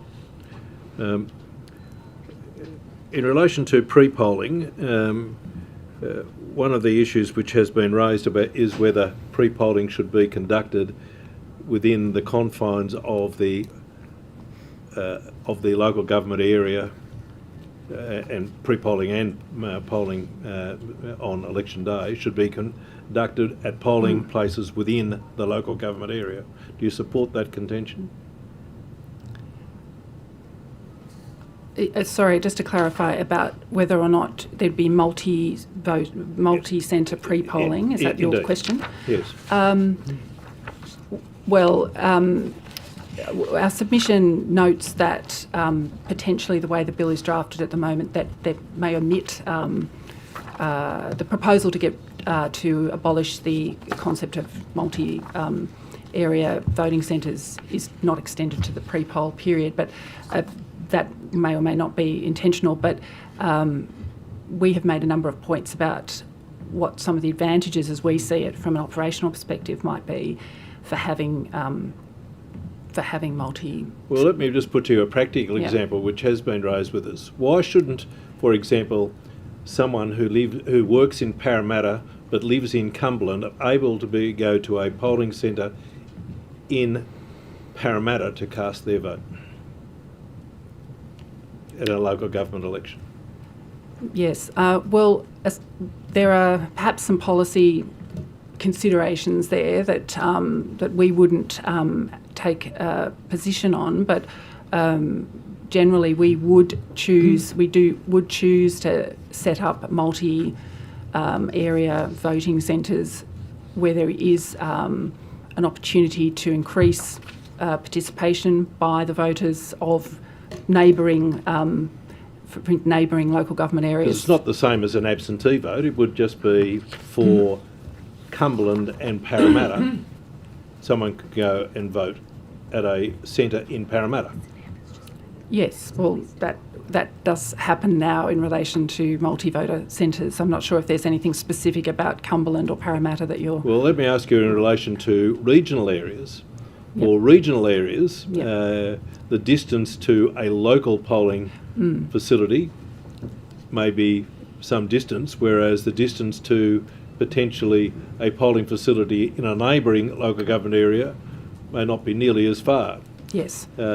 Should there not be an opportunity for regional areas to have potentially multi-voting facilities in adjoining local government areas?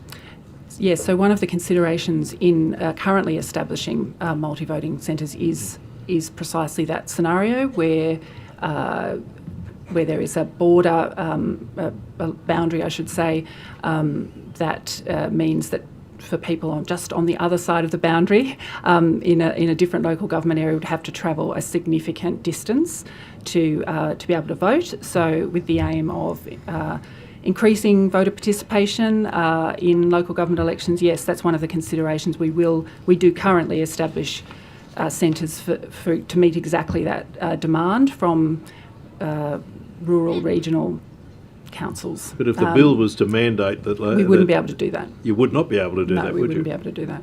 So that would be something that potentially you would recommend should be changed in the bill to allow the Electoral Commission to have multi-voting centres?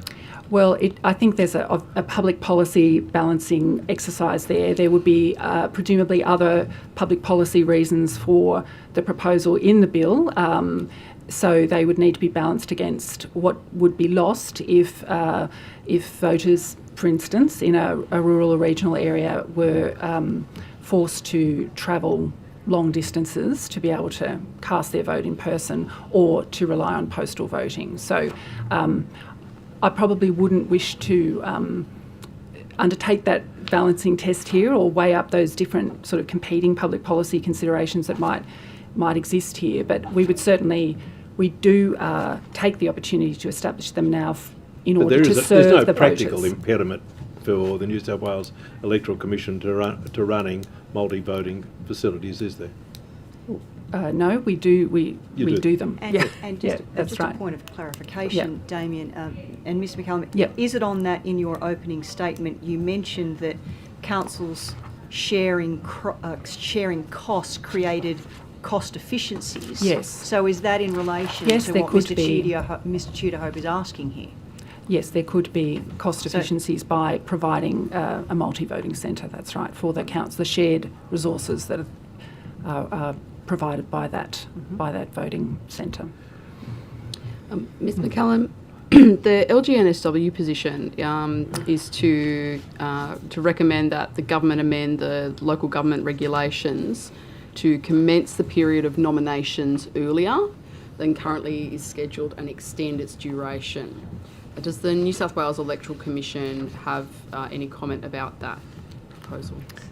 I don't have any comments. Was that in the context, I'm sorry, I can't quite recall at the moment, was that in the context of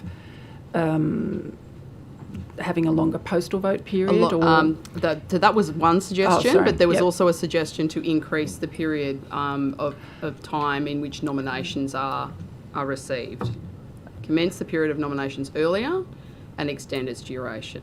So Right. that's for nominations. Well, in relation to some of the practical impacts of that, perhaps Ms Summerall might be able to offer insight into that.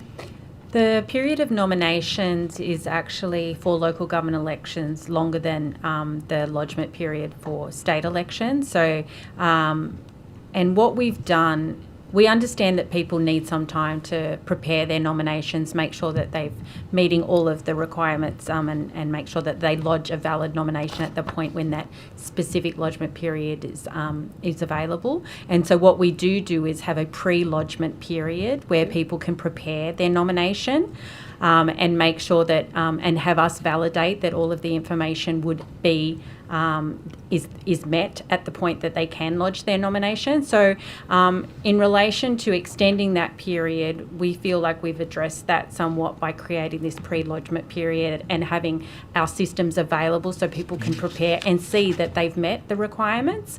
So it would be somewhat, just extending that period, but allowing them to lodge. In local government elections, there is a bit of a difference between local government, the publishing of candidate nominations once they're accepted. So often we find that in local government elections there's a lot of preparation time, but people sometimes leave their nomination to a later stage of that lodgement period because it becomes public who's nominated. So we found that that's something that, may, even if we extended it, still mean that people are waiting for the time closer to the close of nomination to lodge. Or missing the deadline entirely. They also recommend that the bill amend the local government regulation in terms of reducing the closing time for postal ballots, as you've touched on. And the proposal is to reduce it from 6 p.m. on the 13th day following election day to 6 p.m. on the 6th day following election day. Are there any challenges that you could foresee in doing that? My first reaction to that is there would be likely a lot of postal ballots that did not make the count on that basis. So the 13 days is aligned with other elections, so there is that is not unique to local government. That's the same now as recent federal election, state elections. So it is it has the benefit of consistency across the three levels.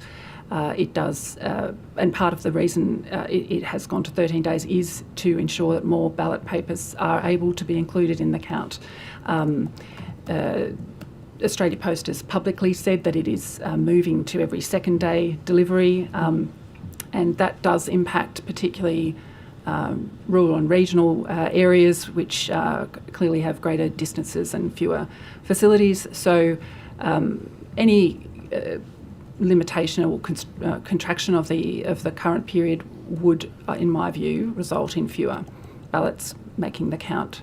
So on that basis, I would have a concern about that. I do understand the reason behind that. It is I understand that there is a short period of time between when the elections are finalised and when the council is required to meet first. So there is a challenge there, but a 6-day period I think would see a lot of mail coming in after that date. I could just, if I could possibly add, before we had that extension to 13 days, around 65% of postals were returned within that deadline. Once we extended it out to 13 days, it was 80%. So there was a significant increase in the number of postal ballots that we were able to include in the count when we had that extension to 13 days. Yeah, that's an interesting statistic, thank you. When a private provider is selected by council, what is the role of the New South Wales Electoral Commission, if any, for that area?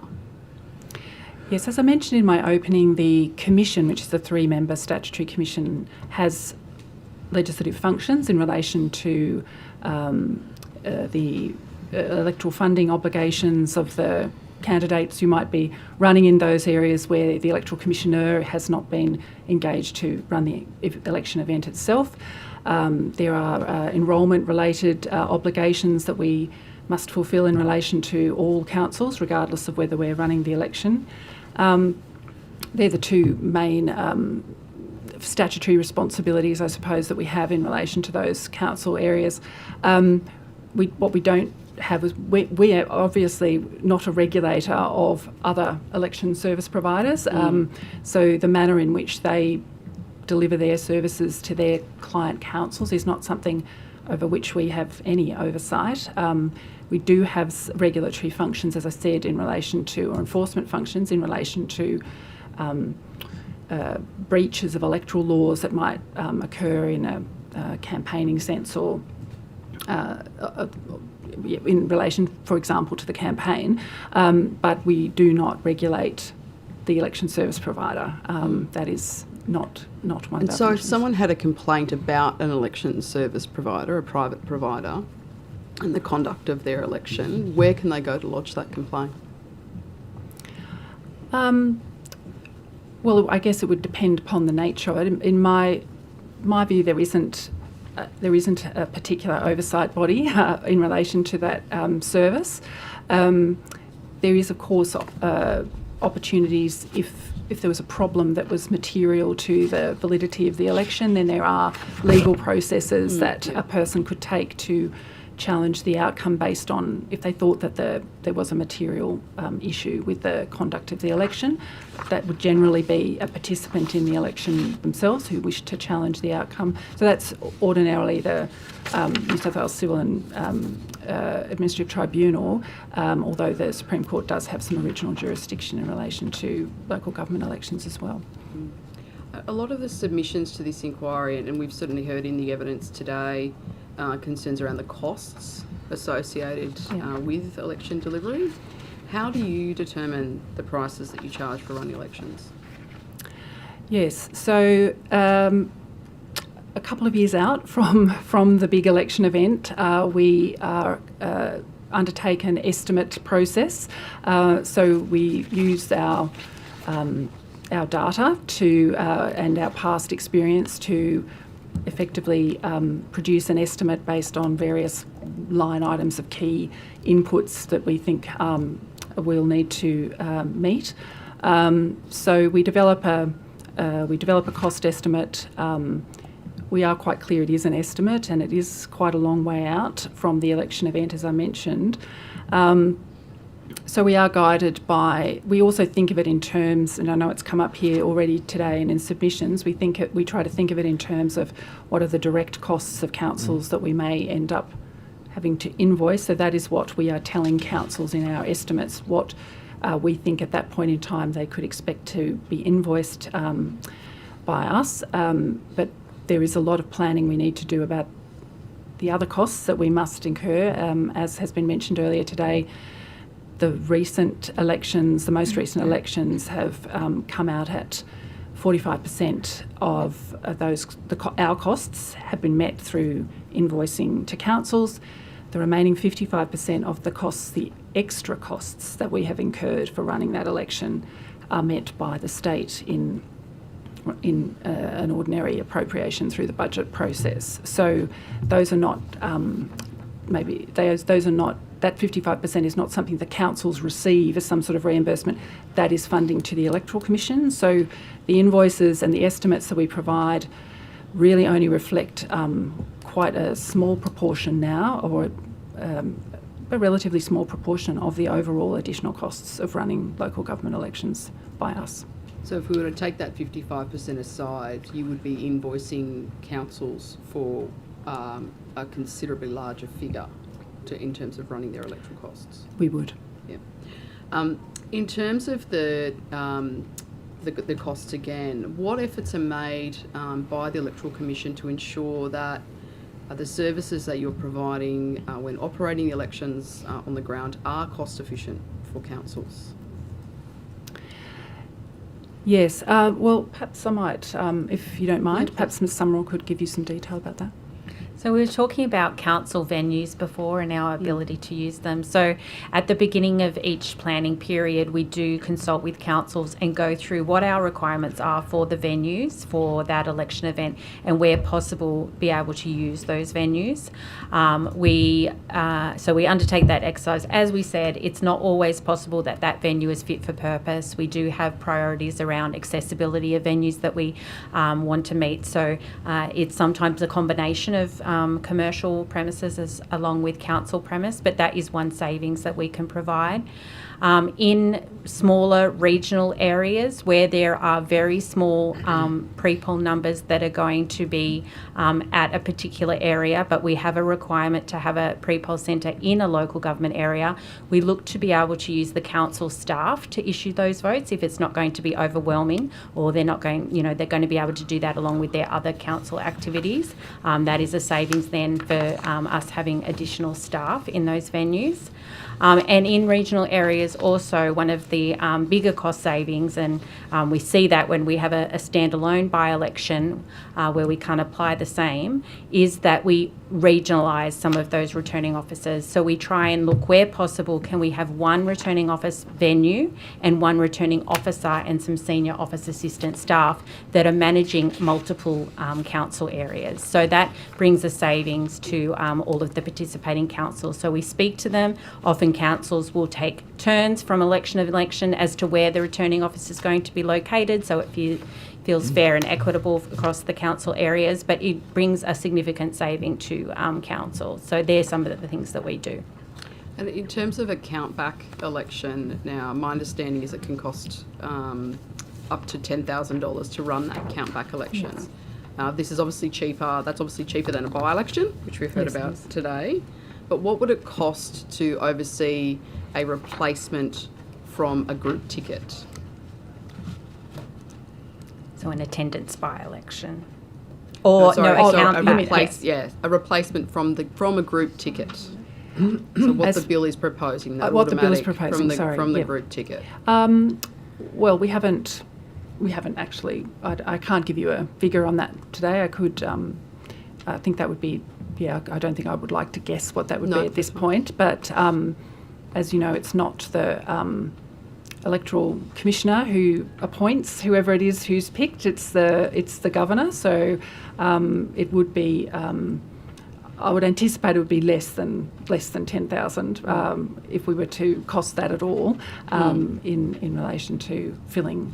In terms of the back of an envelope, what are we talking? How much? Well, I guess what I could give you figures I do know is that when we have countbacks, you mentioned the 10,000. That price does vary depending on how many possible candidates that would be seeking applications from. Sure. So if there are very few possible eligible candidates, say for example 2 or 3 that we were going out to, that countback would actually cost around $4,500. So you can start to see that scale between the countbacks of how we can bring down that cost when there are less applicants being considered for the placement of the role. So, but in the case of the for example the Midwestern Regional Council, which we heard the number of different tickets and council and candidates that were on that, presumably that number would be somewhat more.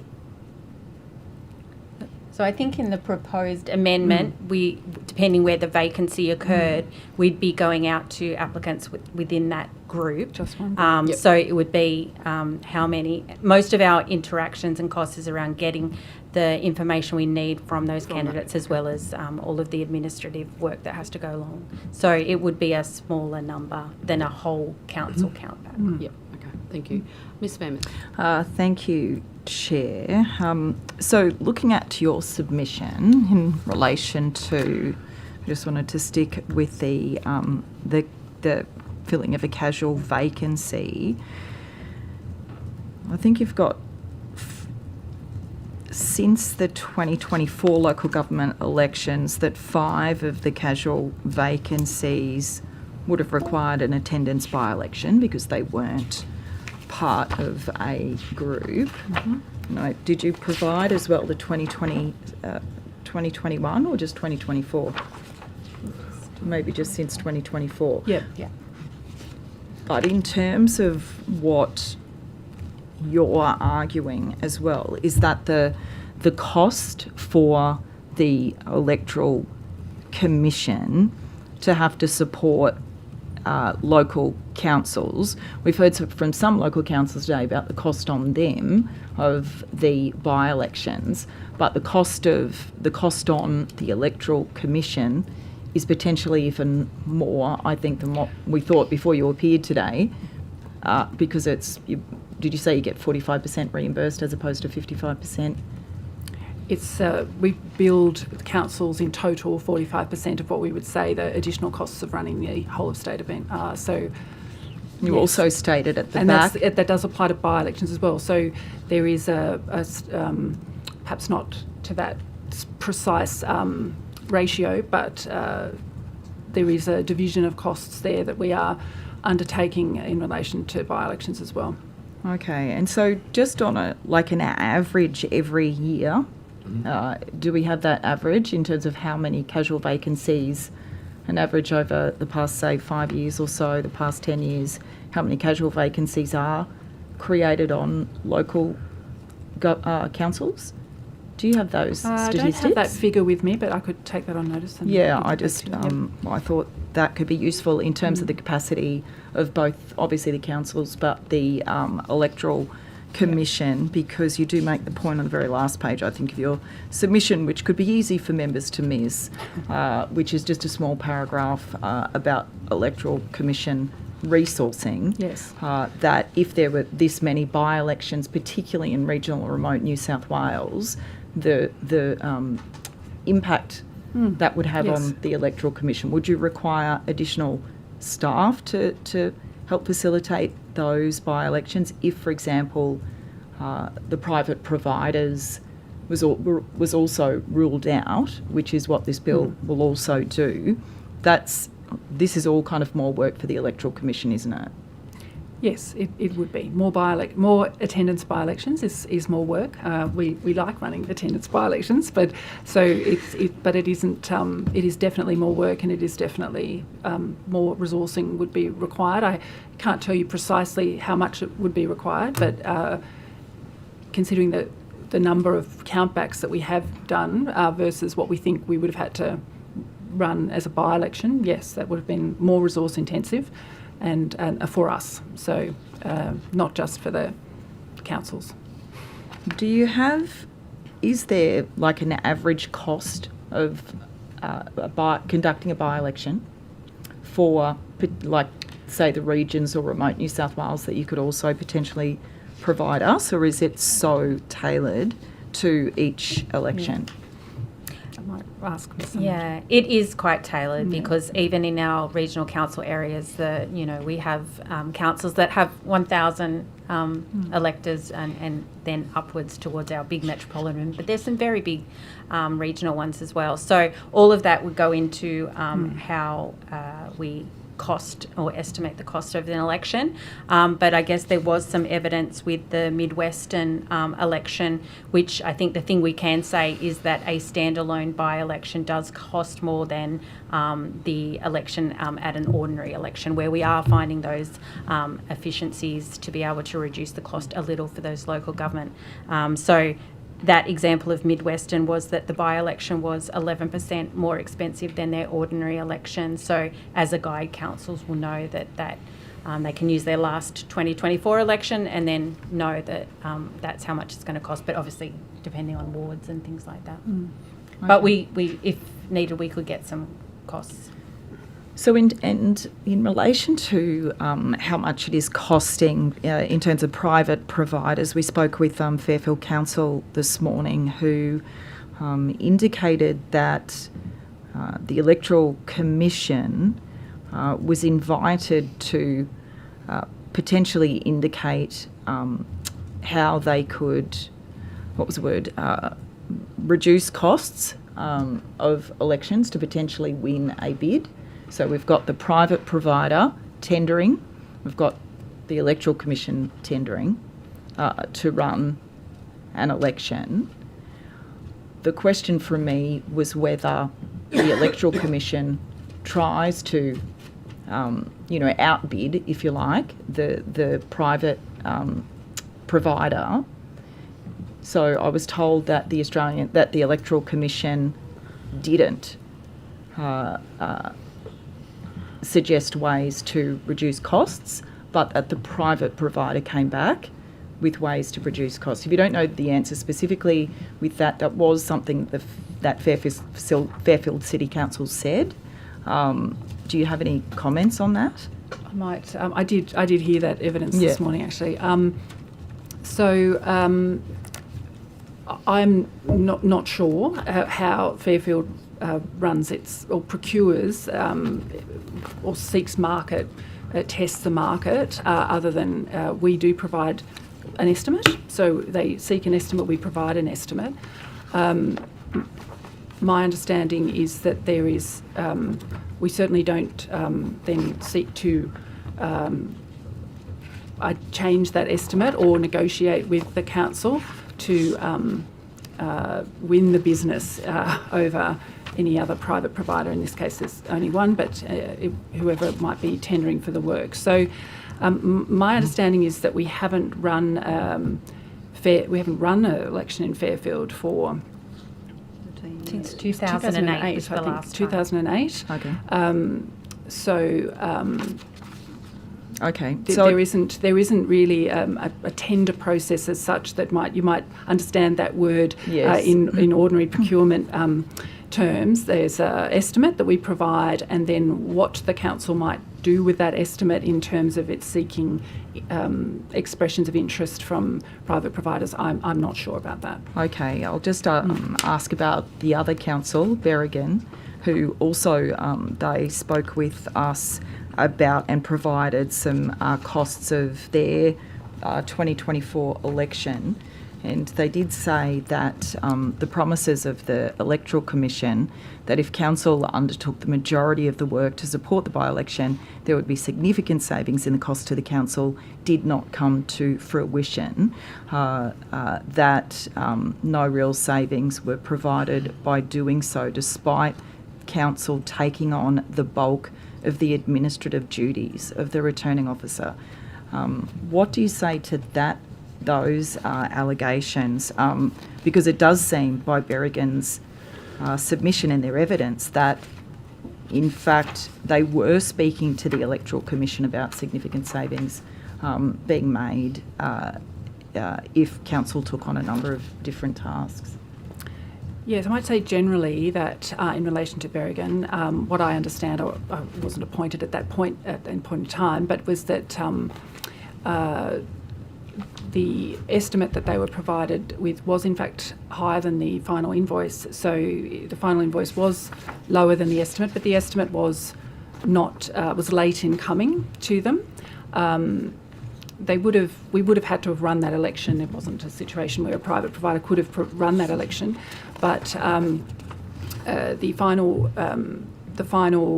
amount charged was in fact less than what our original estimate was in that case, albeit it was a late provided estimate. Can I just check with that, because it does seem as though they've told us the opposite, that, and I'm not meaning to grill you over these details in terms of a gotcha moment. I'm just actually curious, and maybe things can be provided on notice as well. Yep. So they have said that the cost was almost 161,000. The initial estimate was 130,690, so over budget 30,000. So that's firstly, that would be good to know just those details, if there's why that's the case. Secondly, does the Electoral Commission then issue a cheque to the council to subsidise that? So is the $160,000, that is the 45% of the cost? That's right. I'm not sure if that amount's correct. Okay. So what I might do is let me take on notice, if that's okay, that exact amounts estimated and then finally invoiced, so that we can provide that to the committee. But yes, that final amount is that there is no amount that is there's no amount that's paid to the council by us or by the state in relation to that amount of invoicing. That's the 55%, if you like, that was related to the September 24 local government elections. But so I'd probably have to also take on notice what percentage of the costs of Berrigan were met by the state. But so I'll get that because to Chair, you that as well. would be useful just to get that in detail, I think, not just the very top level line items or the cost of the invoice. And could I just say that I am sorry to hear that they had a poor experience of that election. It was regrettable that they had to go to a by-election so soon after the election, and you know, I have expressed regret that they didn't feel that they got the service that they wanted from the Commission in that regard. So you know, I do regret that. I think there are some. If we didn't meet their expectations in relation to the costs, I'm also sorry about that. Perhaps I think one of the things that we can look to improve in the future is more transparency around how we do arrive at these estimates, and to come to councils earlier with a bit of a signal about how particular elements of those costings might be going up, be it in the information technology space, which is often a place where we are price takers sometimes in that space. So I think there is room to be a bit more, or possibly a lot more transparent about how prices are moving during that time, for the purpose of councils planning their for their budget in their own budgets. So I do appreciate that, even though, as I said before, I support being the only provider for the reasons set out in our submission, but I do nonetheless appreciate that councils have a complex budget situation to manage, and that early information about what their invoices might look like is going to be useful they too. Can provide stuff on notice anyway, sorry. Oh, they can. So okay. just to clarify, with the questions that have taken on those, witnesses will have 24 hours to provide them. We've got a very short inquiry time frame, so it's just a tight turnaround with questions taken on notice. But yeah, we'll do Thank you. our best to get that information. Sorry to give you work in 24 hours. I didn't realise that. That's unfortunately all we have time for this session. Thank you to you both for appearing today for the inquiry, and the Secretariat will be in touch with regards to the information on notice. Thank you. Just no supplementary questions. Oh, there's no supplementary questions? No supplementaries, no, because of the time frame.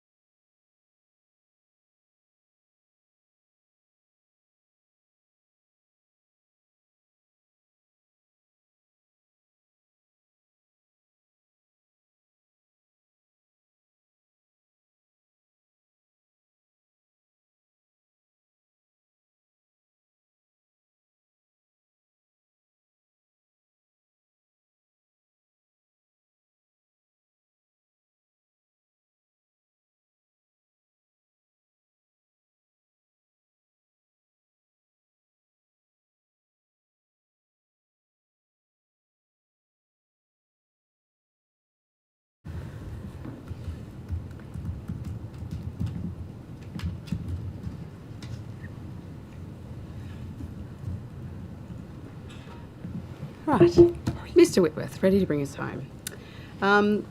Could I ask you please to start by stating your name, position, title, and swearing either the oath or the affirmation, please. Thank you. Brett Whitworth, Deputy Secretary, Local Government, Department of Planning, Housing and Infrastructure. I solemnly, sincerely and truly declare and affirm that the evidence now about to be given by me shall be the truth, the whole truth and nothing but the truth. And would you like to make an opening statement? Thank you for the opportunity to come here today. I don't have a detailed opening statement. I think the government's position has been expressed in the submission that we've made, and which identifies 4 key policy areas and the rationale and the reasons for the change. I have been members of my team have been following the debate and discussion today, so I'm more than happy to take any questions. We'll try and avoid taking any questions on notice given the short time frame, so happy to try and answer as much as I can here. Thank you. Oh, okay, beautiful. Did you have questions before you? No? Okay, beautiful. Mrs. Overall. Great, thank you. Thank you, Mr. Whitworth. Now, you mentioned the government submission made. What about consultation and input from the actual local government sector? How much occurred?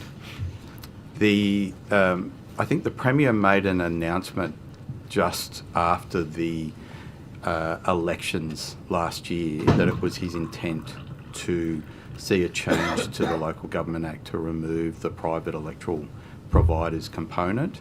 There are other components of the regulation that deal with pre-polling, and they have been an evolution of regulation changes that were made prior to the local government election in September 2024.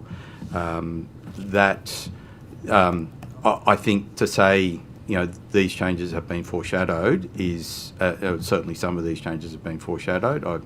In terms of a more detailed consultation process, we were engaged with the Electoral Commission not on the policy elements but on the procedural and practical and legislative components. We did not undertake any further engagement. That was a matter of that was a government policy decision that it took, that it wanted to progress the changes. And so you didn't, obviously with your answer there, didn't seek input consultation with New South Wales LG, nor seek their input? You mean Local Government New South Wales? Yes. Yeah. No, I do believe that there was no specific engagement sought, but I would like to think that I have a reasonably close working relationship with Local Government New South Wales. It certainly didn't say to them, this is the bill that is being prepared, all the policy positions, but I certainly know that there was engagement with Local Government New South Wales before the bill was introduced into Parliament. But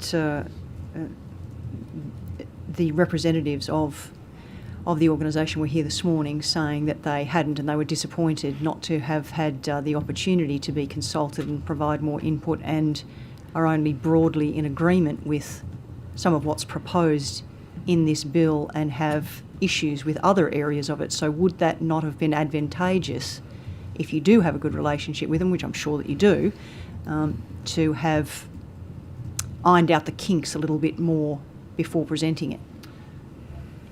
I don't. It would have been advantageous, yes, but it was also, as I said, there was a discussion with Local Government New South Wales that was held. I wasn't in the room for that, but it was held before the bill was introduced. There was certainly foreshadowing of the changes around private election providers that was made when the Premier made his announcement. I believe it was in December last year. Look, I take on board that criticism. I don't know how I can answer that any differently. And it's not necessarily being critical, it's just pointing out what has been relayed to us during the course of the day. So where then did the proposals for this, and if the Premier had noted them prior to an election, where had they emerged from? If it's not from the local government sector directly, in terms of their peak body, has it come from the Office of Local Government? Well, this is a bill that has been prepared for the Minister for Local Government. The Minister for Local Government will have a strong role in shaping what's in that bill. It's his bill. There were some elements that had come from the Office of Local Government. For example, the issues around the Brewarrina by-election, particular examples. The ability to resolve some of the issues that the Electoral Commission had identified certainly came from the Office of Local Government, but there were some pretty clear policy positions that the government had identified that it wanted to take, and I believe that that's entirely appropriate for a government of the day to say these are the policy positions that we want to take. As I said, the Premier foreshadowed the private election providers bill, and I'm sure that if you go back through parliamentary records, you'd probably see a long history of the Minister for Local Government in previous roles identifying concerns about, I think, what he has said, the privatisation of election management, and concerns about that. Okay, so it's essentially come from the Minister, and you also mentioned that the Electoral Commission has had input to this bill prior to it coming forward. Are you suggesting that that didn't include the potential for the New South Wales Electoral Commission being the only provider? Sorry, just two elements. One, we consulted the Electoral Commission on the provisions of the bill, not necessarily the policy intent of the bill. The policy intent was shaped by the government, and our engagement with the Electoral Commission was effectively the government wants to do this, and this is the shape and form of the bill.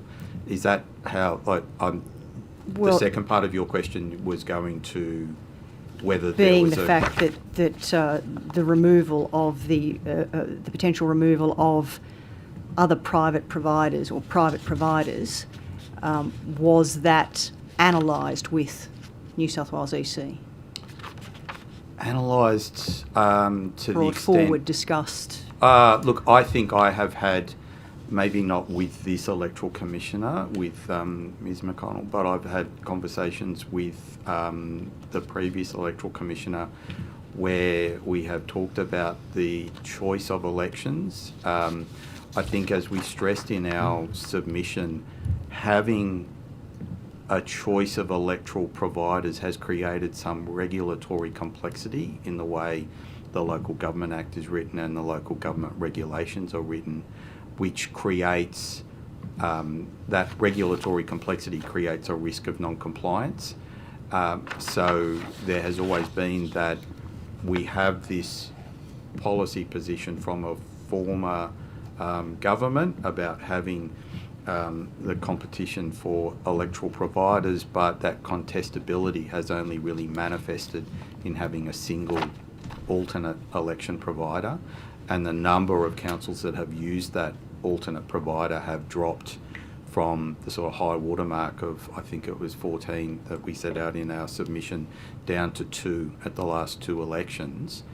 There was, I suppose, a question that was flagged, and this is conversational discussions, this is not formal correspondence, but do we have value out of having just, having a complex regulatory system for a single election provider to provide elections for just 2 councils?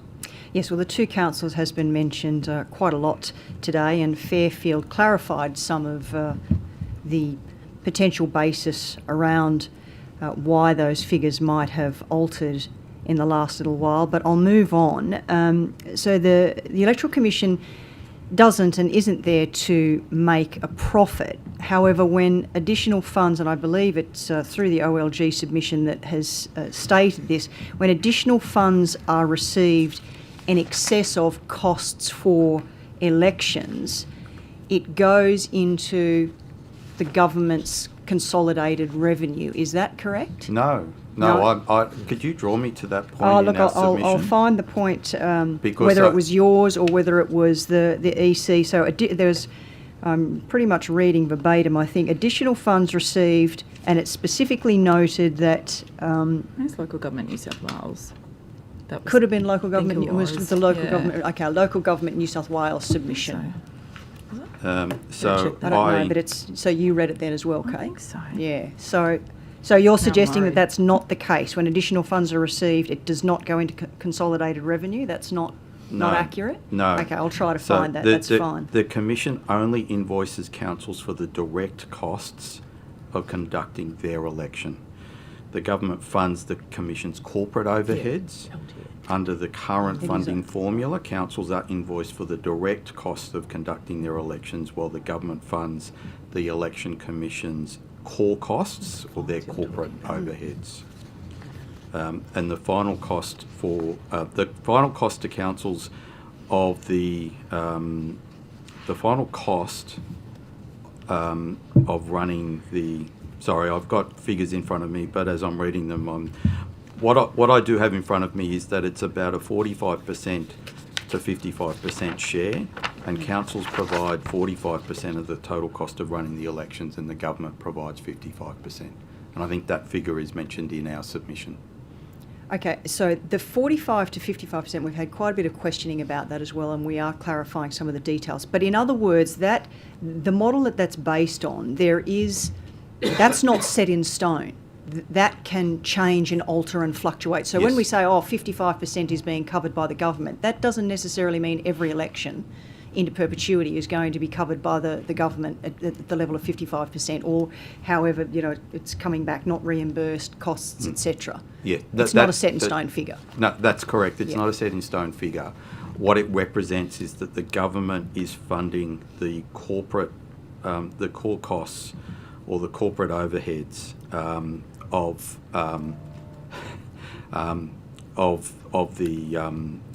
the election commission, and the direct costs such as the printing for that council area, the venue rental, and the appointment of staff to man the polling places is from the council.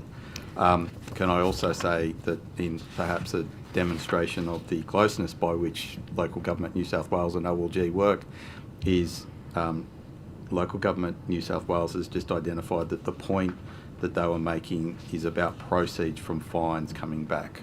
No, there was another point. No, I'm aware of the fines one as well. That's coming from Local Government New South Wales. I recall reading it from LG. It's about the fines. It wasn't that specifically that I'm referencing, but I'll find that. So just quickly then, so as not to get down too much in the weeds on this, and the corporate versus direct costs that you're referencing now, obviously they also alter, but would essentially, and I'm not talking about figures, I'm talking about what the core of them are, they remain the same?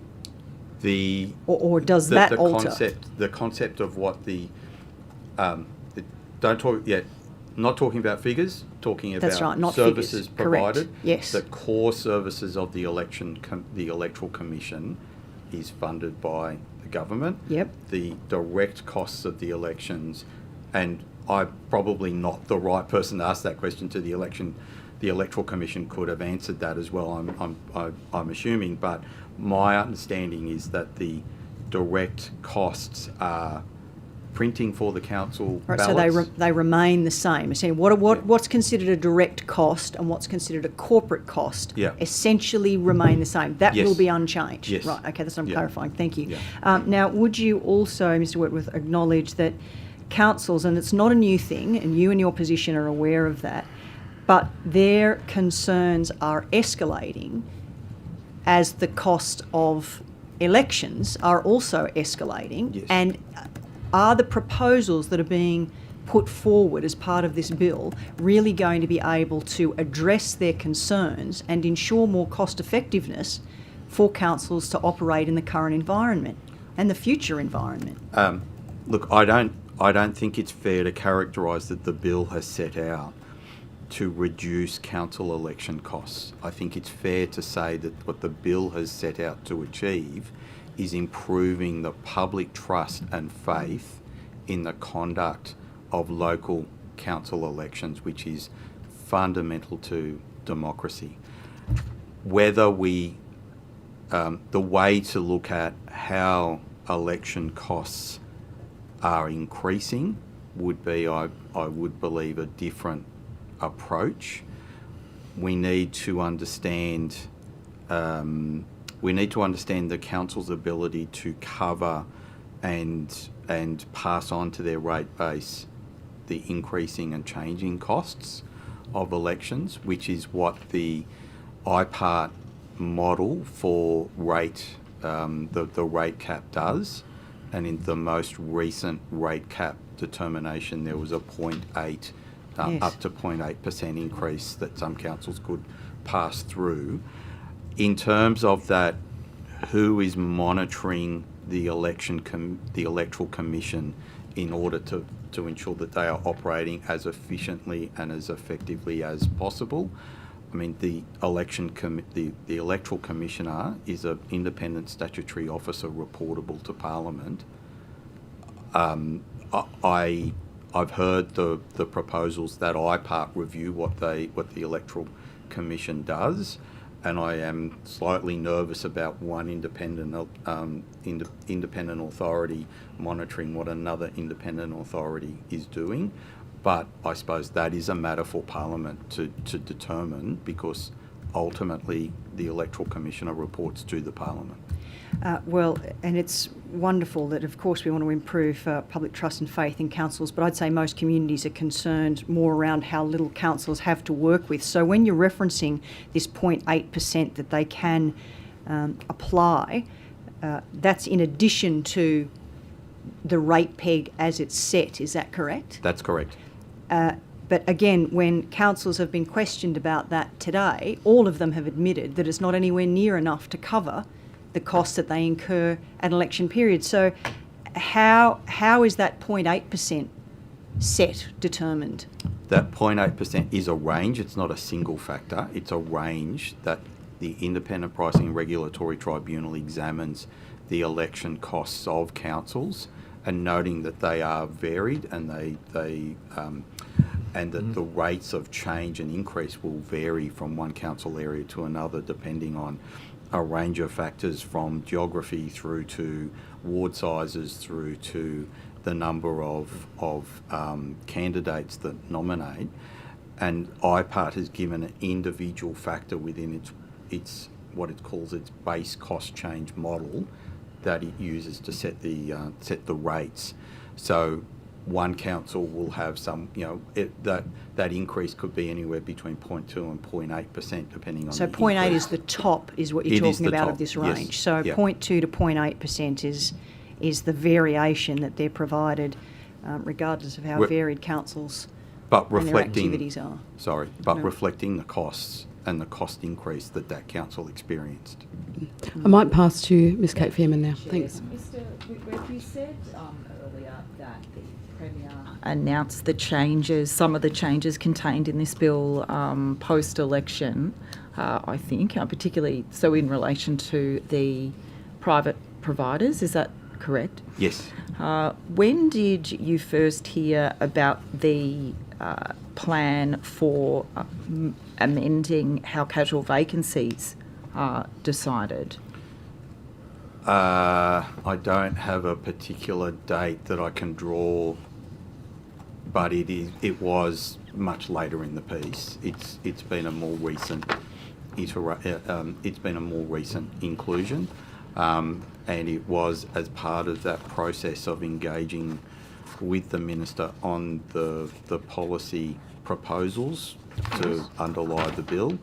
I mean, obviously, whenever... to engage with the Minister on the policy proposals underlying the bill, so essentially the Minister, that was when you found doubt about it, was when the Minister was talking to you about the draft legislation. Because the question is, did the department provide any research, rationale, data to the Minister around what conducting casual vacancies, conducting by-elections, for example, front group tickets, that's just one example, what that would cost government if that was going to be undertaken? We were asked to provide some data to identify what the number of elections, so more than 128, so 128 councils, but each individual ward is considered an individual election, so there's about 250 odd. We were asked to provide data on which of those elections had ungrouped tickets, and solely ungrouped tickets. We weren't asked to provide costings because that's a harder thing to do. We don't control the costings. We don't generate the costings. That's an election commission process. and we were asked to do that as part of the formulation of the policy position. I suppose I'm trying, everyone knows how a bill is formed, government decides its policy position, cabinet agrees, etc. So as part of that process, we were asked for information, and we provided that, and that helped shape the policy direction that was taken to government, and the decision that was taken following that by the government. You're saying helping shape the policy direction. The data that you provided the government, again, there's data, which are the facts. This many ungrouped candidates, this many groups, this many elections. There's that. At what point did the department form a policy recommendation from that any ungrouped candidates should, a casual vacancy arise, go back to the electorate for a casual vacancy? Or was that not what the department recommended and the minister? I'm just curious as to where that came from, because I don't think the government's submission with respect really provides a good justification for why the ungrouped candidates go to a by-election. I'm just wondering where that comes from. Well, I think it was, the ungrouped candidates going to a by-election was more of a concern that we have been seeing over time increasing instability in some of the councils at the end of their term, when you have people resigning, retiring. There have been unfortunate deaths in office and so on. And the process by which the countback elections have occurred, or by-elections, have created an imbalance and impacted the stability. Yes, Mr. Whitworth, what you're talking about is the 18-month rule, is that correct? It's partly about the 18-month rule, that the ability to have a countback, you can't use a countback 18 months prior to an election. So taking the 18 months out of it, because that, of course, is what the bill recommends, or that's what the bill contains, removing that requirement, which I think most witnesses today have recommended that, then the instability, therefore, comes from where? Because the Electoral Commission provided us, I think, with very good, sound information that I'm sure doesn't need to be fact-checked, that it says out of the countbacks that the vast majority of councils elect to do, when they do countbacks, so this is from the since the 2024 September ordinary elections, there's been 17 casual vacancies. Of the 15 finalised countbacks, 11 of the casual vacancies are in the office of a councillor who is a member of a group of candidates, so that's good. And then in 10 of those countbacks, another member of the same group has been elected by countback. So that does sound as though, and then another 5, were casual vacancies that of course occurred in the region. So I'm just wondering, in terms of the instability, if the 18 months is out, that it doesn't seem as though it would create that much instability from the EC's submission and data. That is a bit of a hypothetical, because we'd be talking about what would happen as you move forward, and it would also be dependent on what the nature of the other elections have been, and some of the way in which the quotas have been reached, and how those quotas are then reallocated and so on. Okay. I think I come back to the policy proposition is that the countback has a risk of creating instability if you end up with an adverse outcome. The community thought they were voting for someone, but because of the operation of quotas and preferences and so on, they've ended up with someone entirely different. If you're voting for a group ticket, it's quite clear who you're voting for that group ticket. If And I suppose if you end up with different people, then it does destabilise. It also gives the ability, and we've heard, and this is anecdotal, I can't give you any advice or data on it, but that anecdotal advice that there are a number of councillors that probably would not, were facing another 4-year term and thought, I'd like to keep doing work for my community. There are still things that I want to do, but I want to make sure that I can hand over. I might not necessarily want to run for a full term, but they felt pressured to run for a full term because there was no way of handing that over. And that's something that I do know, the model, I'm not going to say it's a perfect representation of the casual vacancy process for fulfilling of casual vacancies in the Legislative Council, but that is it is predicated on that sort of concept. So that is the policy proposition. I'm not going to argue with the Electoral Commission's data. I absolutely, recognise that.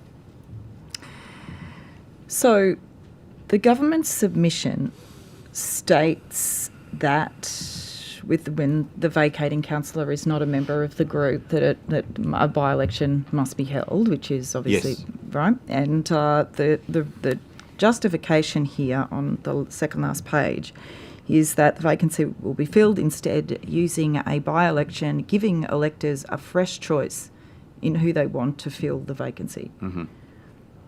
So, are there any other considerations from a public policy perspective that should be also considered there? We heard from Mr. Ben Rowley earlier from the tally room about the fact that, for example, somebody was elected, it was 12% of voters, just 12% that elected that candidate, which is why he favours the count-back method. Can you see, though, that if, therefore, there was a by-election, all of the voters would get to vote, and it would favour potentially those candidates with the most resources and potentially who have the potential to dominate council? Do you know what I mean? I mean, there's quite a few... I can see your argument, yes. I suppose the concept of a by-election is as a default position if councillors if aspiring councillors have not organised themselves into groups. Remembering this will not apply to from the September 2024 election. If passed, it'd apply to from the September 2028 election. So there is time for aspiring councillors to mobilise and organise themselves around groups. But if there was no group, then it is the ability for the community to say, well, there is no group. There are concerns about countbacks, as I've stated before. You do need another mechanism to enable those casual vacancies to be filled. Can I just check with giving candidates the opportunity to mobilise themselves around groups? Look, I'm from a political party, love the Greens, wish everybody, put their hand up to run for the Greens. Amazing, but that's not the reality. And I think in terms of respecting democracy, independents are allowed to run. And is there a policy objective I'm missing here? Or is it an objective of the Local Government Act, for example, that that members, candidates should be encouraged to run in groups? I think my observation of those people that run as independents there are people that run genuinely as a single person independent. There are people that run as independents but under a collective group. There are any number of groups that have successfully managed to obtain a majority on council that aren't actually affiliated with any party but are their own grouping of candidates. That's all that I was saying. Yeah, look, Mr. Wentworth, you're here selling a bill that I don't think is you know, anyway, Hear, hear. that hats off to you for doing this, because you're Working being hard. a very good public servant right now for your masters. Always shall a- we always say, a very Mr. good public Whitworth. servant is Mr. So Whitworth. I just want to. Always. I'm conscious that the chair probably has questions as well. That's right. So this one, I could go on and on about the independent, but I've stopped there. But this is about the Saturday. This is about the pre-polling. This is about condensing the pre-polling. Maybe there's a bit more data or justification around this one. But I am curious about the Saturday, the Saturday before polling day. Lots of our stakeholders have suggested that it would be worth, please, to extend it to the Saturday. What is the reason for the government's 5 days? It would seem to me that if somebody isn't going to be around on polling day and they work all week, that having it on this opening up the Saturday prior seems absolutely reasonable. You've got in the submission as well, the government submission about cost, although I think most stakeholders said, excuse me, the cost would not be too much of a factor in terms of having that additional Saturday. And actually, if you want to talk about costs, that whole situation of forcing by-elections in regional or remote councils really probably is going to be more of a cost than this Saturday would be on the government. So in terms of cost, one of the things that people haven't talked about in terms of cost and the cost benefit of reducing the pre-poll is the costs on aspiring candidates. So that was certainly a factor in the mind of the government as it formulated its policy view on I this. do get that with 2 weeks. I think everybody is in agreement with the 2 weeks, but I'm really trying to push that Saturday. Look, I hope if this bill, you know, if the silly bill does get to Parliament, that we will be able to get some kind of amendment up about that Saturday before, because I can't see the reason for it. But I think we're in agreement maybe about the 2 weeks, but it's just that weekend that I'm not sure would be a huge impost on candidates, that one additional Saturday. It does, look, again, it does change the focus on elections. The whole point of pre-polling for local government elections is that there are no absentee votes, so you need to be able to go and vote if you're unable to vote on the date of the election. But the date of the election is the Saturday. The Local Government Act says it's the Saturday, in September. We are, and I feel like I'm sort of veering into a more philosophical perspective on whether elections should be a week-long event or whether they should be a day event. But do you think it's slightly trying to dissuade people? There's a bit of a, no, we know you come to vote on the Saturday before polling day when you actually don't have to, so we're not going to give you the opportunity anymore. Look, I think that there is a component, I wouldn't say dissuade, I would say encourage to come, not dissuade, I'd put it in the positive, encourage to come on the Saturday. It is also a recognition that the costs to candidates is challenging, but I take on board your comment. I'm not trying to argue that, but there's also the commentary that when it has been reduced, there was a hope that the rental costs for the polling booth locations would somehow reduce. And I don't know whether that's actually materialised. One final question. Sorry, I don't know whether that materialised. And I think that the Electoral Commission said, well, in order to alleviate crowding, we'll go for bigger venues. So I know that's, but I also think that might even itself out over time, I hope. One very final question is about the role of the Joint Standing Committee on Electoral Matters, which I am also on. We have the chair in this inquiry as well.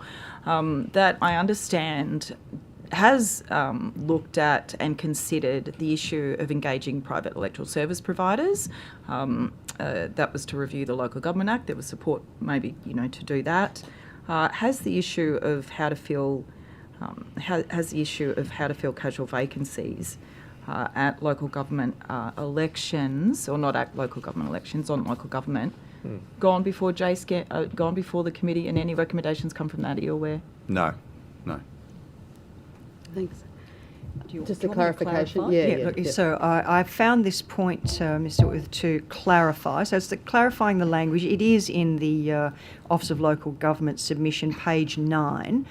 And it does relate to, in line with the proposal by LG New South Wales around the fines coming back to council. The language specifically states, importantly, the New South Wales EC does not profit from the administration of council elections. The New South Wales EC provides an estimate of the cost of conducting council elections prior to each local government election and receives funding from the government to cover those costs. Following the elections, the New South Wales EC invoices councils for the direct costs incurred in running their elections, and this and any surplus left over from the government's funding allocation is returned to government. So my reference to that was in relation to the situation with the fines, suggesting that has anything been looked at around those provisions to say, can we not come up with a more effective relationship with councils when it comes to these sorts of funding arrangements? The fines, I certainly think that can be examined subject to any legal impediment. I can see now that it's confused because it's, again, the government provides the Electoral Commission with an allocation for its core costs, and if there is any surplus in, if it can run the election better, it's returned. And I think it's is the problem there. Yeah. So it's right, it's returned to government. Okay, thank you. No, that's fine. Mr. Primrose had a question. Thank you. Just briefly. Look, going back a bit into history, I mean, even before the last government got into forced council mergers and did things like give businesses in City of Sydney 2 votes as part of their Let's Get Clover campaign, one of the things they did, obviously, was try and create competition against the New South Wales Electoral Commission by introducing this concept of private providers. And the argument I recall from about 13 years ago was that was being done to reduce costs. Now, clearly, councils have voted with their feet. 2 out of 127 actually used private providers at the last election. But my question to you is there any evidence at all that private providers actually do reduce costs? There was some evidence initially when the larger number of councils were using private providers, and that enabled a build-up in the ability of the provider to provide those services more efficiently. So there was economic value or economic return. But as the number of councils using the provider has diminished, the provider's core costs have remained the same but need to be distributed over less councils. And those core costs are, and I didn't talk about the computing process, because there's a particular type of computing process that's needed to be used. There's the way in which the material is provided to is printed, certain types of printers that, there was a conversation around certain type of printers for the pre-poll envelopes and so on. So that that economic return was lost as the number of councils reduced in size. And I think what we also don't necessarily see is that the private election providers are not being, for the want of a better word, subsidised by the government for its core costs, whereas the Election Commission has those core costs being subsidised by the government. So I think that's why there is an economic argument as to why having the Electoral Commission provide these these services exists. I also think that there is also the price of the public value and trust in the way the Electoral Commission runs its elections. Certainly 127 councils seem to agree with you. 126. Yep. 128, it's gone up one. There are 128 councils in New South Wales. Yep.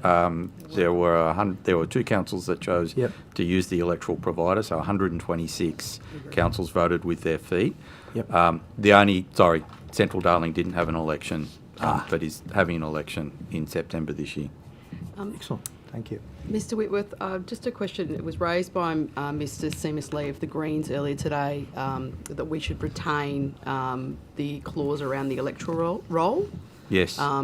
In the draft bill. Why was that kept in? Well, I understand that. Shouldn't be removed. Shouldn't the be residential. removed. Sorry, I misspoke. I understand that there is a provision in the Electoral Act. I think it's there is an existing provision, prohibition on the use of enrolment information under Section 52 of the Electoral Act, and this won't be displaced by the amendment. So that the reason that we needed to allow other people to get access to that electoral information is because we had 2 providers. We had the Electoral Commission and we had another provider. It was really a consequential amendment, but I understand only the Commission will have access to the roll in future elections. So it should only have been under today's legislation in force, only the Electoral Commission and that private provider gets access to their roll. And just a final question from me. It was raised by LGNSW and subsequently by Mr Tudor-Hope in questions that the provisions should allow for 3 separate ways to elect a replacement councillor. Do you anticipate any regulatory complexities involved in that? I anticipate quite an extensive amount of regulatory complexity. How do you determine... So at the moment, a council, once they're elected, within a period of time, it's a very short period of time, needs to make a decision as to whether they're going to go with a by-election to fill casual vacancies or a count-back method to fill casual vacancies. That council would need to make that election, but also we'd need to have a way of saying, well, there is a funnel through. So you've got group tickets for an election, so the group tickets gets preference for the casual vacancy fill. If there's no casual vacancy, then is it a by-election or is it a count-back? And will the council identify that at that point in time? How do we frame that in the regulations? Is that simply on the basis of a council resolution, or will we need more robust regulatory controls? And because you're drafting regulations that are predicated on a resolution that the council makes and consequences of that resolution, and then setting out rules and processes. It's very much an if then that, or if not that then this, and I just feel like that would be complicated. Okay. That concludes our hearing for today. Thank you, Mr Whitworth, for appearing at this inquiry. If there were any questions that were taken on notice, the Secretariat will be in touch and you'll have 24 hours to provide the detail of those, and that's the end of the hearing today. Thank you again. Thank you.